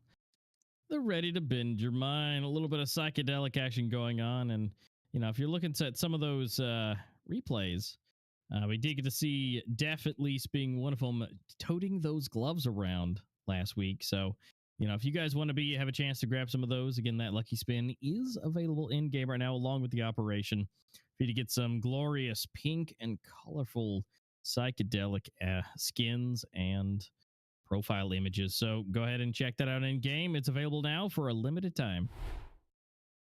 Yep. All right. Now I think we're just starting to get into our next matchup here. Now we're actually going to hop right into the live map vetoes here because the teams are actually ready to do that. Again, we have Merciless versus Rain coming up here, and it's just about time to get into these map bans. I think the teams are ready. Yep. We just got the final confirmation. They are about to ban the map. So let's hop right into that. All right. Well, live map vetoes it is. So this will be in real time. The captains and teams are making their decisions. They're casting their votes, and they're going to determine what maps will be banned. Now, again, we have to get the first bans out of the way, and that is the all more important ones, because you get to determine and make sure that you and your team do not get thrown on your worst map possible. So this gives them definitely have the best chance to set them up for success. Yeah, I'm excited to see, again, live map vetoes here. It always is going to give her an interesting scenario. You got to wonder who's going to ban what first. You know, I have a feeling we kind of got a very interesting map pool for the last set. I think we're gonna see Bureau or Canals here today. I think there's no way we're dodging those maps. It's definitely gonna be played because I refuse to believe that we're just gonna leave behind the old reliable maps in both of these games. So I definitely think that someone's gonna pick Bureau or Canals. Yeah, I feel like these teams, whether if it's with Merciless and Rain, there has to be an old faithful. Now, if I had to guess, I would say Merciless will definitely be getting rid of Canals just because that's one of Rain's best ones. I definitely think Bureau is still going to be on the table. I think maybe Raid might get taken off or maybe chosen by Rain. But I definitely think, depending on how it goes, I think Canals definitely would be an option to get rid of. And, well, as far as Merciless go, I'm not really sure what Rain will want to get rid of, whether if they want to get rid of a map that they know that Merciless is good on or get rid of, one of those that maybe is not their best. So, like, I have a good, kind of hunch with it, but again, it all comes down to these first bans here. Exactly. Now, again, I kind of agree with you. Merciless also, they did play Canals last weekend against Violent GG. That was the one map that they dropped against them. And, maybe they don't want to play Canals again and pick it versus a European team. Now, maybe they'll let them pick it to play on their own servers, their opponents, but they're definitely not going to pick Canals themselves because they picked Canals last time and they ended up losing. Because they had to play on the European servers and it was just difficult for them. So I don't really blame them if they do decide to go with the Canals ban first. However, Bureau, I think, is a very likely map that we're going to be seeing here today. Yeah, I feel like that's solid. And, well, wow. Okay, so we have... Why did Merciless ban it with a 75% win rate? I mean, I guess they just don't want to go up against it. It's a new map. Let's not do it. It's a new day. Remember, these are live. So they want to make sure that, if they're not prepared, they're not prepared. But that's a surprise to me. I figured Canals, since they didn't do the best, and it's one of Rain's best ones, would have been absolutely the first one, but okay. Castello it is. And now we got to wait for Rain to make their decision of what they want to get rid of off the table. Yep. I'm excited to see. So it was actually Merciless who banned Castello. Ooh, so now what are Rain going to ban? I don't know, man. They're definitely... I'll tell you what they're not going to ban is Soar, because they did really good on Soar last weekend. I think Merciless are probably going to be sweating a little bit if they have to end up playing on Soar. I do recall... Again, Merciless, they still had a decent job last time, but Rain actually ended up winning Soar while being on North American servers last time. But it looks like they actually banned Village. They're getting Village out of here. Again, the win rates are looking... I guess it makes sense. It's reasonable. And now here we go. We're getting to the picks, and Merciless have picked Raid. Here we go. We're getting exciting here. I mean, again, this is a popular map. 22 times played by Raid with only a 40% win rate. Merc have played it 13 times with a 76% win rate. And now let's see what Rain have to pick. I think they're going to go Bureau if I had to guess, but who knows? You're going to find out shortly once they do make their minds up. I don't know. Canals is, that's the old stomping ground. I mean, yeah. Honestly, they should just go Canals. Like, if they want to pick a map that Merciless might not do that good on, I would go Canals. Yeah, since it's still on the table. Well, I guess you're gonna get that one. Wait, they have 100%. Okay. Yeah, that's definitely a good pick. I can see why they pick. I mean, yeah. Again, last weekend they literally won Soar while playing on North America servers. They just steamrolled their opponents. And the fact that it's 100%. And it's 8, like not 1, not 2, but like 8 times in a row you've won. Yeah, you might want to try it again. Of course, Bureau, unfortunately, I'm sorry, Mantis, it's not going to be played. But Canals is still on the table. And we do see Port being banned by Rain. And that is going to be our decider, is Canals, which historic, 50. See, that's what I'm saying. Like old stomping grounds for Rain, 52 times they've played this map. And more often than not, they take it home. So, I mean, like, don't be wrong. Merciless has about a 50% win rate. Okay, that's not bad. But, 52 times, that's a lot of rounds played on Canals. So, well, ladies and gentlemen, we have Raid, Soar, then Canals will be played. And so Merciless will be opening it up with their pick on Raid, which I feel like, Rain has a halfway decent chance on that. And then Soar, they are undefeated 8 times in a row for Rain. And then just Canals is just so many maps played. This is definitely going to be interesting. I will say that as we hop into the set of matches here. Now let's go ahead and talk about our team matchups here. Again, Merciless against Stern. We'll be breaking down these teams, looking at their rosters, their stats, and all that, so we can get an idea of just how good these teams are going to be. Now, Merciless, we'll look at them first. Just taking a look at their roster off the start, we're going to see a lot of familiar names who have been competing for a while. I mean, the map counts on these guys are absolutely ridiculous. You have 134 on Scott, 152 on Vape, 130 on Ottawa, 131 on Isaac. And by the way, for those of you watching who did not know, last year in 2022, Vape was crowned the North America MVP. You might remember we had those MVP rewards that we talked about earlier in the prize pool. Well, Vape was the MVP from North America. He actually ended up winning that title. So we have the North America MVP in this game. Again, that doesn't really compare much to Rain's previous statistics, but they still have a lot of firepower on their roster.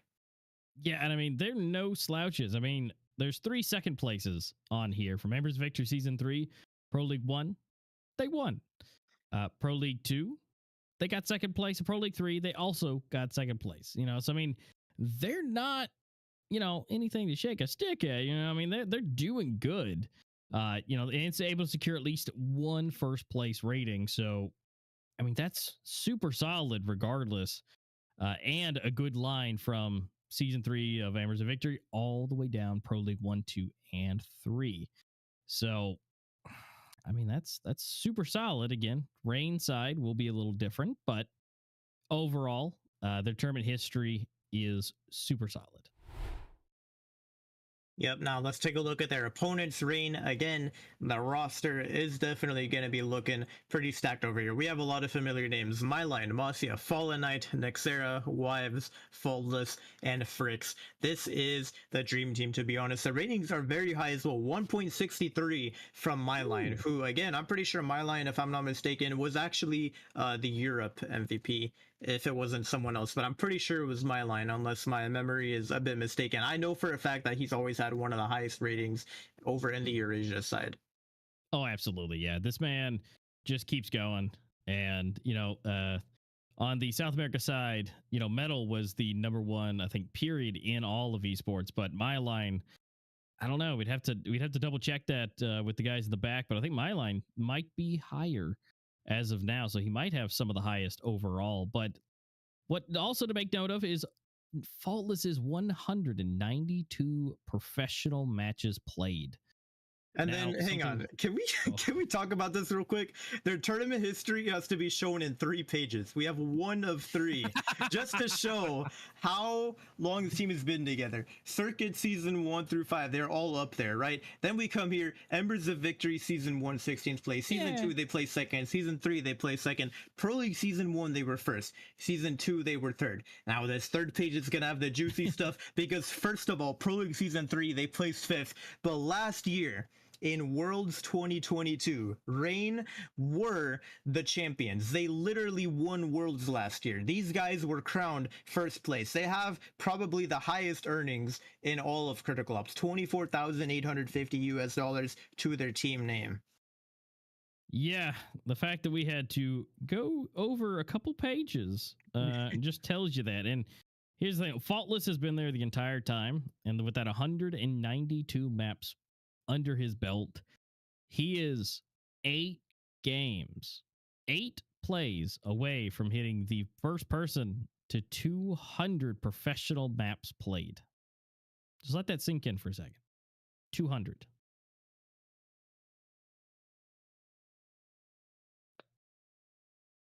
Dude, it's just, I don't know, man. These guys are absolutely crazy. There's so many stats to back these guys up. Let's go ahead and take a look at the roster lineups as well, just to kind of compare them. Again, I think the stats are probably going to favor Rain a bit more. They kind of just been the champions, and they've been together for longer. I mean, they had 3 pages of tournament history, whereas Merc, not so much. But again, as we get into this player comparison, we'll start sort of breaking down the ratings between these players. So MyLine, who takes a lurker role with a 1.63 rating, up against ARM, who has a rating of 1.39 with a KD being slightly lower. Win rate actually almost identical between these guys. But again, MyLine has played over double the maps. Yeah. And I mean, we get to see 134 maps for Scott, which is still a lot, and Masia, maybe not so much. But overall, I mean, the ratings are still higher by 1. But then as we roll down, again, everything's starting to look a little bit closer and closer with Vape with 152, 118 for Fallen Knight, and again, ratings all well above 1.0. And so you can see, really, it comes down to me. I think it's the KD and the win rate. I mean, because the ratings, things get calculated, but it's how often do they get kills and how often are they dying. So, I mean, with a win rate of, like, say, Y, 75%, but also Illis with 70% win rate, that's still super solid across the board.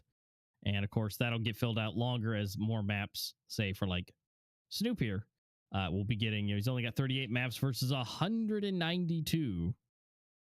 But he's still looking pretty good on his win rate and everything across the board.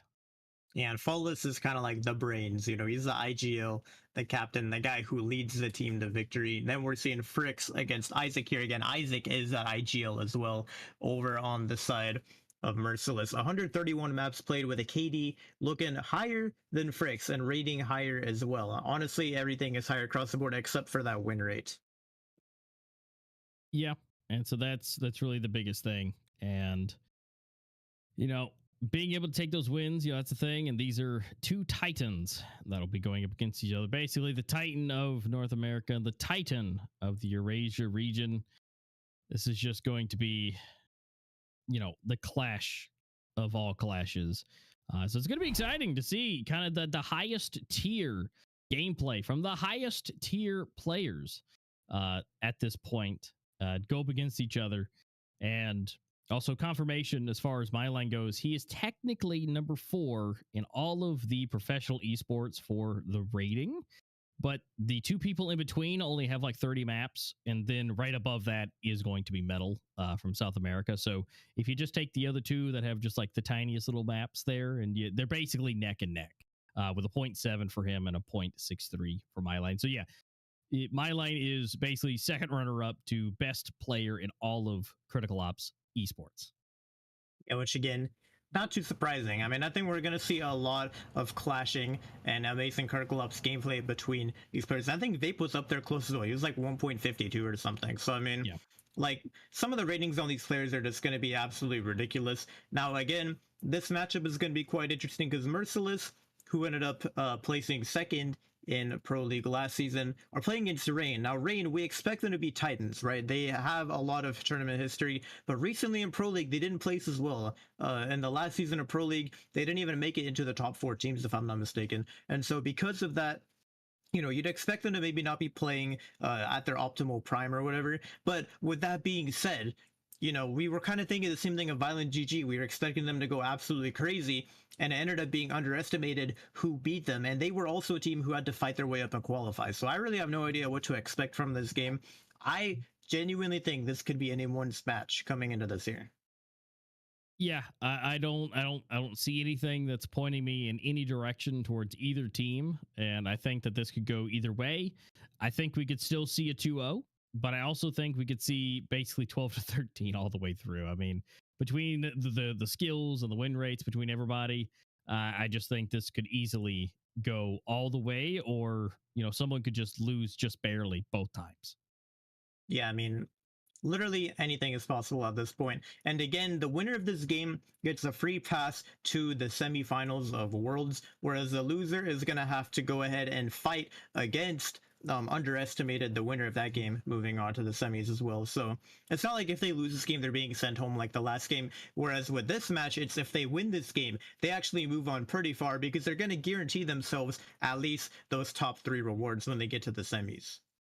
Yeah, and one of the biggest things is, say if Rain loses, this is going to be a rematch against Underestimated, which they won, right? They won against them, and they were able to do. And so hopefully we get to see that roll again.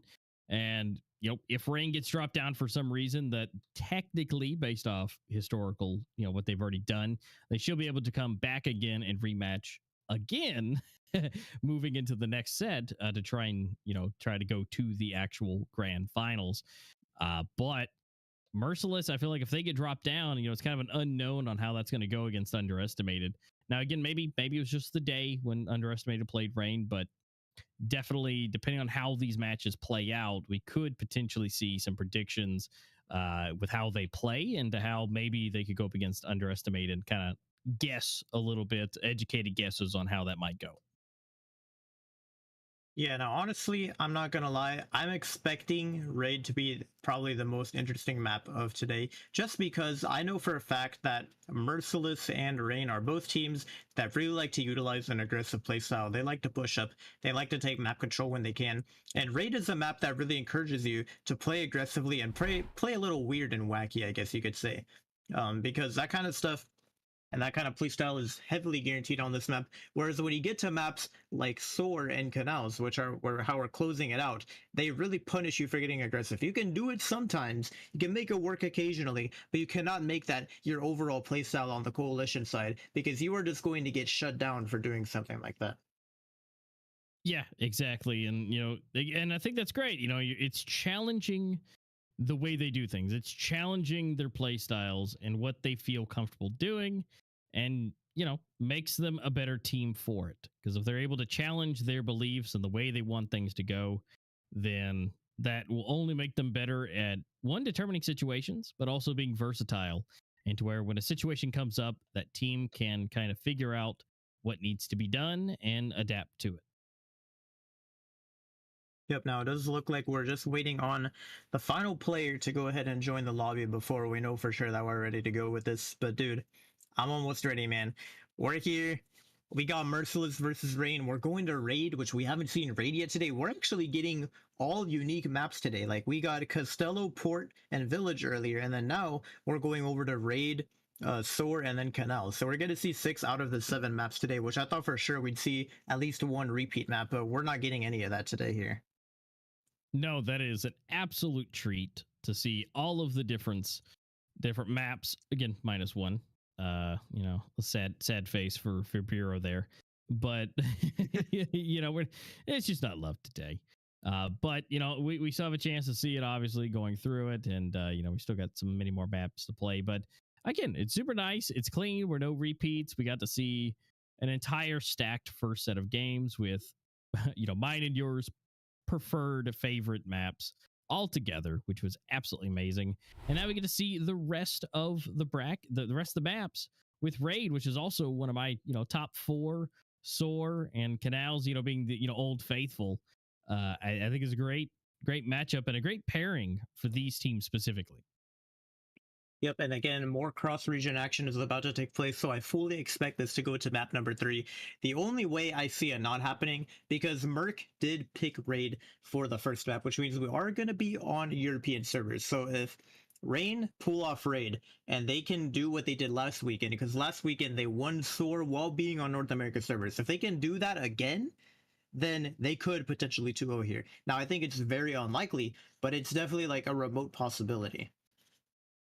Yeah, it definitely is. And I mean, it's not like, Rain is like exponentially terrible on Raid. It's just not one of their best win maps, but, they definitely, it's not a flip. It's pretty close to a flip of the coin of if they're going to win or not. And it just kind of depends. But I think with having, server capabilities and the fact that they're not terrible at it, it could, again, still go either way. Like, it's not completely out of the question.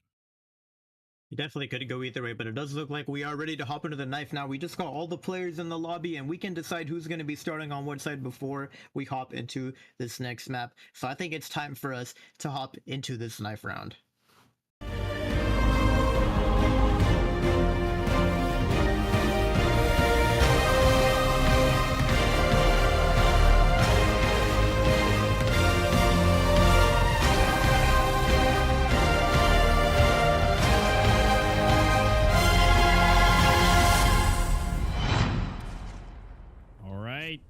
Here we are. It is raid map number 1 of game number 2. First knife round of, again, game number 2. So we'll be able to have these players. They have waded through the game number 1 and was able to see how everything went. Now they've got their knives sharpened and ready to go to see who is going to be hack and slashing their way to choosing what side.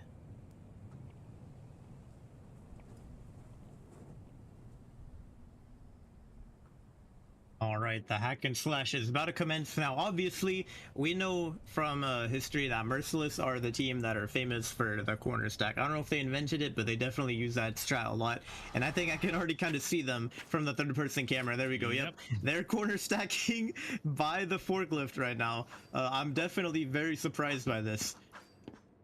Oh, yeah. What a surprise. Let's see if it works, though. Remember, this isn't their server, so it just kind of all depends what they're able to make connections here.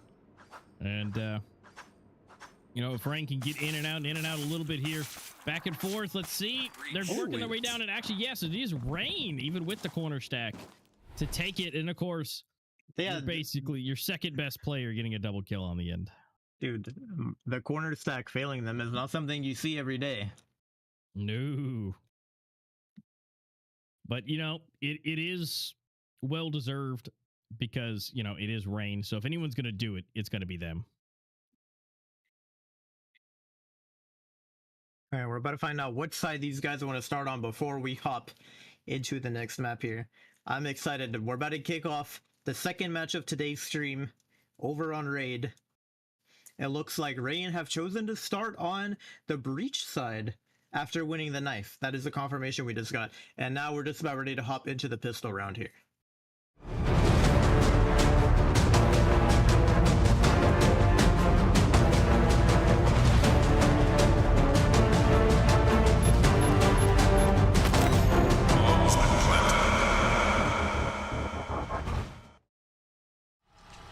Here we are, back at it. Sides have been chosen. The knife was commenced. Unfortunately, the corner stack didn't work out too well. But Merciless versus Rain, game number 1 of game number 2. Round number 1. Let's see what Rain has up their sleeve to get this bomb planted.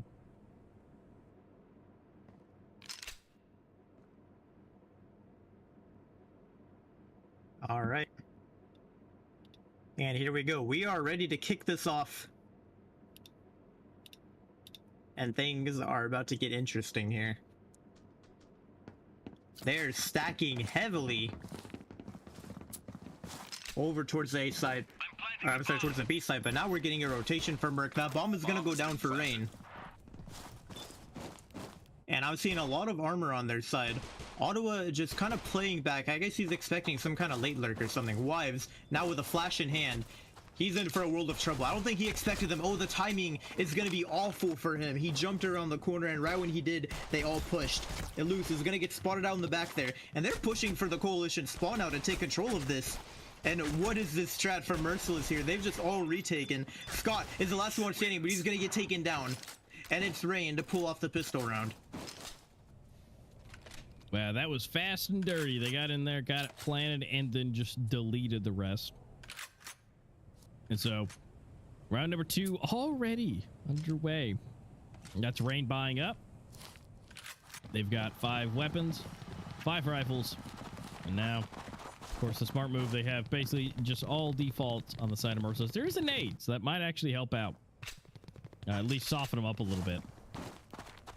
But they're going for a whole A push, and they are, wow, getting really aggressive. And Wives is ready this time. That nade does do a little bit extra damage, but with the flash, he escapes with his life. Just barely manages to get out in time. Eluse is going to get taken down, not able to rat in the corner much longer. Fallen Knight has been spotted over towards spawn. He has a lot of players to deal with back there. So it looks like he's just going to try to disengage and regroup with the team instead of taking those one-on-one gunfights. And Scott is going to get deleted by Nexera. And everyone is starting to fall apart on the side of Merciless. This pistol round should be over swiftly. Yeah, it definitely will be. As it is all up to Ottawa to 1v5 this. And in which case he gets 1, but not 2. And he gets taken down. So now it's all up to Faultless. He's gonna have to, he's gonna have to buy. He's the only one that goes down. But now Merciless able to buy up. So let's see what they're able to pull off in the first official rifle round. Because, this is their chance. They've got everything they could possibly want.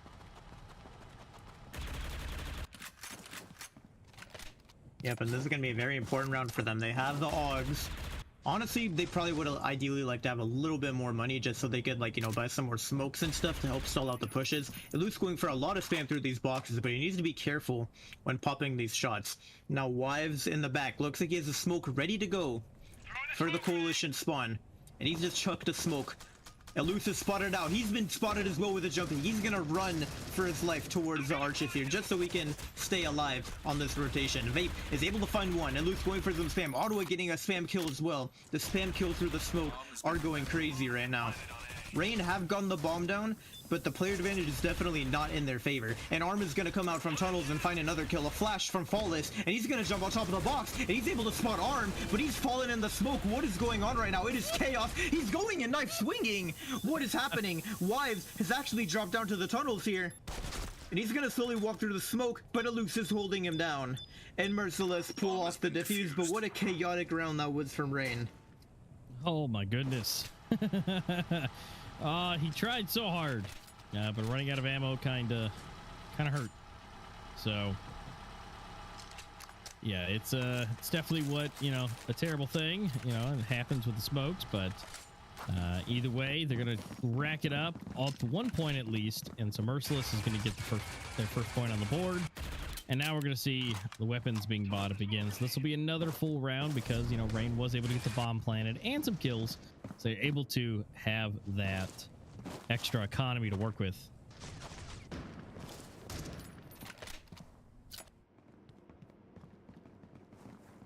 Again, still a solid round by Rain regardless, managing to drop 3 rifles from them there.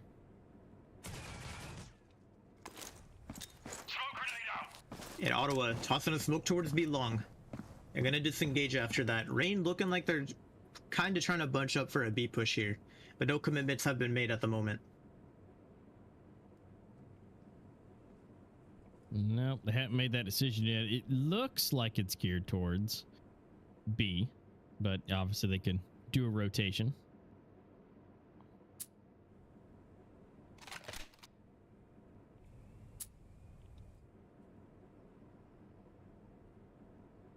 All right, they're just it's to a standstill. Nobody wants to make that move, but here we go. Moves are being made. Flashes are coming out. Oh no, and they are just busting into the site. Oh, the Fallen Knight, Faultless, Ottawa, My Line, all just busting in here. And well, it's 3 versus 2, and the bomb is in the B side still, whether they know it or not. And so it looks like a rotation might be looking like they're checking. Illis is looking, but trying to get some kind of confirmation for him.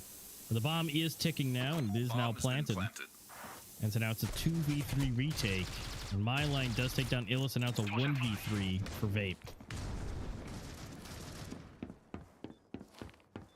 He's manages to get a flash down and gonna run all the way around the tunnels. And now Vape, it looks like he's just going for the save on the M4. Can't really blame him though.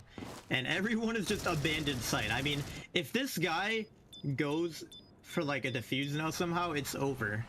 Now, fortunately for them, he's saving, but that could have ended really badly for Rain.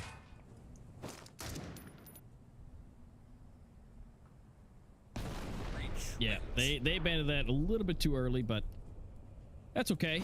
They're going to go ahead and snag that next point onto their board. So it's 1-3 right now with Rain in the lead. And with not a whole lot of money to work with, Vape is going to be the hero rifler.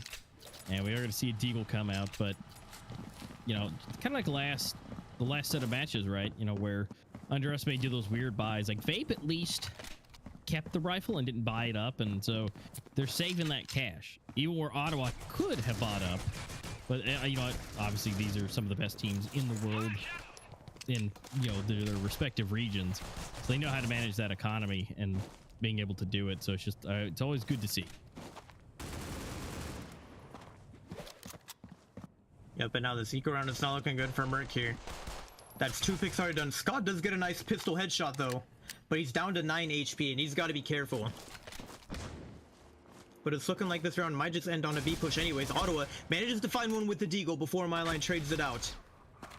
And Vape with a trade from that M4 he had saved earlier. Now in a 1-on-2, in a round that's honestly looking doable. Considering this was an eco round for Merciless, things have definitely turned around a lot in their favor here.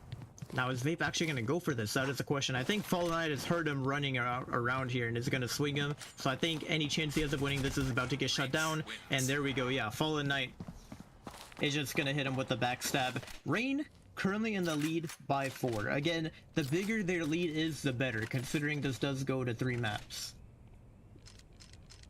It does indeed, but the biggest thing is this is Merciless's pick. Now, granted, this is on Rain's server. And again, that's what was kind of my point earlier was, you know, Rain's not terrible at Raid. It's just not one of their better ones. But having server advantage. Ooh, caught with the knife out. That's not good. You know, the nade coming in for MyLine. So Merciless looks like this might be a good chance for them to take this because Fallen Knight being under half, you know, it's not looking the best here. Yeah, that wobbing at mid in the beginning really put some hurt into Rain's fast push tunnels there. They gotta watch out for that. I know that's something Merciless like to do a lot, is go for those cheeky wobbings in the coalition spawn. I mean, it just really shuts down anyone who's trying to go for a fast mid swing. Yeah, and you then at that point limit your movement at least until after the bullet stopped flying. But at that point, you know, that time has left the clock, and then you have to determine where you want to go.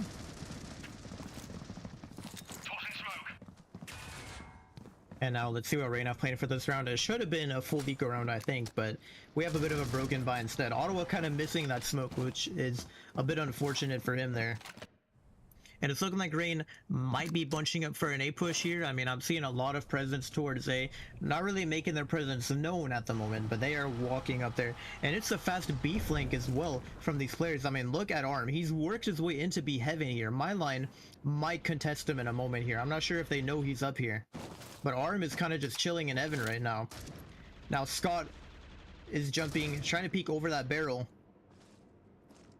And I think Arm can hear MyLine making noise B long as well, so they're probably a bit confused as to whether it's going to be an A or B commit. But Scott is ready for this. He's going for the jump peaks. If they catch him when he's jumping, that could be a free kill. And there we go. He spotted them out. He's done a little bit of chip damage, trying to back up in time. He has a flash in hand. And he manages to take down Flawless, but he is full blind, popping the reload. His teammate is there to support him though, but it might not be enough. Vape is going to get taken down, and Nexera with the swing. Eluse is ready to trade.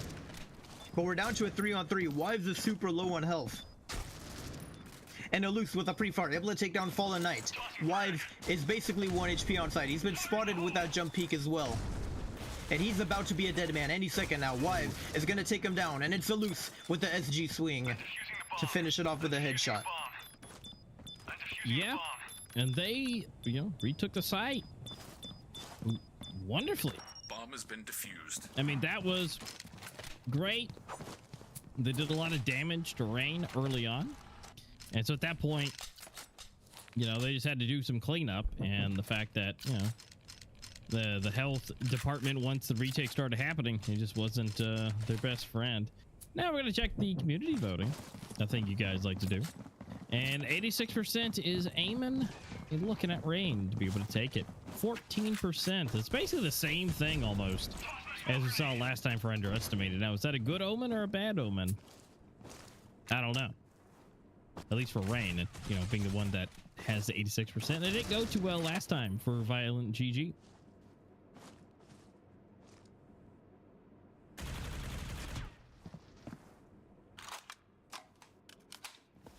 Alright, now we can see these players slowly starting to work their way. Bomb has been left in heaven.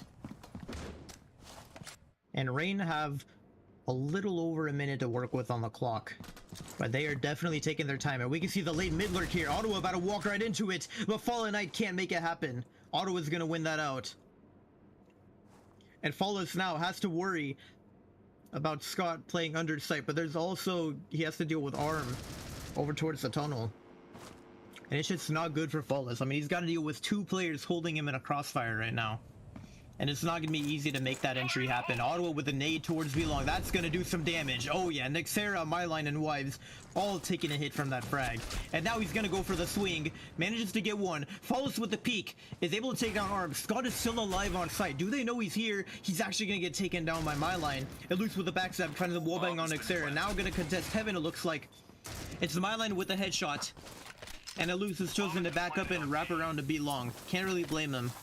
That Heaven contest is not going to be easy. He jumps over the smoke, kind of spots him in his moment for Heaven. But I don't know if Eluse can make this happen. He's going to have to push through a smoke in order to get this kill. Tries to smoke Heaven with the jump peek there.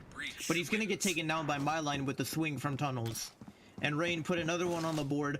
Merciless still putting up a good fight though. I mean, if they can make this game close, they're going to be in a good spot. Even if they lose it. Yeah, and I mean that was a well executed play and very fast, very fast motion there. And I mean, you know, giving it the best shot you can and seeing what is possible. So, I mean that's the thing is you see these players, when they are making moves, they're making them fast and they're dedicated. You see the crosshairs, the confidence between all of them. I mean, when they do something, they do it fast. I mean, there is no, wiggle here, wiggle there, wait 30 seconds, and it is, they know where they're aiming, they know where they're shooting, they know where people are, and they're going to check it and try it.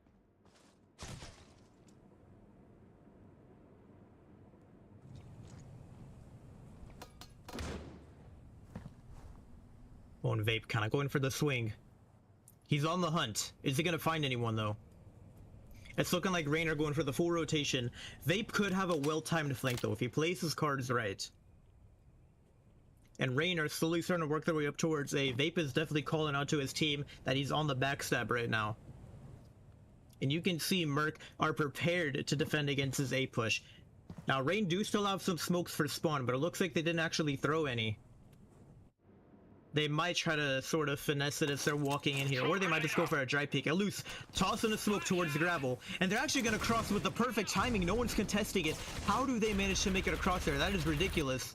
Actually, no, the bomb didn't make it yet. It looks like he's trying to get across, but he's struggling.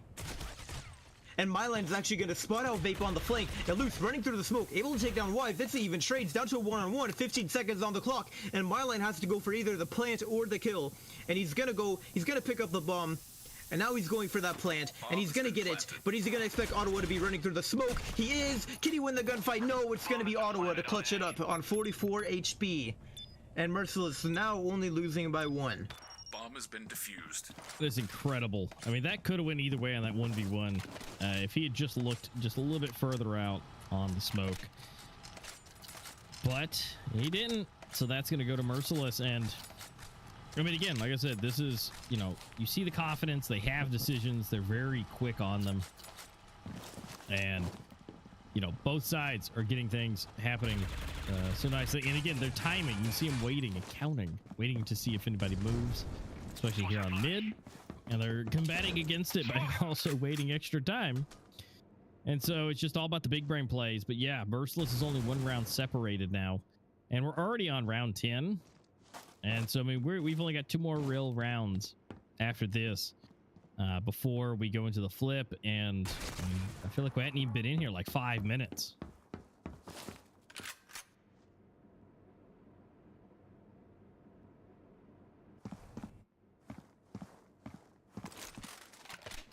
And we can see Rain slowly walking up B long. Fallen Knight is going to get taken down. But Rain should have a pretty easy chance at taking B here. Oh, and we see Arm starting to rotate toward. They think it's an A hit. Scott is on the flank here. And they kind of over-gambled towards it being an A execute, and they were wrong. And now it's going to be the bomb planted on B any second now. We can kind of see the flashes coming in from B long, and Faultless is going to toss that bomb onto site for his team. Arm is going to spot one out for just a moment there, but the smoke comes underway. And now that bomb is going to go down.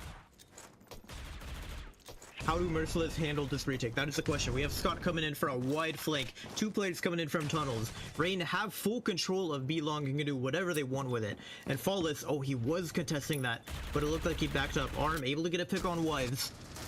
But Flawless gets a huge pick. Scott with a kill on B long. And he's able to win out the Heaven gunfight as well. Nexera is able to get one, and it's down to the one-on-one. He just has to hold out Scott. But Scott isn't ready for Nexera to be underneath Heaven, hugging the boxes. And Rain, they've brought 6 rounds on the board here. I think if Rain want to be in a good spot, they need to make this 8-4. Yeah, that would be great for them, but terrible for Merciless. But right now, the fact that it's 2 rifles and some pistols, it's a pretty good bet. Now, granted, we're going up against the best of the best, and so if anyone can do it, they can.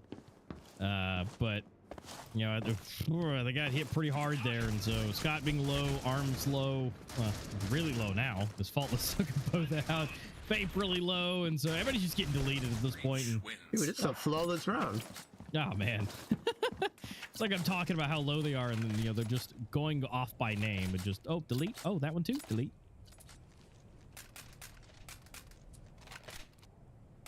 Yeah, things are definitely looking good for Rain here. Again, that 8-4 scoreline would probably be very ideal for them, but we'll have to see if they can pull it off or not.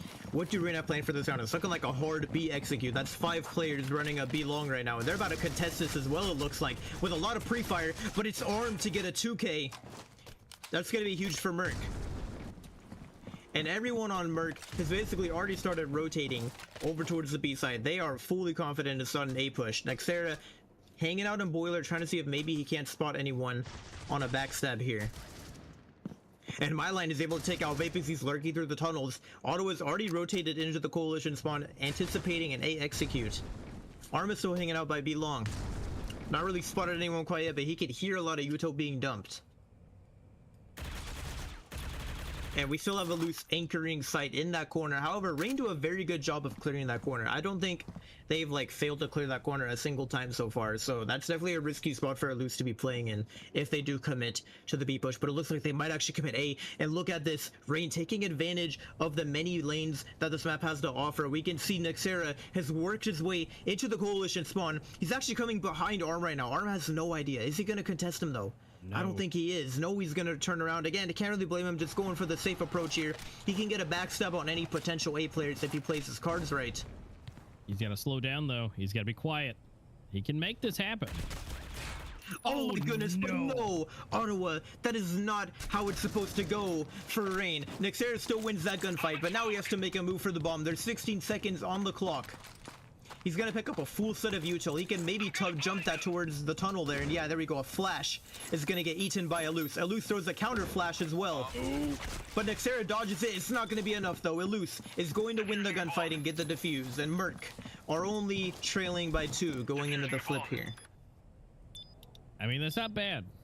That was good execution, good weight, good timing, and that double right there at the end was just nasty and really opened that up.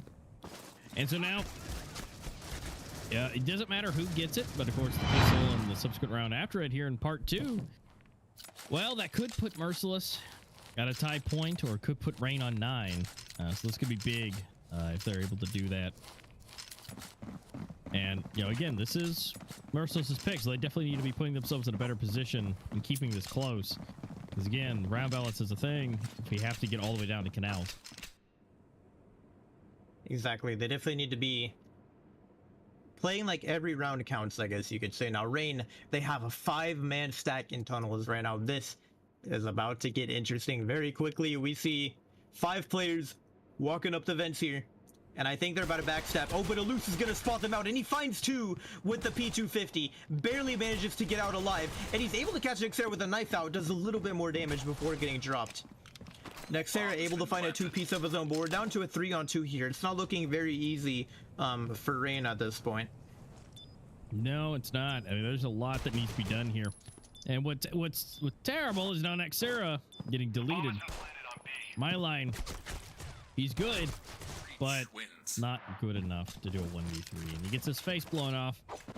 And so that's, in the best case scenario, for Merciless to be able to take it. And so now they're going to be able to buy up and be able to put themselves, hopefully, on an even score line.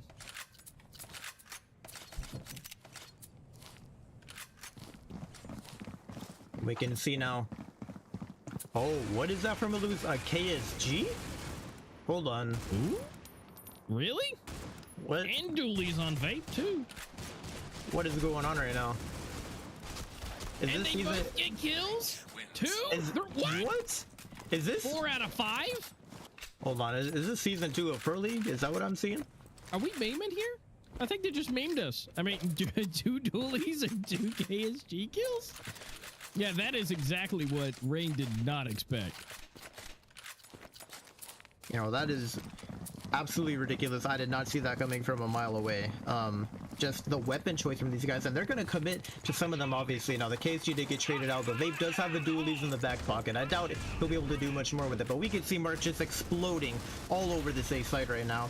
Fallout's going for some spam, but I don't know.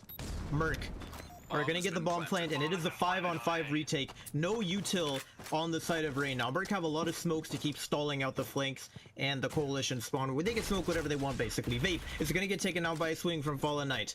And now I think these players are aware of this, and they want to play this a bit more to the best of their ability. Wipes coming in from tunnels, but he's going to get spotted out. How does he get that kill on Scott? And almost takes down Arm as well. Nexera pushing through the smoke, but it's going to be Merc to pick up the round. And Merc take the lead back for the first time this game. Yeah, this is looking good for them, but you got to be careful because they're rolling into, you know, the first real rifle round now. So now Rain has all the stuff that they really want and can really use. Surprisingly, maybe not so much for my line, but honestly, I mean, name with a deagle is still terrifying. And but what else is terrifying is everybody just got deleted, except for Wives. He is still here, but everybody just got put down. Yeah, so this game is definitely going quite interesting so far. Wives able to get one, but Ottawa is going to trade it out. And this is a little interesting. That's all I'll say. I mean, Rain are losing right now. I did not think they were going to be losing. This is Merc's map pick. They're not even playing on their own server, and they need 4 rounds to close this out. And by the way they're playing so far, it looks like they might be able to make it happen. Yeah, it looks like it. And I mean overall, again, when they do something, they do it fast. Like Nexera getting 3 in a row, just as they got deleted themselves the very round before. He still survives on 3 HP, but this is all happening in the fastest, most aggressive, but the most precise way possible. And this is such a treat to see the best of the best just going for each other's throats and being able to perform and execute at this level.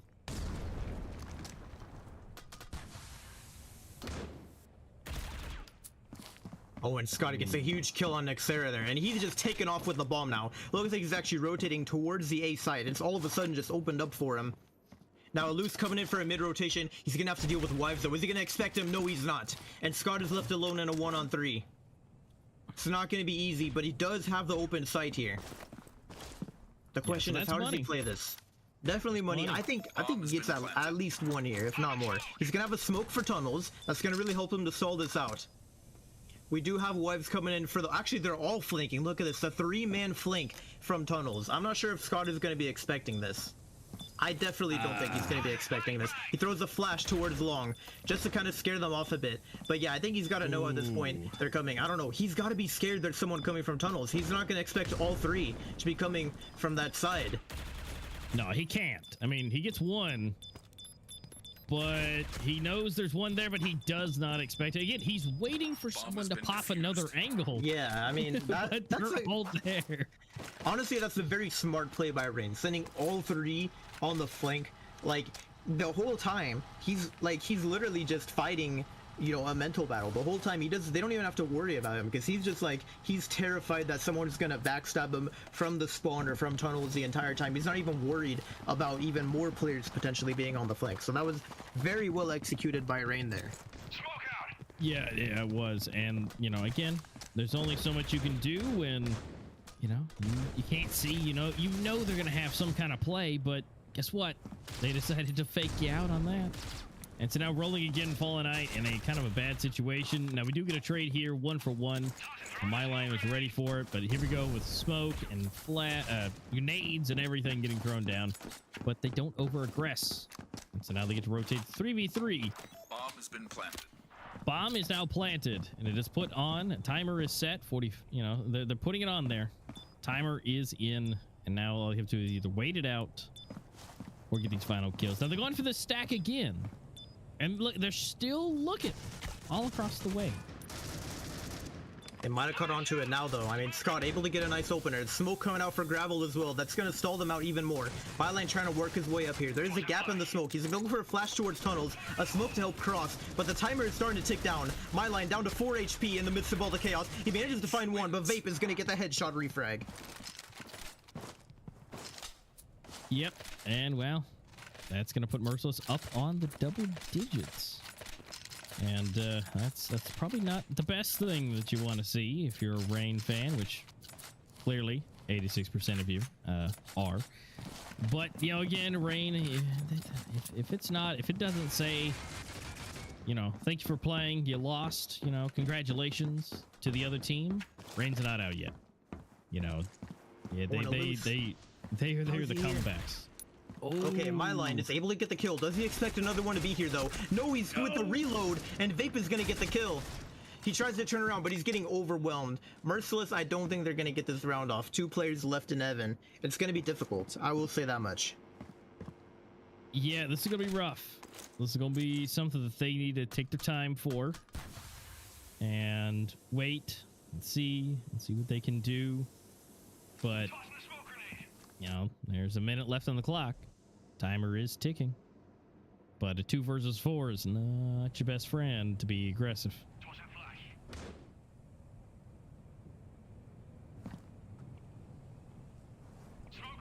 And again, the A rotation. This is probably like the most common theme among this game is the A rotation. At some point, like they're just like, all right, B didn't work out, we're gonna go back to A where it's easier. I'm surprised Merc aren't just full out exploding on the A side more often. Like I would have expected them to send like 5-man Gravel more often. Yeah, you would expect that, but apparently not. Oh, now But here we go. Wives could be the MVP here. I mean, there's no way they're not going to clear him when time is this low. They're not. Yeah, there we go. Arm going for the plant, but Wives is just sitting on site. Let's be honest, no one ever clears that corner when you're running low on time. But Ottawa gets the gunfight, and he's able to get the plant, or he's going to start the plant. He's got to get off of it, though. They're just going to overwhelm him there, and they're going to get the defuse. At least he manages to get the plant money for his team. To, you know, hopefully not put them in an eco next round, but this is looking good for Merciless. They put 10 on the board. Even if they lose this game, they're probably going to get to pick their own server going into the next map here.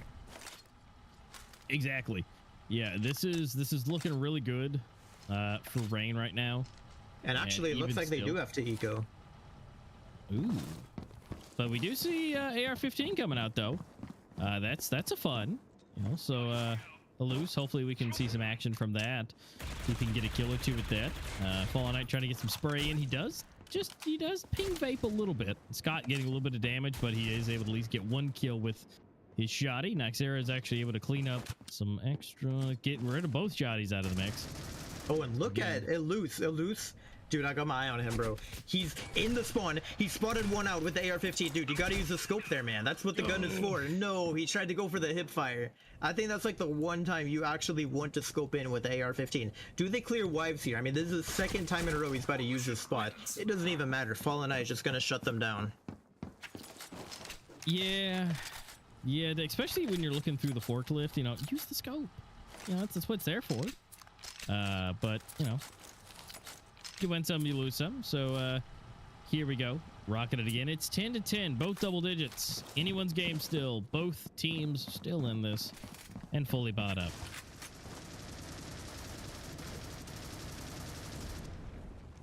Now, how are Merc going to play this round out?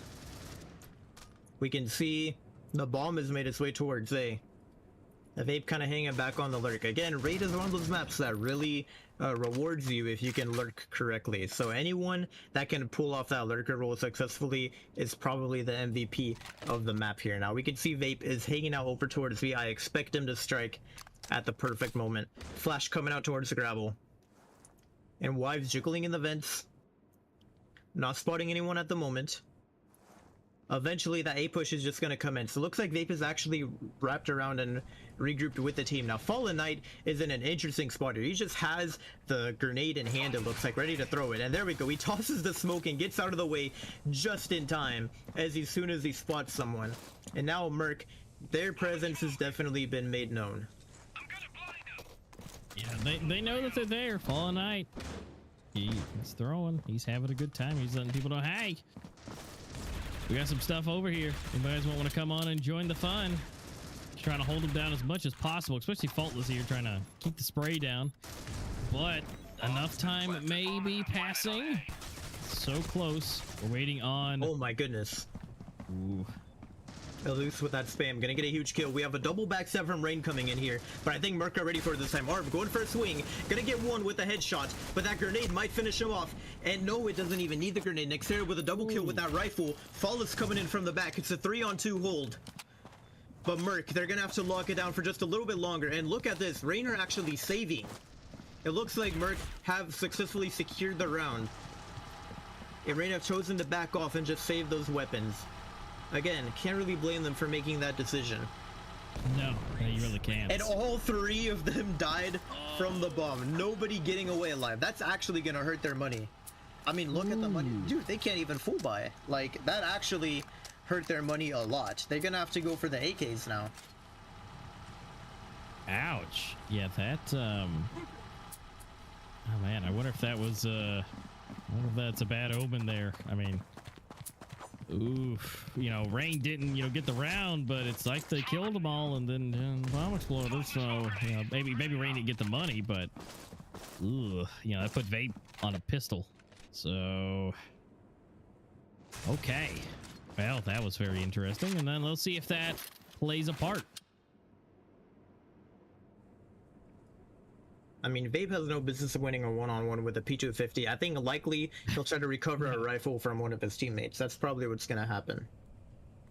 Yeah, he's going to stay back, maybe try and help out a little bit. Maybe if somebody gets a kill, he can take it.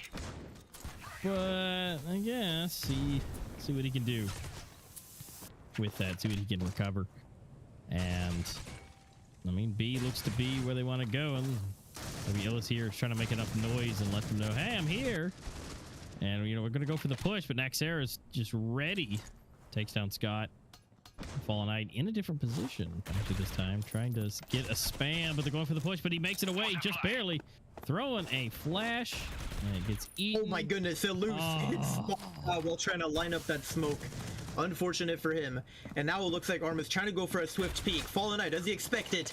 He does, but Arm is still going to win it out. Nexera with a trade on site, but it's down to a 4-on-2. Vape still yet to recover a weapon, but it looks like he actually did just pick up the SG from his teammate, and he's going to be running it down the A site. But Flawless is going to win it out, and that is the bomb dropped. Ottawa does get a kill on the B side, but that might be all he gets. Yeah, Wives is ready to trade it out. We're here 11-11. No matter how this game ends, at the end of the day, Merc have already done a good job. They've made it closer than Rain would have liked it to be. Yeah, and either way, you know, it's gonna hurt.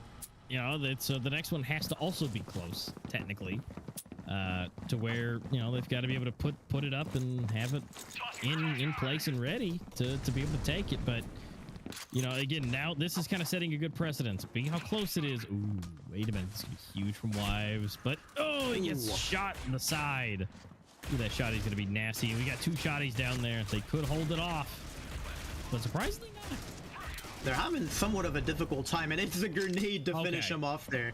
Still a solid eco round, I'll give them credit, but Aloof has gotten a backstab kill, I just realized. He's in the coalition spawn, and Ottawa just needs to stall it out if possible, but that might not even be doable. And Aloof finds one with the spam through the smoke, but he's left in a 1-on-2, popping the reload, and he's getting swung in the meantime. Flawless is going to take him down, and Rain have just officially brought us to match point. Yep, so that's one more. And, I mean, looking at the scores here, you know, Naxera is really coming in clutch, but everybody else is following suit pretty close by, 18, 16, 14, 12, but on the side of Merciless, everybody else is there is a little bit higher consistency, but again, it's the rounds. It's at the end of the day, it's the rounds. And you know, this is Rain's match point. They're putting everything into this. And well, Arm gets the first one. They could be changing it, could be upset and everything. But Wives technically is the lowest performing person on the team so far in this round. So him being gone may not be the end of the world, but that flash, that is not what Fallen Knight needed. So now bomb is planted. Retake is coming in. Punching into the air, Oh my falling from the sky. Fallen Knight able to get 2, maybe 3. He sees him. He's going for the spray. Mylane punches in. He gets taken down by Ottawa. Trying to get the spray in. Fallen Knight goes down, and it's all defaultless in a 1v2, and he gets 1 and 2. What? It's the flick, dude. What a clean shot. Oh. So the most experienced player in the competitive scene is prepared for the final 1v2 and flicks as hard as anyone else and gets the final 2 kills and puts us on 13-11. Rain taking Merciless's pick. What a fantastic first map. Rain winning with a score of 13-11. It was flawless to clutch it up in the final round.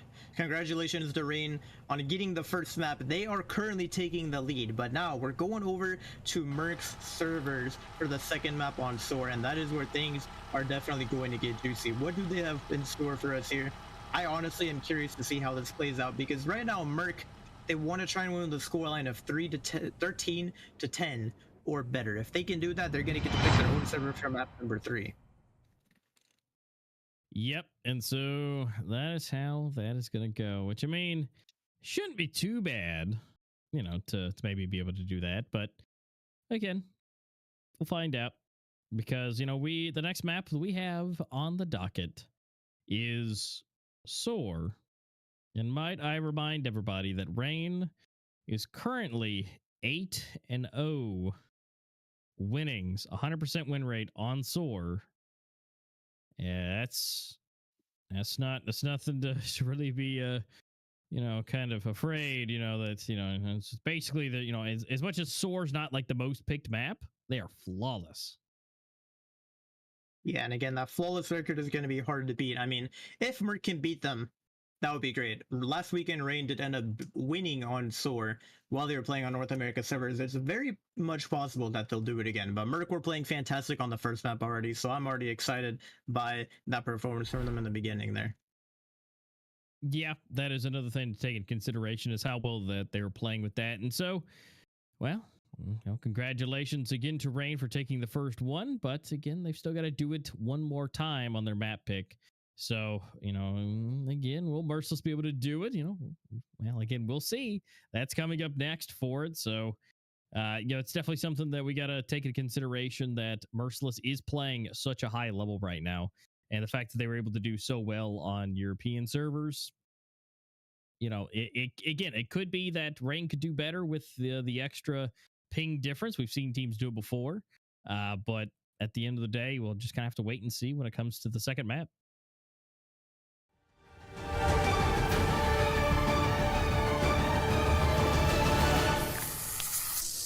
Going through the boiler, and Chele might be able to get a backstab on the match. Oh, they're ready for it. They're actually peeking the flank, but it's flawless with a 2K Fallen Knight finding a headshot as well. Chele's still hanging out around mid. He's gonna get spun in the vents, and he's actually taking off now. Actually, no, he faked it out, but it doesn't matter. Flawless with the jumping headshot. Def manages to get the bomb play, but he's in a 1v4. And this is not looking very winnable. I mean, maybe he could try and go for some crazy hero play, wrap around to heaven, but it looks like he's just gonna hang out by B long, and this is definitely gonna be an unlikely round to win. Still does have the full armor. He's able to get one, actually gets 2, and he's still pretty high on health. Manages to pop the reload there, but he has to deal with the heaven player as well. That makes his retake a bit more difficult, but he gets the headshot. But oh my goodness, my line is going to take him down. Still a good effort by Def. He turned a 1v4 into a 1v1. We got to give him props for that one. Spawn trying to catch the one off guard previously. That was successful, as then Rain is kind of stuck on the site themselves, and they can get flanked. Look, that coalition spawn player of Wives is getting taken down, and now they're all squeezed in from the site. As long as they can still hold, it's not problematic, and Xera's going to try to find a swing on top of it. You don't find it just yet. XD Gamer still been known. Myline with the kill. They've been successful to hold the site down this time. This Triton can still do something about it. They're gonna try to reposition. Triton with the nade kill. It's all down into the 2-on-2. 50 seconds left. Faultless next in line, trying to shut it down. He will swing, catching up one, runs away. Well done for him to chip them up one by one. All left to Triton. He's still blinded, trying to look for the final kill. Spots out the shadow, gets the kill. Nexera is all that's left. No armor to his name, so Triton, in that regard, might actually still have a chance to win this. Nexera will swing though. Seeing him now, swinging out for more. Triton maybe moving back. He's swinging again. He's gonna get the round. Triton wins it. Oh, this Eagle run from underestimated. Or actually, not an Eagle run. It was just XD with a Deagle. I just saw with a Deagle in hand. And here we go. Chelly able to open it up on a my line. That's 2 picks in favor of UE here. And Rain, can they pull this round off? I'm not 100% sure. Fall is already on a fast backstab though, and he spots 3 players belong, and he's just lining up the shots now at this point. But he doesn't even need to do it on his own. Fallen Knight able to get 2 with the swing. And Fallis takes down Chelly from... On the other hand, you gotta try some cheeky things. You try to try and move your way in. Still a 4-on-4 has been created, which allows for a chance to happen. Definitely allows for some plays to be quite useful. XD Gamer up on the side himself. Rain is repositioning back to A. There will be a peek from Triton coming through, I think. So that will be a fight that they're gonna have to take. In the meantime, Fallen Knight is the one to move up the ramp, so Triton should be getting taken out from behind. Yep, he will. And Faultless and Fallen Knights are cleaning house up. They've taken back control over the ramp as well. Now Faultless dropping. Might allow some juicy pieces to come through. XD Gamer, while being blind, capitalizing upon Fallen Knight, leaving Wives in a very awkward spot. He's going to have to find the 1-on-2. Otherwise, Underestimate might move their way up to 8, and they will do so by double peeking. Incredibly well done. The round looked... Because when you're isolated, Rain is also allowed to take isolated fights, and that's exactly what they're known for, of being so incredibly great at. They're great at the individuals as well. And Underestimated, when you're going for individual fights against Rain, you might still lose. It's like rolling a dice, and in the end, you're going to be losing those.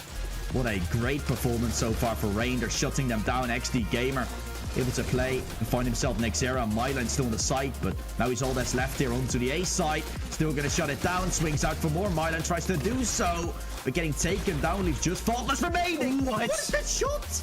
He's flying. Faultless getting it. And now needing one more. Triton out the corner. Faultless gets it. He wins the 1v2. Oh, Shell was the one running it. Gets absolutely demolished, so the entry from the Eagle does get found. The nade does a lot of damage without any armor, so it really does help. Death shutting it down with it as well. Myline still sticking, but now inside of a corner. Pretty much stuck. Faultless picking up the ratio, now trying to utilize it. Oh my god. Faultless. He's making everything out of nothing. See with 1 minute left on the clock, they're going to do regrouping once more towards that B side, or towards that A long position, putting pressure on B, which causes Underestimate to rotate all of their players over there, but that allows a free path to potentially come through all the way into reception. They're now pushing. Castello is there. Castello has to step up. He's switching weapons in the meantime. Good timing, catching him off. Deep trying to happen, but it's not going to do so. Mosha, he's shutting him down. 2 kills to his name. The play for Rain, which has been so good on the opponent's server as of right now. Flash comes into the side, tried to get it caught. Nexera with the kill. An absolute stompage coming through as now from both sides. Rain start pushing in. This is such a well-executed round. It's the team that has to show it. It is not the case, at least for now. Maybe it is the nerves. Maybe it's something else. At least things will have to be sorted out. 1 got taken, 2. We don't even see that, but Arm is pushing up, and full A side is already there. Merciless. I mean, I'm talking about toying that team is doing with a certain team. I mean, this is a prime example of it again. Scott takes 4. What is going on? Looks to go down, and they won't be able to disallow that from happening. Still flanked from the bridge spawn though to come in. Arm is going to shut them down, taking 2. 13 kills in counter, and they both in cafe. So that will be a very tough position to read the position from, unless Donnelly can go absolutely ham. The defuse comes in, they're sticking. Here, unaware, he will still be taken down. Donnelly has just shut down the round. Yep. No, he died. Ottawa was on it. Armors slowly falling. Explain the one to start things off. A good start has been created here. A good situation. Explain with a double. Noxic arrived to the site. trying to shut it down from happening. That's a smoke that will cut off his position. So allowed to get up to the A site, but still there is Donnelly. Still there is Noxic, and they shut him down. Oh, Violet GG. What a hold here on the Coalition side.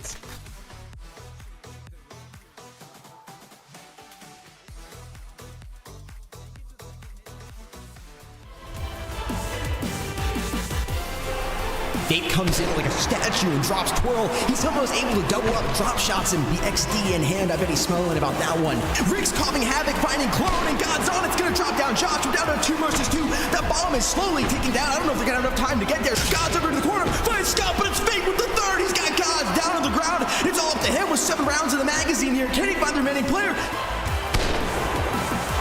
He's able to do so. Reeks is not wreaking havoc anymore, but that bomb's about to wreak havoc on Bait. He's got him defused. I don't know if he's gonna have the time. It's gonna come down to the wire here.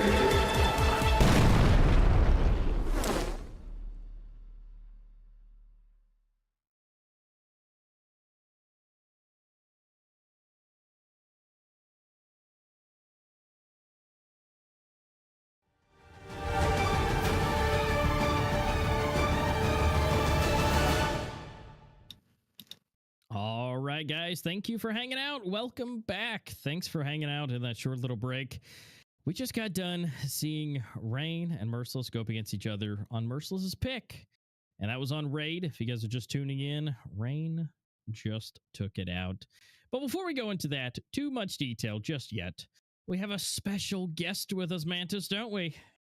We definitely do. Like, for those of you that are just tuning in now, or maybe you missed it from before, we just had the matchup between Rain and Underestimated from earlier. Or, I'm sorry, not Rain Underestimated, but it was Underestimated and Violent GG earlier, and Underestimated actually ended up winning, and now we actually have one of the players from Underestimated, his name being Tyler. He was one of the players on the team. We have a live interview with him right now, so we can kind of get some words from him on sort of, you know, the performance from that best of 3, because it was definitely an exciting one. Yeah, it definitely was. Tyler, welcome. Hey. Yeah, so Tyler, first off, I kind of want to talk a bit about your performance on that first map, because you were playing over there on Castello. I think you had dropped to like 22 kills or something like that. Is that just a map that you feel very confident on? Because I know that you definitely popped off on that first map.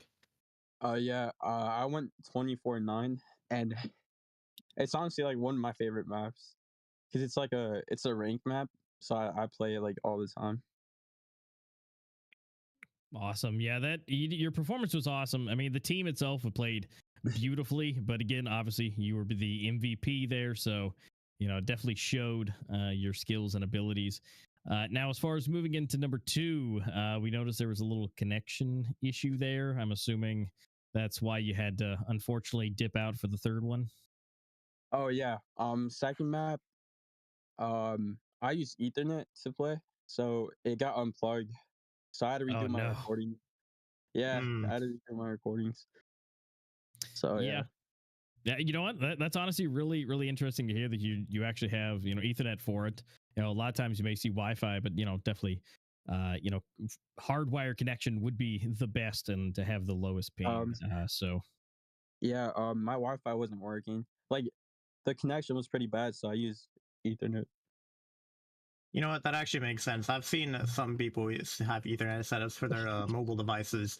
Now, I kind of want to know what was going through the team's head, particularly on those last 2 maps, because I'm not going to lie, it was like, it had us all on the edge of our seats. Like, I thought for a while there, I kind of made a prediction. I think when it was like 6-2 or something on port, I was like, I think you guys are just going to win this map. And then obviously they made, you know, a very good comeback on port, and they almost made the same comeback on village. And I thought for sure Violent GG were winning that once I started to see it get to 12-12 again. So would you say that, like, maybe you guys were getting nervous, having a hard time closing it out? What really was going on there towards the end of those games? The second game, we were just folding a lot. Like, we couldn't adapt to them. We kept doing the same things, like having 2 on A. And we folded 7 rounds in a row on port. And then the last game I had to go, so I joined VC for a second, and they were just like making jokes, so I didn't really hear anything.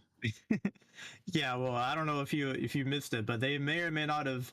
It was literally the same scoreline. It was 12-6 on Port, and then it was 12-6 on Village, and they let them get to 12 rounds on Village also before they ended up winning that final round. It was a clutch up at the end, but it was still like just very nerve wracking all the way around. Oh yeah, I tuned in when it was 12-6, and I joined VC, and someone made a joke about like, should we give him 6 rounds for the stream or something, and then I left. Well, joking or not, it may or may not have actually happened. You know, it got a little closer than probably you guys wanted it to. Yeah, it's definitely not something I'm sure you guys wanted to run all the way to the end. Yeah, it jinxed us. Well, you know, it was a great performance from you guys, and congratulations for moving forward. As far as, you know, the match we have currently going on, Merciless versus Rain, you guys went up against Rain before. Unfortunately, you know, it's, you know, getting dropped down. Would you want to go up against, if you had a choice, would you rather go up against Rain again, or would you rather try to take your chances against Merciless? I would pick Rain only because I didn't get to play them, you know, because I had to go somewhere last week. So yeah. So you'd rather try to go for the rematch? Yeah, for the rematch, because I saw they got close on EU, and then they just didn't play well on Soar. Like my team, not Rain. Yeah, I mean, they definitely put up a good fight in the last weekend, and I would be excited to see a rematch either way. I mean, you guys, congrats again on moving on. You will have a chance to fight your way back up. If you win, you're going to be going to the semifinals, of course, and then if you lose, you will be knocked out. So obviously, you know, a lot of the stakes are high, I guess you could say. I'm sure that maybe there's some pressure that you guys are feeling. Oh yeah. Our goal is to get like at least top 4. And we do feel a lot of the pressure, but like we're starting to get more active. Yeah, I mean, one more win is all you need to achieve that goal, so you're almost there. Yeah, that's what we're looking forward to. Yeah, it's good. I mean, always have something to go for. I mean, obviously, you guys would love to take first place, but having a nice secondary goal of at least 4th, you know, it's definitely something that you guys can be proud of. And, you know, some teams, you know, they get knocked out at a certain point. They're like, you know, we got whatever place, but, you know, be proud. You guys have made it here to Worlds. You guys worked your way up and qualified. I mean, that's no small feat. Yeah. Yeah, those qualifiers were tough because we had to knock out, like, because I had a friend from a team that knocked out. His name was Dom. So yeah, I was kind of sad, but it was also good for us because they got knocked out. Like, we slammed them. Yeah, I mean, you guys have kind of fought a long way up and obviously proven everyone wrong with your name. I don't know if you noticed the community votes, but going into your match there, I think it was like 86 or 84% voting for Violent GG and only like 16% voting for y'all. So, you know, maybe you guys, you know, proved a lot of the community wrong. Oh yeah, I saw that. Someone DM'd me. Someone DM'd me the 84%. Yeah, so you guys just absolutely blew them out of the water for that, and kind of sucks for the people who voted because they're not going to get their points, but you know what, you guys made 16% of the community super happy for winning. Yeah, I saw most people betted their points on BGG winning. I mean, you look at the tournament history, I guess it makes sense. They were kind of those Pro League champions from the last season, so I don't blame people for voting for them, but yeah, I think you guys definitely deserve more votes. Yeah, and some people won, like, betted all their points on us, so they won a lot. Yeah, they must be real happy with that. I'm sure you got your DMs from that of like, yay, thanks for getting all the extra points for it. Yeah, I got added a lot on COPS. All right, well, Tyler, congrats again on winning and moving forward. Thank you so much for taking some time to join us and talk about your performance in that last match. All right, thank you. All right, fantastic interview. I do believe we're just about ready as well to hop into the next round. It looks like almost everyone is in the lobby and we're ready to take things over to Soar. on those North America servers. Rain have quite a battle to fight here because they need to win with a scoreline, or I'm sorry, Merc have quite a battle to win here because they need to win with a scoreline of at least 13-10 if they want to pick their own server for Canals. So I think we're ready to hop into the knife, kind of waiting on that final confirmation before we make sure we can send it over that way. But yes, 13-11 for the last map, which means Merc can only allow Rain 10 rounds if they want to pick their own server for map 3. Or maybe Rain will just do what they did last weekend and they'll just win on Soar anyways, even though it's not their own server. Yeah, I mean, it's totally possible. It's totally possible that, you know, Rain is just going to do it again. Again, they're flawless. Flawless. 8-0 on Soar. Now, technically, you know, this is a possibility that this could be Rain's first loss on Soar. But then again, you know, who would expect Soar to be picked? Even though they're 8-0, you know, a lot of people don't typically choose Soar. So again, it's all the above. We'll have to wait and see what they're able to perform. But Merciless, hopefully they are ready to go, and they get to choose. You know, some maybe their side. Maybe they get the the knife, and they get at least have a chance to go in the coalition and give themselves a bit better of a chance. Yeah, we'll be finding out what side they want to start on in just a moment here, though, because it does look like the knife round is ready to go underway. So let's hop right into that.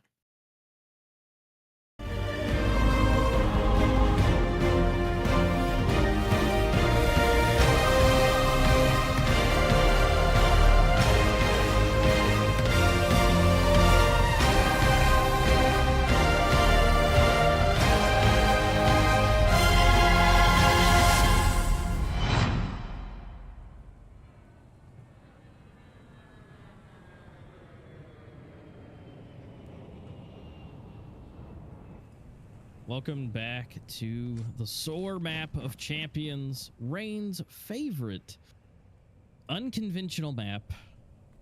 Their flawless run. But let's see who can take this knife round. They are not letting any time go. They're running in for it, and Rain able to get 3, but someone is on the run. They're all the way gone. My leg does unfortunately go down, and it is up to just Wives. He is just waiting here, waiting for them to come. He does have a friend with him. That is Masia, which, by the way, Fallen Knight does unfortunately have to leave the room, and Masia is going to come in to have a good time. And they're coming back. They've circled back around. It's a 2v2 knife, and now coming in is arm for both. Oh, wow. So that is going to be Merciless getting the knife round. So that gives them the best case scenario for them to be able to maybe, just maybe, take down Rain.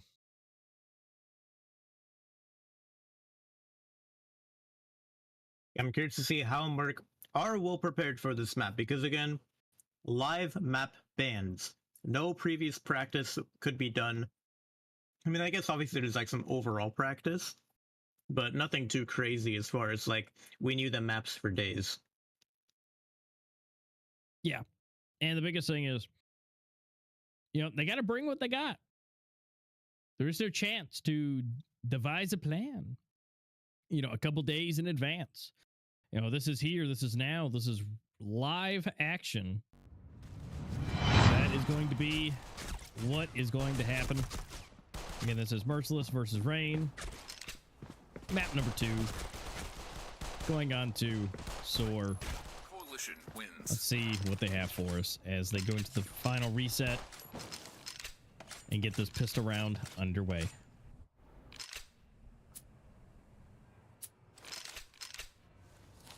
Yep, and we are hopping into that pistol round right now, and it is time to jump into this match.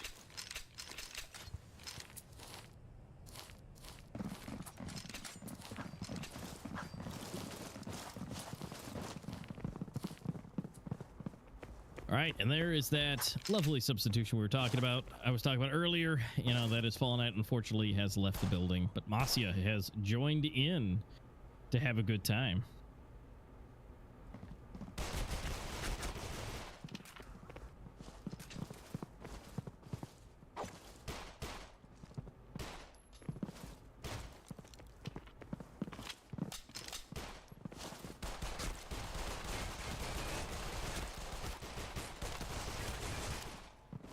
right, and everybody's going down. Masia, Myline, 2, Arm, getting one for himself, Myline for another one, and it is all up to Illis right now.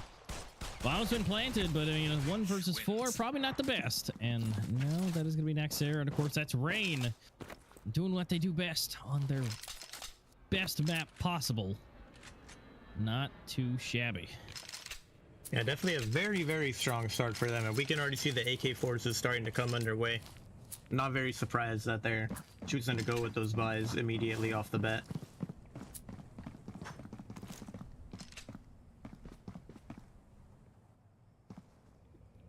And we can kind of see these players bunching up towards pool and ramp as well. Not really committing to anything quite yet. Rain playing it slow, which again, we're going to be seeing this a lot on the map of Soar here. And Arm actually gets a nice opener with the XD before getting traded out.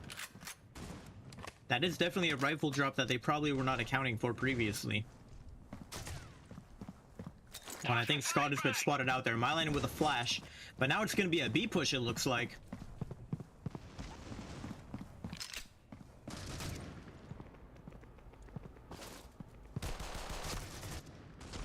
And Naxera able to find a kill on Masia as well. Vape is the last one standing.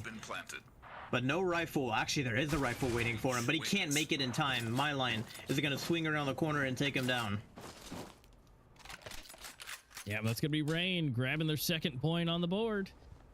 Now, first rifle's coming out. So let's see what Merciless can do to defend these sites against Rain's craziness. You know, again, this is what I expected from Rain, to be able to take the first few, but now that we've got some rifles underway, hopefully Merciless can put up a bit more of a fight, and now that they have also the equipment to maybe help. But, you know, when I say equipment, I mean, like, a lonely smoke.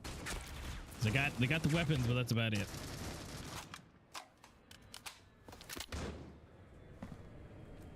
Oh, and Scott backing up, choosing to play over by the generators here. Naxera contesting pool, but Arm is going to turn just in time from the flash. Wives ready with a trade, and now it's left to Scott. Over by generator. What can he make happen? He's going to peek around just in time, and he's going to find 2. Mossy is ready for a refrag, but it's Loose with the backstab to take him down. And Merc get a first much needed round on that board.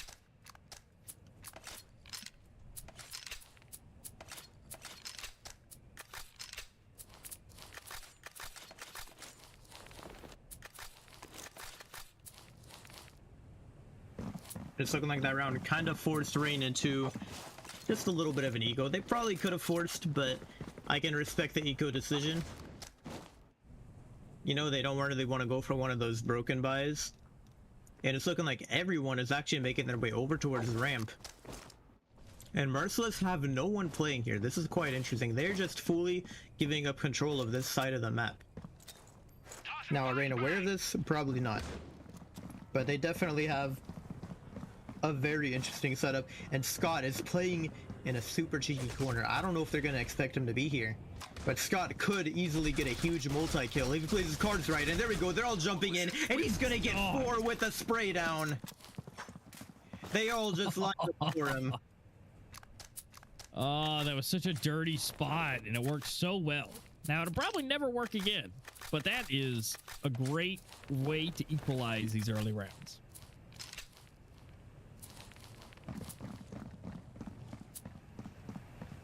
All right, it's 2-2. Scott doing what he does best. And now preparing himself to get into another sticky situation. But Rain, well, they've got the bomb at least in a nice safe position. And they have a chance if they need to recover it. If anybody gets deleted, Ottawa's coming to help save the day. So I think this is it's gonna be one of them slow rounds for once. Being able to bring that in, take their time, not make any mistakes. Oh, and Flawless gets spotted out. Ottawa playing in reception, goes for the frag. He tries to run away. He does manage to disengage in time, but I think he knows they're on the hunt for him. He's actually going to hide out behind the bar here now, it looks like. We can see Scott playing by the generators here. But no, MyLine is going to take him down. And MyLine with a flash towards generators as well, just to show a bit more threat for Vape. But they're actually going to commit the round over towards B, it looks like. And Eluse is in trouble on site. Ottawa swinging around the corner, manages to get one. And then backs up in the cover of the smoke. Peeks out again, and he finds two more. Someone needs to stop this man. He is a demon. The last two players coming in for mid. But that smoke is going to fade any second now. Ottawa's going to get dropped. But it's Vape pushing through the smoke. Wives has somehow managed to escape alive. And he gets the kill on Arm. Ooh. And Vape is the last man standing. It's a one-on-one. Wives down to 7 HP. He has no ammo in the AUG. This is not a good look for him. He needs to pop the reload. I don't think he knows. Yeah, he just pulled out the pistol. And it's Vape to take him down. Yeah, that was a little weird. Not popping the reload, but you know, you get a little nervous sometimes. You get into the groove of things, and well, sometimes things happen. You got the bomb planted at least, so that's gonna help out too. But here's that replay. Look at it. Look at this critical moment that we're gonna see here. 1, 2, 3, 4, and Illis gets one extra one to fall down the stairs and to take the round. But yeah, that was beautiful from Scott. But now Merciless actually taking the lead. Now, of course, you know, Rain still has a chance. They're still close, but you know, it's not the worst thing in the world to see them Merciless take the lead against Rain's pretty much best map they have.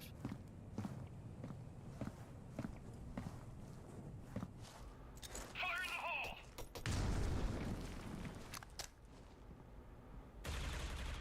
And we can see Ottawa getting ready to maybe set up a crossfire and reception. The bomb is still hanging out by ramp, so he might potentially get some action this round.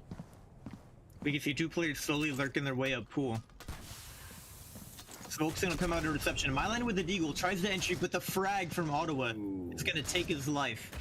Ottawa going for the swing now through the smoke. Falls is gonna trade, but Scott is ready to refrag. And Nexera takes so much damage there. How is he alive? He just barely manages to escape with his life. And he's still holding this angle. Oh no, he backs up at the worst time. He manages to find one, but Arm with an easy trade to put Merc back in the lead. Yeah, and at this point, they may just decide to go eco at this point. I mean, they probably could buy up some, but again, you know, Faultless at the helm, his, you know, economy, you know, typical knowledge that he has to manage all of that, you know, knows, hey, should probably not, you know, sure they got some upgraded stuff. They got some deagles. Scott's fully blind, and you got some deagles coming, which he does go down. There is one, but okay, not bad. We got 3 kills so far. And honestly, for an eco, that is wonderful. But guess what? They have recovered weapons. It's a 2-on-2. This is absolutely still doable.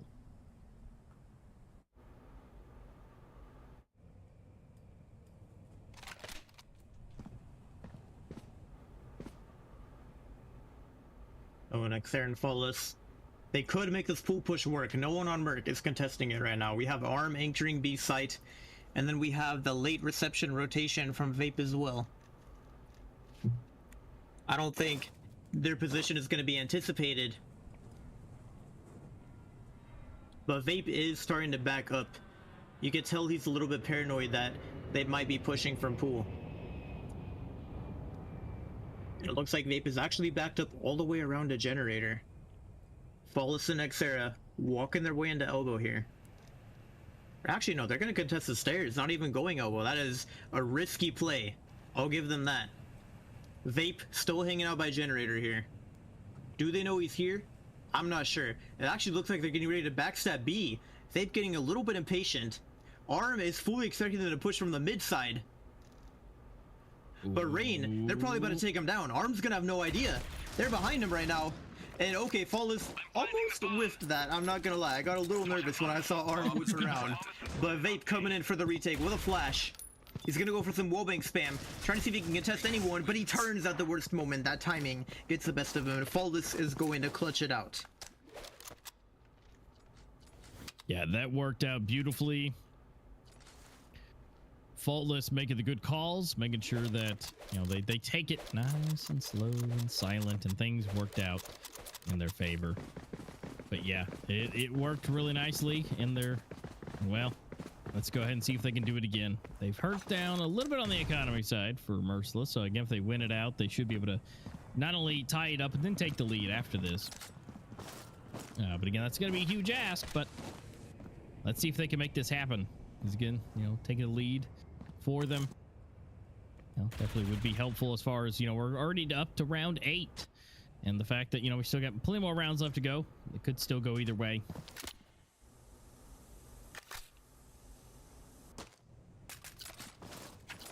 I don't know what is going on in the spawn over here. Rain kind of just messing around, taking their time. We're down to a minute on the clock.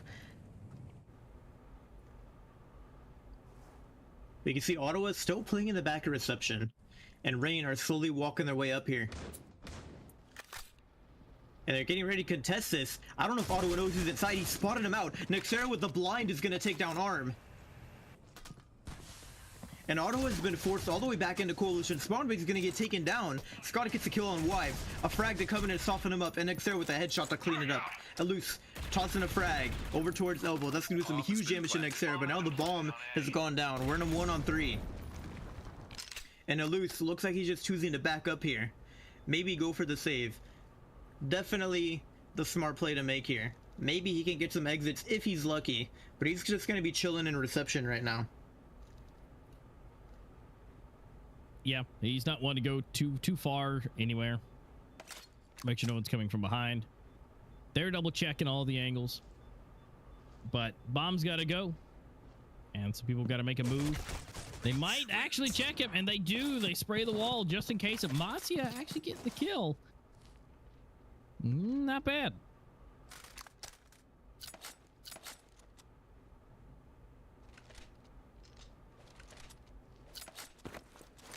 And we're all tied up now, but Merciless having to take an eco round.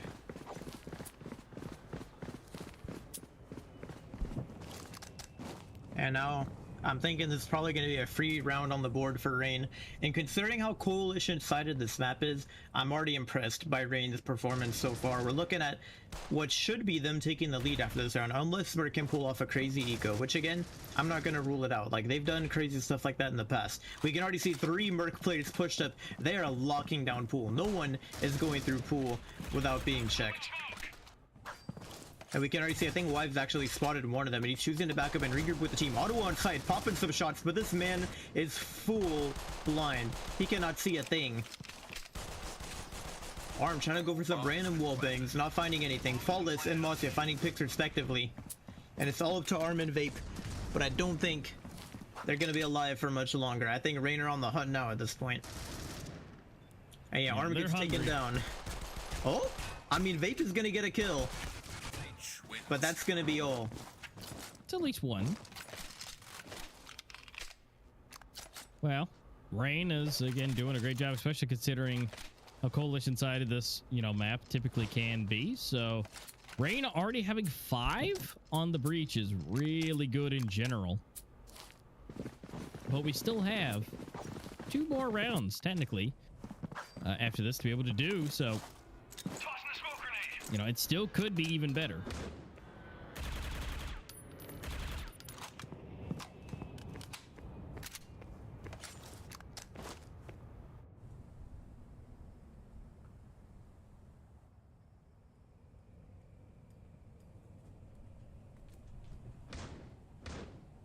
It's looking like it's going to be a pool commit for this round. 3 players on the side of Rain making their way up there. Bomb heading up there as well. Scott anchoring by the tree.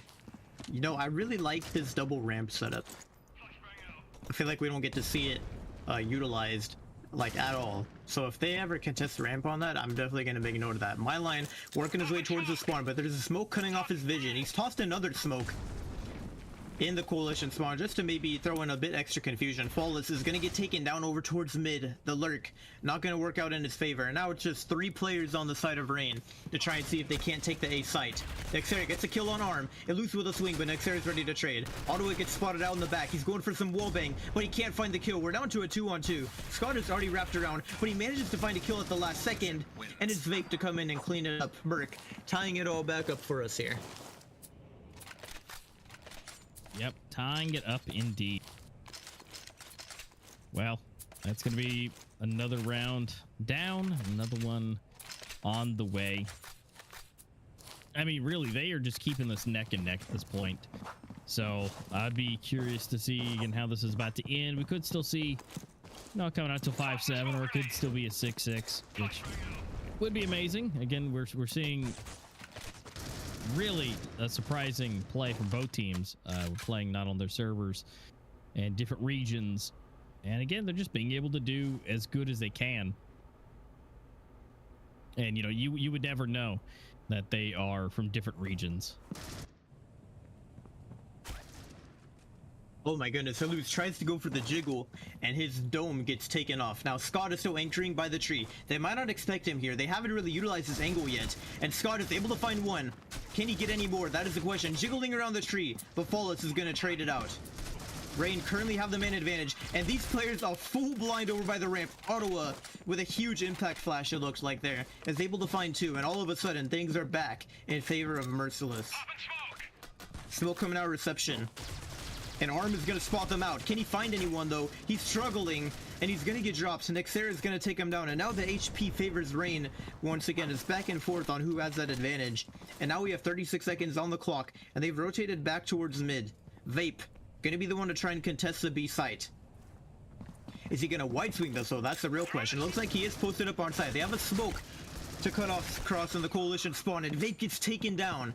Ottawa running into sight here, and he just barely makes it on in time. Tries to go for the jump peek, but Nexera is ready with the headshot. And Rain take the lead back. Dude, this back and forth action is absurd. But again, like I was saying earlier, considering how coalition sided this map is, Rain are already doing a fantastic job, and they're really showing us why they're undefeated on this map so far. Yeah, these guys, I mean, just rocking it out again, just rocking out, doing what they do best. But wait, did I see that? Yeah, there it is. Faultless bringing out the U ratio, trying to move it forward a little bit. So he's going to be able to have a little bit of dynamicness to have it, use it, swap back in and out with it. He's just trying to get it forward just in case to have a backup weapon, it looks like. Ooh, that nade doing some damage, but overall, you know, let's see what this does. See if we can keep them on their toes. No. But no, that's what happens sometimes with a glass cannon. You get one shot, and if you miss it, then that's how it is. Ooh, and they recover it. Lewis has a sniper in his hands now. I've seen him do some nice stuff with a sniper in the past. Looks like he's just going to be jiggling reception here. And Scott is posted up by the smoke. He's in a decent spot, but he's a bit exposed if the smoke fades. Myline popping some warning shots there. You can see the bomb was slowly starting to network its way up the pool, but it's chosen to back up and perhaps regroup over towards mid. Now, Vape is in a super aggressive spot. There's no way they're going to expect him to be here. And he's able to find one before Nexera gets the trade. We're down to a 3-on-3. Arm does not have a rifle right now. Looks like he's trying to make a play for the sniper. He goes for the swing, but he can't find the kill. Ottawa's ready to trade. And Mossy is down to a 1-on-2. He has to work for the bomb, which is behind him. Goes for a smoke in the coalition spawn. But it's Scott ready to hold him with a headshot from the AUG. We're all tied up going into the flip here. I honestly have no idea who's going to win this game right now. It's hard to say. I don't know. And I mean, as much as this is a coalition-sided map, I mean, the fact that Rain got 6 was awesome. But, you know, if they can, you know, do what they do and maybe do a little bit better on the coalition side, this could be the start of the end. But again, we'll know as a couple more of these rounds go on. This is definitely, whoever gets this pistol, it will be big. It'll be a great first start. And Vape is positioning himself really nicely to get some of the side shots, but apparently doesn't do much with that. Ill is trying to get himself some, but not a whole lot coming down the pipeline. Ottawa for one, Myline for another. Going out for a nice little trade. Scott trying to come up here, seeing if they can double peek this. Looks like the arm gets broke, but he gets at least one on Scott. Masya backs up though, 13 HP. 2 versus 3. Oh my goodness, Arm. No. Dude, I've actually seen Arm have so many clutch moments like that where he just like gets that 2-piece when like it just doesn't feel like he's about to get one. And now Moss is on 13 health. The round that should have been Rain's is definitely no longer going to be theirs. I mean, yeah, Masia just gets breathed on by a loose, and he's going to get taken down. And Merc pull off a pistol round that, honestly, I don't think should have gone in their favor if Rain played that a little bit better. Yeah, I feel like if that double hadn't had happened, that would have absolutely been Rain's round. But like I said, Arm has done multiples of those clutches and being able to just make something happen that probably shouldn't have, but it did. And so now they're going to try it again. Got rifles running. They're just going to go ahead and spray my them. god. Oh, no. Oh, Where's this chaos? KSG. They got one. Wait, is the loose going to keep that? I mean, there was no upgrade to buy. I would not be surprised if he keeps it. Nope, he's bought the upgrade. Nope. Okay. He spoke too soon. yeah, that would have been fun, but it did its purpose at least. It got him 1 kill, which I suppose is well enough at this point.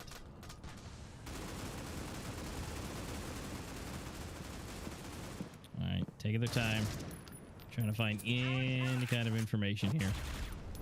Rain, now that this first rifle round, first real action, now they can see what they're able to secure here. A lot of grenades, a lot of flashes, things flying. They're not even half over yet.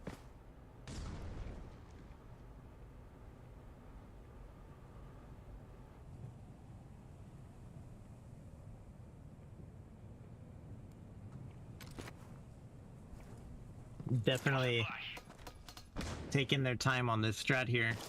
We're down to a minute on the clock. Elu slowly working his way up. It's looking like it might be a mid-execute here. It's going to be Wise and Nexer to try and shut them down, but Nexer is going to get dropped. Ottawa finding a headshot. But they're actually backing up off of that kill, it looks like. Or at least they're not committing to it immediately. Wise is going to get taken down, though. Byline finds the pick of his own. Mafia pushing through the smoke, able to find one. He gets a second, but Ottawa with a jump peek is going to trade it out. Do they expect Myline to be on site right now? That is the question. I don't think they do, but no, Ottawa's going to trade it out. And Merc pull off 3 rounds in a row so far for the half. Oof. You know, and I say coalition sided, but it's maybe not so much. But again, Soar is Soar, and it can go either way depending on what team it is. And technically, again, there's 3 wins, 3 losses for Merciless here, and 100% win for all 8 for Rain. But it looks like at the current stage, this could be the first loss for Rain.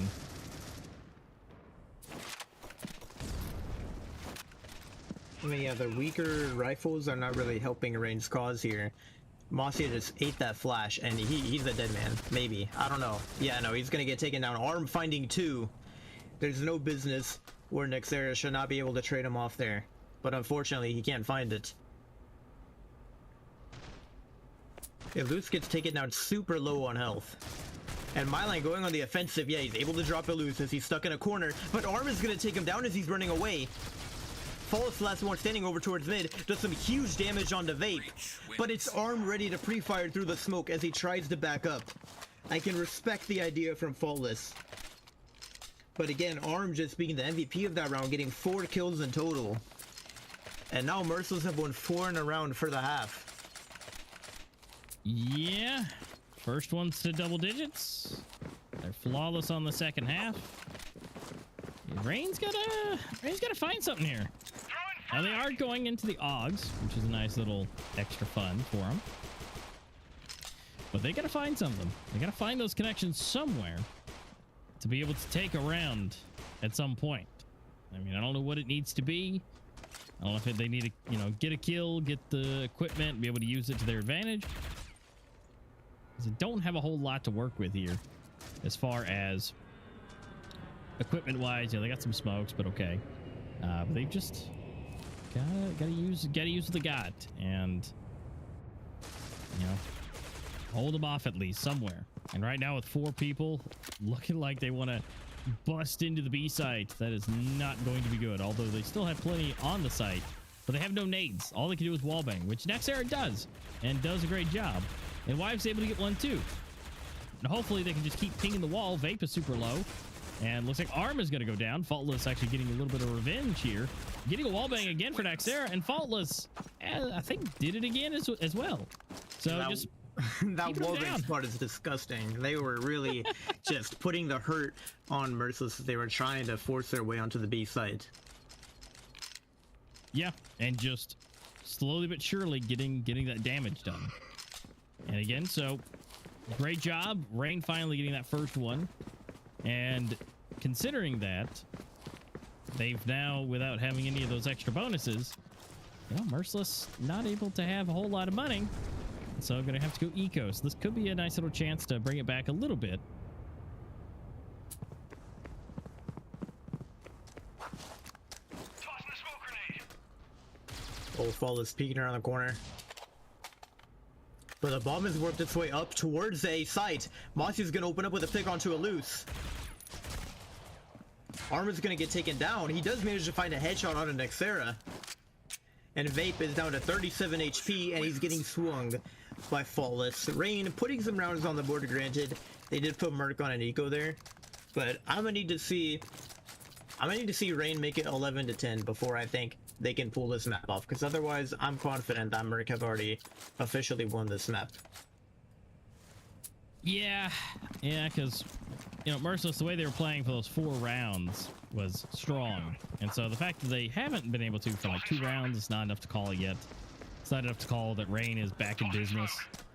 So I agree that we got to wait a little bit more rounds, see what Rain is able to accomplish here, and see where they're able to get us on points on the board. So, oh, you know, Rain does have plenty to work with in their pockets.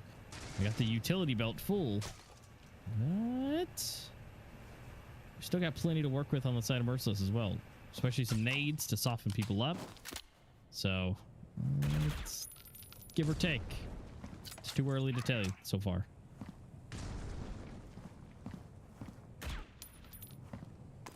Tossing smoke.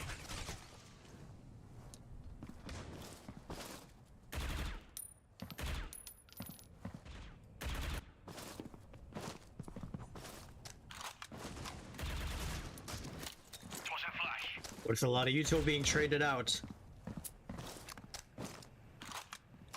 But so far, Merciless are definitely running the clock down. The bomb is looking like they maybe want to finish off over towards pool. We have 4 players walking up here right now.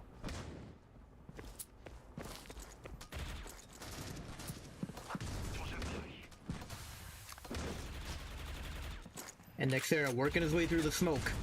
And he's able to find Ottawa and backs into the corner of sight. And he gets another headshot on Arm and almost finds another on Scott. He gets some huge damage in. And it's Wives with the backstab, but no, we can't find the kill. He does a lot of huge damage, though. And now MyLine coming in from elbow here. Will they expect him to be here? That is the question. Dude, I think they don't anticipate it. They're not holding it right now. Yeah, Scott's gonna get taken down. It's all up to Vape in the corner. MyLine has spotted him out. And he's able to get the kill. Rain pulling off another round. We're currently 9 to 10. We started off the half with Merc getting 4 in a row, and now Rain has gotten 3 in a row so far. Yeah, that's definitely what they needed. And now, you know, money-wise, you know, we should be able to see Merciless buy up a decent bit, but it won't be the best of what they probably could. So this might be a tie game after this one. I feel like with everything being bought, Wives is the only one who doesn't have a nade. So I feel like, yeah, I feel like this one could go either way. And again, it all comes down to who does what with the crosshairs and if they can make those placements happen. Smoke grenade out. But as far as equipment and the way everybody is looking and bought, yeah, Rain's looking pretty strong at this one. But I agree still from what you said before, you know, if they can get to 11 to 10, then they'll sit themselves pretty nicely. And I feel like if they can just take this one more round, they can easily get to that point. 100%, but I don't know how it's looking now because Merc have already opened up with 2 picks and Moss is on the aggressive. But is he going to expect him to come back? He gets one, but Eluse is going to trade out immediately, and we're down to a 4-on-2. Now my line is in a really good spot. He should have a free kill on Vape if he plays his cards right here, but it looks like Vape is actually backing up. And my line is going to get spotted, but it doesn't matter. He wins the gunfight and gets the headshot onto Vape. Nexera is still anchoring A site, and my line is going to rotate back to try and help out. I think at this point they know it's going to be an A execute. My line has actually spotted Scott, does him chip damage. Nexera on site, and he's going to spot them with the knives out, but he's going to eat the flash fully. Eluse is going to go for the swing. It's the frag, and he's going to clutch it up. Merciless, putting a round on the board. That perfect flash from Eluse is actually going to be what clutched up the round. Oh my goodness. Ooh, yeah, that almost happened. You know, that would have been fun if that nade had finished everybody off, but again, the fact that Rain would have died first, but you know, that still would have helped out regardless. But that was close. Eating that flash really hurt. And where that took so long, but they're able to buy up completely again for the side of Rain. They had enough money in the bank. So at this point, we're now even as far as money goes. And so this could go either way. Someone's going to drop down into an eco and potentially gain an extra lead for Merciless, and then having to fight out for the last possible, you know, match point. Or this could tie it up. Dude, this full action is making me nervous. Mathia spots one jumping up. He can't find the kill. I don't know how he doesn't get that. He gets auto with so low. Armor going on the offensive. Mathia's gonna find the headshot. He has backup from Nexera in the back as well to sort of soften him up. The bomb has been dropped in the back. It looks like Merc might commit towards the B push. Eluse finding a 2K, but the HP still favors Rain, and Eluse gets dinked as he tries to cross. Mathia finding another kill, and now all of a sudden Rain are back in the advantage. Yeah, because Ottawa is like 10 HP right there. And Vape is low too. So, I mean, if they can technically get in there, Masia can push out. There we go. And my line helps saves the day. It's Masia with 8 HP, able to still secure that. And so now we are super low on everybody on Merciless. Ooh, they're going to have to go eco. Eco round is definitely imminent. And Rain need to play this correctly here. They cannot, and I repeat, they cannot lose any rifles. They don't want to lose any, because if they do, those players might have to go into eco next round. So they need to play this to the best of their ability, not get too aggressive, you know, just let the Merc players push up, right? We also have a loose on the hero rifle as well, which they might not anticipate if they find out that it's an eco. Yeah, so if they play it right, that would be good. But you know, we're gonna see how this rolls. I mean, again, yeah, if they don't play this right, this could be bad, and they get every rifle will be necessary. I mean, if anybody loses a rifle, you know, at least let them help. You know, maybe get a kill once, and then you'll have a little bit extra, you know, oomph in the bank when they swap over. But yeah, they can't have people just dropping guns and going out. Now we're down to a minute on the clock, and so they've got to make a move. And it looks like poolside, you know, poolside service might be where they want to go. And, well, they've only got Masia really over there looking with Faultless. And so they might be able to. And then, see, there's that hero rifle running in. And now Faultless has got to keep that rifle out of the hands of him. And oh, my goodness. Double kill just after one, making it 3. And keeping that rifle out of their hands. Now dude, jumping out. It. Oh, no, Otto was going to get the kill. He got a little, he overextended, I would say that, you know? Yeah. I mean, he got the first 3, he was probably feeling himself. But now we have a rifle down, and Vape, oh, he turns from the backstab at the worst time. And Wives is gonna find one next there, cleaning it up as well. 2 rifles dropped though, is still a solid eco for Merc there. Because now they can definitely full buy here. Oh, here's dude, that flash actually won them the game. Like, that flash from Eluse, he literally ran around, swung a my line, and then finished it off. Like, he was still blind when he came back. That flash actually, like, if Merc win this game, it's because of that flash. That's what I'm gonna say. Yeah, and I mean, again, he just ate it. He just ate that flash for breakfast, and it stayed with him all day. But we're 11-11. We're tied it up. And now that we're going to be able to fly in here, see what's possible. And I mean, realistically, the 2 players that went down, they had to rebuy.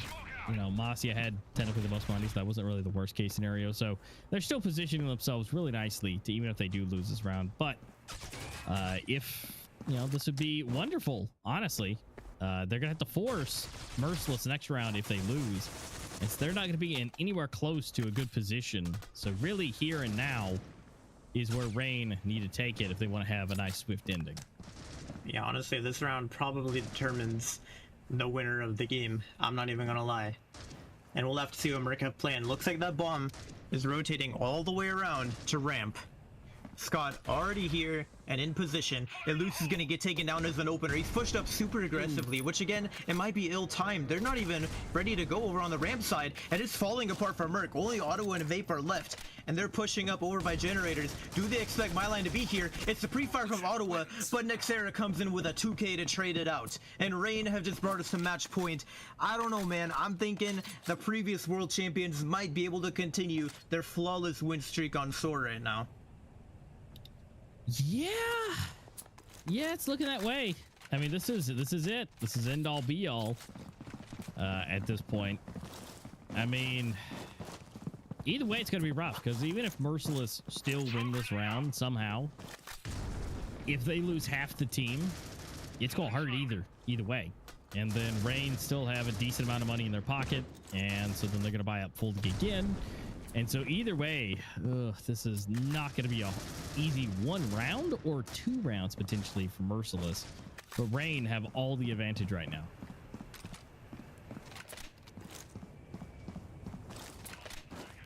No, we can see them kind of juggling util amongst each other just to make sure they can stall out whatever they need to as efficiently as possible. Flash coming out towards pool. We're down to the final minute of the round here. And Merc have to pull this off if they want to stay alive in this game. Because if Rain win right now, they are guaranteed to move on to the semifinals. It's over for them. I mean, it's not over for Merc, they're not knocked out of the tournament, but it's over as far as their guaranteed pass to move on. And now, that timer is still ticking down. Bomb is still by pool. Oh, but look at this backstab from MyLine. He's able to take down Eluse.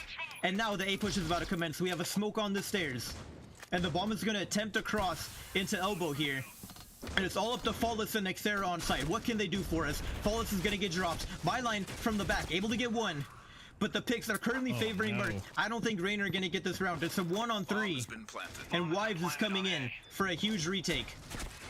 But he's going to get taken down. Scott is going to bring us to 12-12. This is it for all the marbles. These players have to force up literally whatever they can. They, in fact, will barely be able to actually buy up. It looks like Nexera is going to have to throw a gun to his teammate. But dude, this scoreboard is intense right now. It is. This is some nasty plays. And I mean, Nexera's almost got a 30 bomb at this point. I mean, this is it. End all be all. Last round, everything's bought up as much as possible on both sides. And now they're gonna find out. Is it gonna be Merciless? Are they gonna stay in the game? Are we going to Canals? Or is this where we stop? Is this where Rain gets the 9th win under their belt for Soar? Yeah, this is we have about 1 minute 15 seconds, and one way or the other, one of those outcomes will happen. We can see everyone on the side of Merciless right now are bunching up over towards ramp. You can tell they're getting ready to go for an execute here. MyLine hanging out in the back is going to eat a bit of this utility. Throws the counter flash to sort of stall them out. Going for some wallbang shots through the bush as well here before he chooses to back up. And everyone on the side of Merciless, except for Vape, are committing to this right now. Flawless as well, hanging out by reception, trying to play this perfectly. If he times this play in the correct way, he can actually strike Merc really bad. Actually throws the frag to make his presence known. That's going to make it a little more difficult for them to continue committing without having to worry about the flank. And where's the bomb going to commit? I mean, we have 30 seconds on the clock. It looks like they're going to go towards B. They don't have time to commit for an A push anymore. And now it's going to be a reception push. And do they know at this point? We have 20 seconds on the clock. It comes down to the wire here. Masia is going to take down Scott. He's going to spot another player. Gets a second kill on Eluse. The smoke out on site. But I think it's almost over. We're down to a 5-on-2. But Ottawa gets a 2K on site. He's sticking the bomb plan. No, he actually gets off the plan. He's in a 1-on-3. Only 5 seconds. But it's Masia from behind to clean it up. And Rain are going to win 2-0. They're moving on to the semifinals. They stay flawless on Soar. Oh my goodness, what a way to close it out. Look at those scores. 28 for Naxera, 20 for Masia, and 19 and 19 for Myline and Faultless. I mean, so many. But then Scott and Ottawa with 22 each as well. I mean, that's still nothing to be mad about. But remember, this is not their servers. Rain won on NA servers and their map pick. So Rain, congratulations. You just took it in 2-0. Merciless, unfortunately, thank you for playing, but you will be knocked down into the lower bracket and going up against Underestimated later on. Yeah, things are going to be interesting for the next weekend's matches. But again, congratulations to Rain for winning 2-0 and moving on. They have successfully secured a spot into the semifinals of Worlds, which means they've officially guaranteed themselves at least those top 3 prizes. Whereas Merc, they're going to have to fight their way back up. They're not knocked out of the tournament quite yet. They're going to have to play against Underestimated in the near future. And the winner of that game is going to be the one who ends up moving on to rematch against Rain again. Because at this point, both Rain and Merciless have played against Underestimated. So the semifinals are going to be a rematch no matter what. Yeah, you're right. And so it's either going to be a rematch of what we just saw, or if it's going to be a rematch for what, last week was for it, with Underestimated versus Rain again, which Tyler was saying he'd rather go up against Rain, but unfortunately Merciless is the one that's dropped down to them. But that again still doesn't mean anything, because they could still come back and into the semifinals, still have that rematch. Yep, and again, we could take a look at the brackets here just to kind of see how everything has broken down after today. So we already saw earlier today, Underestimated ended up beating Violent GG 2-1, just barely, 13-12 on 2 of those maps. It was very scary, but Underestimated ended up pulling through. Now you can see above there on the top there with that matchup between Merciless and Rain and Stage 3 Upper 2A. We're going to obviously have the loser of that match being Rain drop down and play against Underestimated in that consolidation 2A, whereas Rain, the winners, will be moving on to Finals A, aka the semifinals. We're almost there towards the end of Worlds, and we've already determined one of the guaranteed top 4 teams. Yep, and unfortunately, Canals will not be seen. It would have been next, but it's not. Rain taking both wins, and again, super close. Super close. Merciless put up a good effort, good times, but 13-11 and 13-12 is still a victory for Rain. So unfortunately, we don't get to see Ye Old Faithful though, but we do get to see pretty much all the new maps. You notice that, Mantis? Because Ye Old Faithful was our decider. We got all the new maps, every last new map possible got seen today. And now we get to see Merciless drop down into the lower bracket, going up against Underestimated. And Rain has made their way to the Finals A group. Yep, exactly. And so we can kind of see those updated standings. Now, Rain guaranteeing themselves as a top 4 team. And tomorrow's stream as well, it's going to be the bottom half of those teams on the bracket. So we're going to see G9 Mula Mafia playing, and the winner of that game is actually going to guarantee themselves as well a spot into the semifinals, or the Finals B as it's labeled on that bracket there. So the winner between G9 and Mula Mafia will also be a guaranteed top 4 team, which means we already have guaranteed 2 Eurasia teams in the semifinals, and technically we have 1 North America team guaranteed as well, because no matter how this plays out, Merc or Underestimated, that's going to be a North America team moving forward, whereas on the bottom half of that, it's going to be Evil Vision against Seminole. So we'll have to see how that plays out. Yeah, so these are going to be some good matches tomorrow. So guys, make sure you're tuning in. You got your notifications on. You've got everything subscribed. And of course, if you like everything, have a good like on it. Because again, you don't want to miss it. Evil Vision is, the #1 team in esports in general for criticalops, and has the highest rated player as well on that team. Seminole will have to, work their way. It's going to be a rough time, but they're going to have to do it and see what they can come up with across that. Because one of the biggest things with Evil Vision, one of their strongest suits, is that they can play on anything. I swear, anything. Doesn't matter what server, doesn't matter how high the ping is. It looks like they could just steamroll through it, and ping means absolutely nothing. Yeah, I mean, again, Evil Vision are kind of just a powerhouse team. Granted, they still lost last time. We weren't expecting it, but they did end up losing.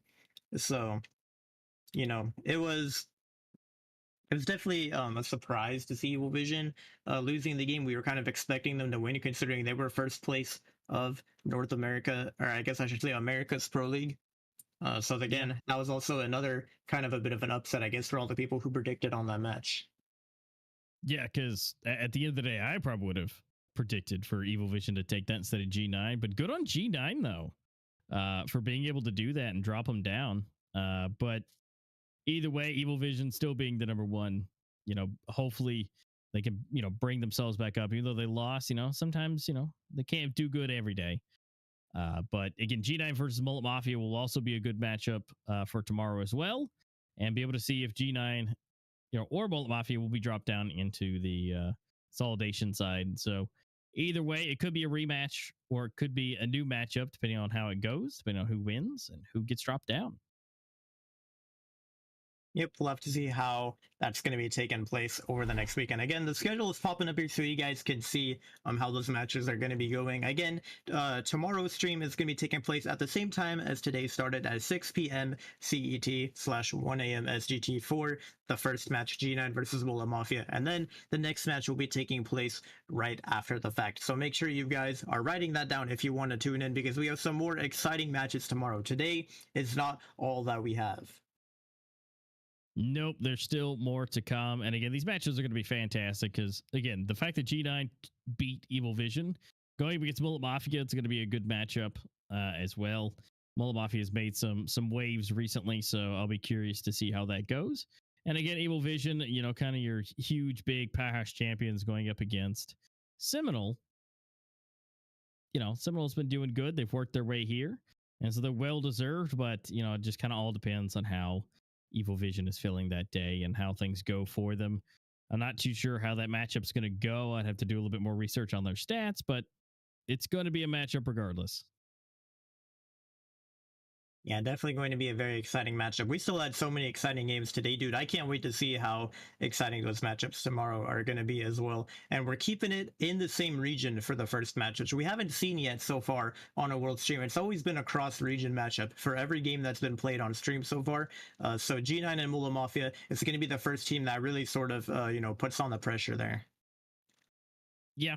And so, again, like I said, it's going to be the first time for it. So, I mean, it'll be a more even matchup with that. So that's going to be nice to see. Instead of flip-flop back and forth, it's going to be all down to, seeing what their skills and abilities are on an even playing field instead of going back and forth. So that'll be nice to see. And again, cross your fingers, depending on who you're rooting for. Because again, unfortunately, one of the teams, Evil Vision or Seminole, will be eliminated tomorrow. A very long and exciting stream we had here today. For those of you who stayed with us through the whole time, maybe you're looking for a way to get energized and keep at it during the whole time, you guys should definitely be checking out G Fuel because they have some incredible products over there. And if you utilize code Esports Mobile, you can get yourselves 20% off at checkout. You can also try out this collector box right here. I'd recommend getting it, especially if you're a fan of the Remnant too. If you do decide to buy it, code Esports Mobile for 20% off. That's right. Anything over there, tubs, shakers, merch. If you haven't tried G Fuel before, you can get a starter kit. They'll send you a bunch of those individual servings you see in the bottom right there, as well as the shaker. And if you like any of those flavors, you can buy them in the bigger tubs, or maybe you don't want to invest in the bigger tubs. You want to just go for those smaller tubs you see right here. They also have the 15 serving tubs. So maybe if you don't want as big of a size and you want to get a smaller size, you can try that as well. But make sure if you're giving G Fuel a shot, you're utilizing code Esports Mobile so you can get 20% off at checkout. Yep, fantastic. And again, those shakers, the sample packs are always great. Again, if you don't know what you like, that's always a good option. And they let you change them up too sometimes. So, depending on what's available, you can always make sure to get something different. But those tiny tubs really do make it a great option to where if you don't get overwhelmed with the same flavor all the time. There's actually hundreds of flavors at this point. It's hard to keep up with them. Yeah, but what you can keep up with is your operations. Force of Nature. Remember, do that. Get it in there. Go ahead and start getting it done so you can get those epic skins. And again, if you want to be able to get the higher tier operation, be able to get some of these extra fancy skins, feel free to do so as well. And so that is available for you to win, to do, to work your way through. And then, of course, you have your lucky spin that's an option. A little bit of psychedelic action that they have for you in the lucky spin, to where if you want to go ahead and, show off your colors, show off your things, the lucky spin is available for you to have some of the beautiful pinks and some of the extra colors. It's definitely a good option to have along with the operation. A lot of great skins that we have available in game right now. Again, you guys probably watch the streams. You see these pro players, they are fully stacked on their accounts. They have so many good skins and so many good gloves and so many good knives. And you know how they get them? They get them from completing the operations. They're from getting the lucky spins. They're from buying the cases when they come out. So make sure you guys are taking advantage of all the in-game skin opportunities whenever they come out, because there's a lot of great ways for you guys to get some awesome skins. Yeah, absolutely. You can get a chopper, you can get, some small, oddly looking frog for your equipment or for your, profile. Either way you want to swing it. There's some crazy colorful action, ready to bend your mind, because some of the stuff may be a fever dream, but at the same time, it looks beautiful nonetheless. So again, making sure you get all the things, you're doing all the operations, you're maximizing your abilities in game. And of course, just having a good time with some friends and being able to have it and do it and have a good time.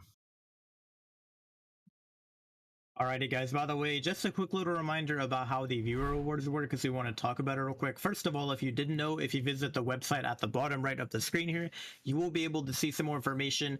play.mobileesports.org/apps/worlds/2023. That's going to tell you everything that you need to know about how those viewer rewards work. But for those of you wondering, if you do participate in the viewer rewards, you're actually not even going to get them until December 15th. Some of you might be wondering, when am I going to get them? Well, you're not going to actually receive them until around December 15th. So you guys need to make sure that you're waiting the proper time so that we can actually register all of you, and make sure you're at the proper tier for the rewards before we hand them out.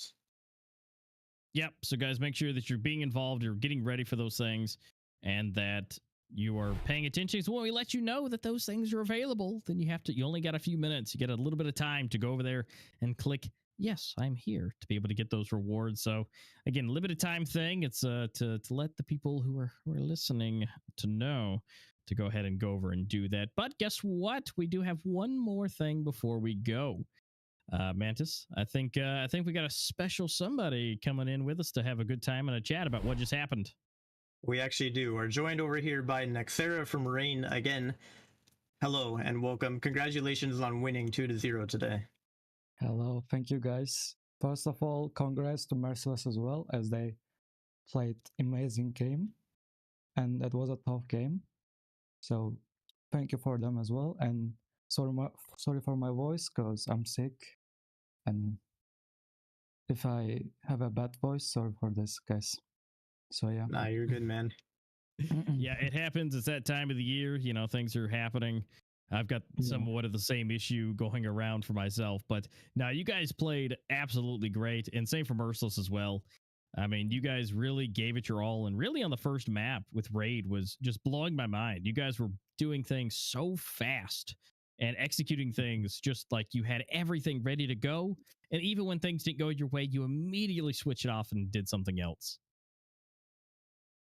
Yeah, so on Raid, I was scared actually, because I know Merciless was playing so good on Raid. We had all tournaments with them as well, and they were beating us there. And I was like, should we pick Raid or not? And my captain just said, just trust me, and picked it. Actually, I wasn't adapted to play fast game, but I tried my best. So is my team. So yeah, it was a good match. But on Soar, it was like, I still trust myself, because it's round balance, and when we lost 11 rounds on Raid, we were scared as well, because if we don't get 12 rounds, we were gonna play NA on Canals as well. So we tried our best and just beat 2-0. Yeah, I mean, you guys did fantastic on that second map, closing it out. I really like the playstyle you guys were utilizing on Soar as well. Kind of like, I love how you guys aren't scared to get aggressive on that map on the coalition side, or at least try to go for flanks and stuff. I know you guys like to do that a lot as kind of your play style, but whenever you do that, I could just tell you catch them off guard a lot of the time. And there were definitely a couple rounds where like you guys were just behind them and they had no idea, and that probably like single-handedly saved you the round. Yeah, to be honest, we realized that they were playing like 4 or 5 guys together because we saw their fast push, and we were in VC like we can backstep and get positions when they get in somewhere. I mean, and we caught them like unarmed, and when they start playing, around pool, we stopped playing around pool as well and focus on other positions. That made us win on NA, because honestly, if you don't play together on cross region, you don't have so much choice. Like if you play 1 versus 1 on like cross region, it's just useless. So we try to play together as much as we can, and we did our best. Yeah, I noticed that you guys had a lot of good crosses and making sure that nobody was left alone and somebody could easily spin around or help out. So that's always great. Again, especially when you're not dealing in the best case scenario on, ping wise or anything like that. So it was definitely a great showing. Now, I don't know if you could tell me, it might be a secret, but how in the world have you guys managed to do 9 in a row on Soar and not lose a single game? It's Arjan's best map on Soar. Honestly, we are not like performance players, 1 versus 1, 1 versus 2.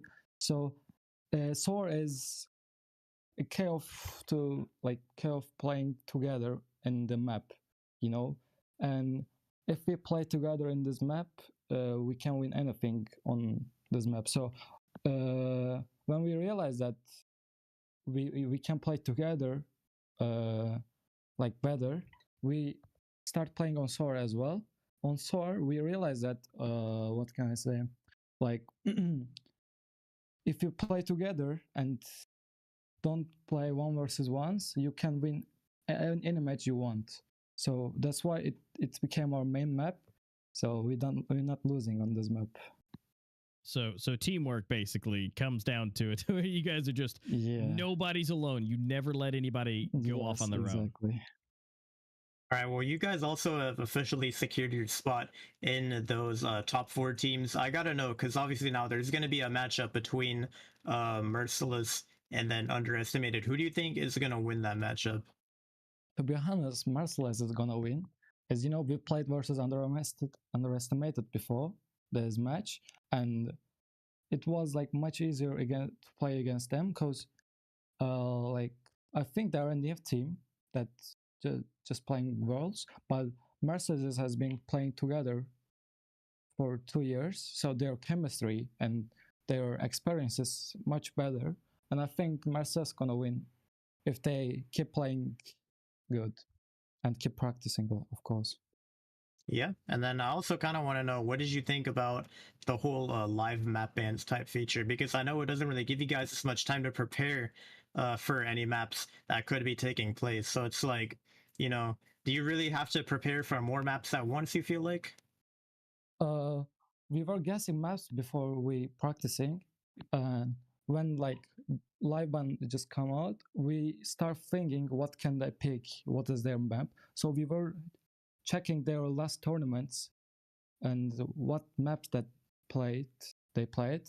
So we knew actually it's gonna be Soar and Raid, because on Raid you can get route balance, and that's why they're gonna pick on cross region. Whenever we're playing cross region, of course we're practicing Raid first, and we were gonna pick Soar or another map. I'm not gonna say, so maybe they won't ban it.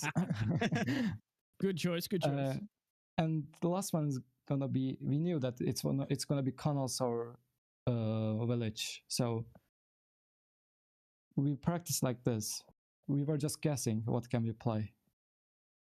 Yep. I mean, that's good guessing, though. You guys had a good intuition with that. So, keep that extra one in your back pocket. So just in case for later on. But, that's definitely a good job on that one. And, well, I guess if you're assuming that Merciless will be taking down Underestimated, you guys are going to be preparing for a rematch Yeah, it's gonna be a hard game again because they're so good and hard to win.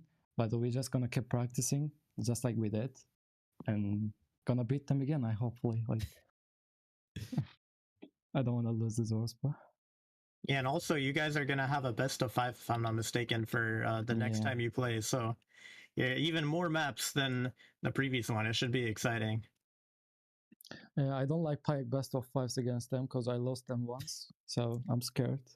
But we will know the map, so we will practice for them, and hopefully we will have a good good gameplay there. Perfect. Sounds good. Well, Sarah, thank you so much for hanging out with us. It was an absolute pleasure. And, you know, let the guys know congratulations on our side for making your way through. And good luck, especially when a best of 5 is coming up, whoever it may be, whether if it's merciless or underestimated. You know, if underestimated is able to prevail, then, you know, that's going to be a best of 5 rematch regardless, no matter who it's going to be. So again, congratulations again, and thanks for sitting down with us and giving us a little insight to your guys' play. What did you ask? Can you repeat? I was thanking you for joining us and giving us the insight to your guys' abilities and play inside the lobby for the game, and letting us know more in depth about your guys' play. In gameplay, we're just playing for line, either me, because we are the most fragile ones, and other players just playing support for us, and just one of them is, of course, IGL Link, and we usually play slow, and people just keep supporting each other in game. Like most of the time, for example, if I'm going a gunfight, one of them is flashing for me, just like that. You know, like Wives is a support player or lurk player. I mean, Frix is support as well. Mostly is support as well. It's just me and my line is playing N3, and our sniper is Fallen Knight or Faultless. It depends in game. Yeah, well, I'll tell you what, we always look forward to seeing that style of gameplay, and thank you so much for joining us, Nexera. We're looking forward to seeing you guys continue that in the next weekend for your matches. Yeah, thank you for supporting, guys. Yep. Take care. All right, guys. That was Naxera. That was wonderful. You got to get a little bit more insight about the team, the play styles, what they were able to do, and, you know, maybe of why they keep winning. Soar, teamwork is definitely something. Don't let anybody go off alone, which, does make sense. We've seen that quite a few times where, the guy lone solos, say, the pool, and then he just gets deleted. So definitely some good information to have. Yeah, I mean, overall, just seeing the way that they play is incredible. I can't wait to keep on watching this series sort of play out. I mean, at this point, Reign are looking good as far as their standing so far to actually make it to the grand finals. So I'm excited to see how that's going to be playing out. But of course, today, that is going to wrap up our matches. We do have another game tomorrow. Don't forget about that one, guys. But it's been a blast casting these set of matches for you guys here today. And we hope to see you guys in the next one.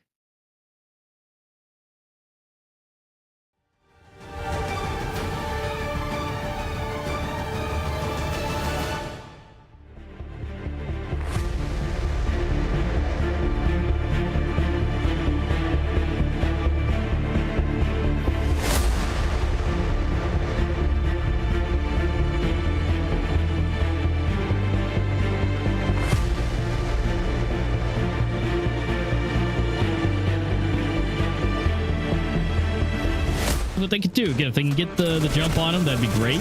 But currently, right now, it is a 4-stack of pretty much everything for the side of Violent GG. They have pretty much everything they possibly want. Down for the triple. Violent GG, they have the smoke lineups down for them, and there's a bit of a counter flash of Triton there. That's really going to hurt these players as they're dropping, and he's still holding the spot.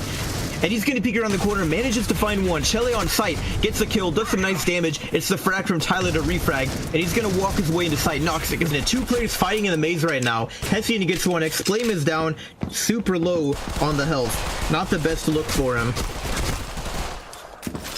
Towards mid. Not really connecting any at the moment. Trident gonna spot a player on the crosshair, and he's gonna go for the shots. It's 2 in a row lining up. Hessian, last man standing, does manage to pick up an M4 on sight, but he's in trouble. He's about to get overrun. And Trident swing, it looks like a flash to come out. But Death, with a supporting swing, is able to find some, but no, it's not enough. Chele's left alone in a 1-on-3 towards mid. And he's gonna get grenaded as well. And 2 players fighting in the maze right now. Hessian gets one, Exclaim is down, super low on the health. Not the best look for him. Towards mid. Not really connecting any at the moment. Trident gonna spot a player on the crosshair, and he's gonna go for the shots. It's 2 in a row lining up. Hessian, last man standing, does manage to pick up an M4 on sight, but he's in trouble. He's about to get overrun. And Trident on the close left, and Donnelly on the stairs. And Trident and XD finding picks respectively. It's all down to Donnelly in the 1-on-2. He spots the player B long. He's able to get the kill on Trident, and XD's coming in from behind. He still has a smoke, but the timer is running down. He has the pistol in hand to try and desperately get the kill, but Donnelly swing, it looks like a flash to come out. But Death, with a supporting swing, is able to find some, but no, it's not enough. Chele's left alone in a 1-on-3 towards mid, and he's gonna get grenaded as well. And see if they can again take the round. Now, don't be wrong, pistols are still good. Pistols can still be done. Yeah, but it looks like it's not really going to. There goes everyone. It's definitely going to be difficult for them here. Oh, and Donnelly gets a huge headshot, but Death with a 2-piece on the AK has just turned the 1v3 into a 1-on-1. But it's Noxic with a wallbang to take him down through a smoke of his own. He's able to find one. Death is left alone, but he's able to clutch the 1-on-2. Yeah, this could put them in a really bad situation for Violent GG, and that lead could be extended what they already have. Now, granted, we are going to be rolling. This is kind of the last round here, the table. XD Gamer also looking. He sees the barrel. Bossy does it again. And it's left up to a 1v2. Hessian under half. Oh my Gamer action. Okay, Bossy gets 1-2. Explain gets another. Explain gets another. It's down to Bossy to make this happen in a reload. Doesn't know which side to go for. Left, right, and Explain. Trade's coming in, but XD doesn't clear the corner. Triton's able to make his way onto site, but he's left in a 1-on-2 after finding that kill. He's gonna spot the player on the left there. Just escaping around by the pillar, and he's spotted out by the jump peak, but no, he's gonna get spotted out in the back there, and they're pushing for the coalition spawn out to take control of this. And what is this strat for Merciless here? They've just all retaken. Scott is the last one standing, but he's gonna get taken down. And it's chip damage, trying to back up in time. He has a flash in hand, and he manages to take down Flawless, but he is full blind, popping the reload. His teammate is there to support him though, but it might not be enough. Vape is gonna get taken down, and Nexera with the swing. Elise is ready to trade. But we're down to a 3-on-3. Wives is super low on health. And Elise with a pre-fire, able to take down Fallen Knight. Wives is basically 1 HP on site. He's been spotted with that jump peak as well. And he's about to be a dead man any second now. Wives. But, you know, they got hit pretty hard there. And so Scott being low, arms low, really low now. His fault. What is going on right now? And they both get kills? 2? What? Is this 4 out of coming in, punching into the air, falling from the sky. Fallen Knight able to get 2, maybe 3. He sees him. He's going for the spray. Byline punches in. He gets taken down by Ottawa. Trying to get the spray in. Fallen Knight goes down, and it's all defaultless in a 1v2. I don't know if they're going to expect him to be here, but Scott could easily get a huge multi-kill if he plays his cards right. And there we go. They're all jumping in, and he's going to get 4 with a spray down. In the AUG. This is not a good look for him. He needs to pop the reload. I don't think he knows. Yeah, he just pulled out the pistol, and it's Vape to take him down by the tree. They might not expect him here. They haven't really utilized his angle yet, and Scott is able to find one. Can he get any more? That is the question. Jiggling around the tree, but Flawless is going to trade it out. Rain currently have the man advantage, and these players are full blind over by the ramp. Got rifles running. They're just going to go Oh my god. Oh no. On site. and he's gonna spot them with the knives out, but he's gonna eat the flash fully. Eluce is gonna go for the swing. It's the frag, and he's gonna clutch it up. Able to, and then see, there's that hero rifle running in, and now Faultless has got to keep it. That rifle out of the hands of him. Oh my goodness. Double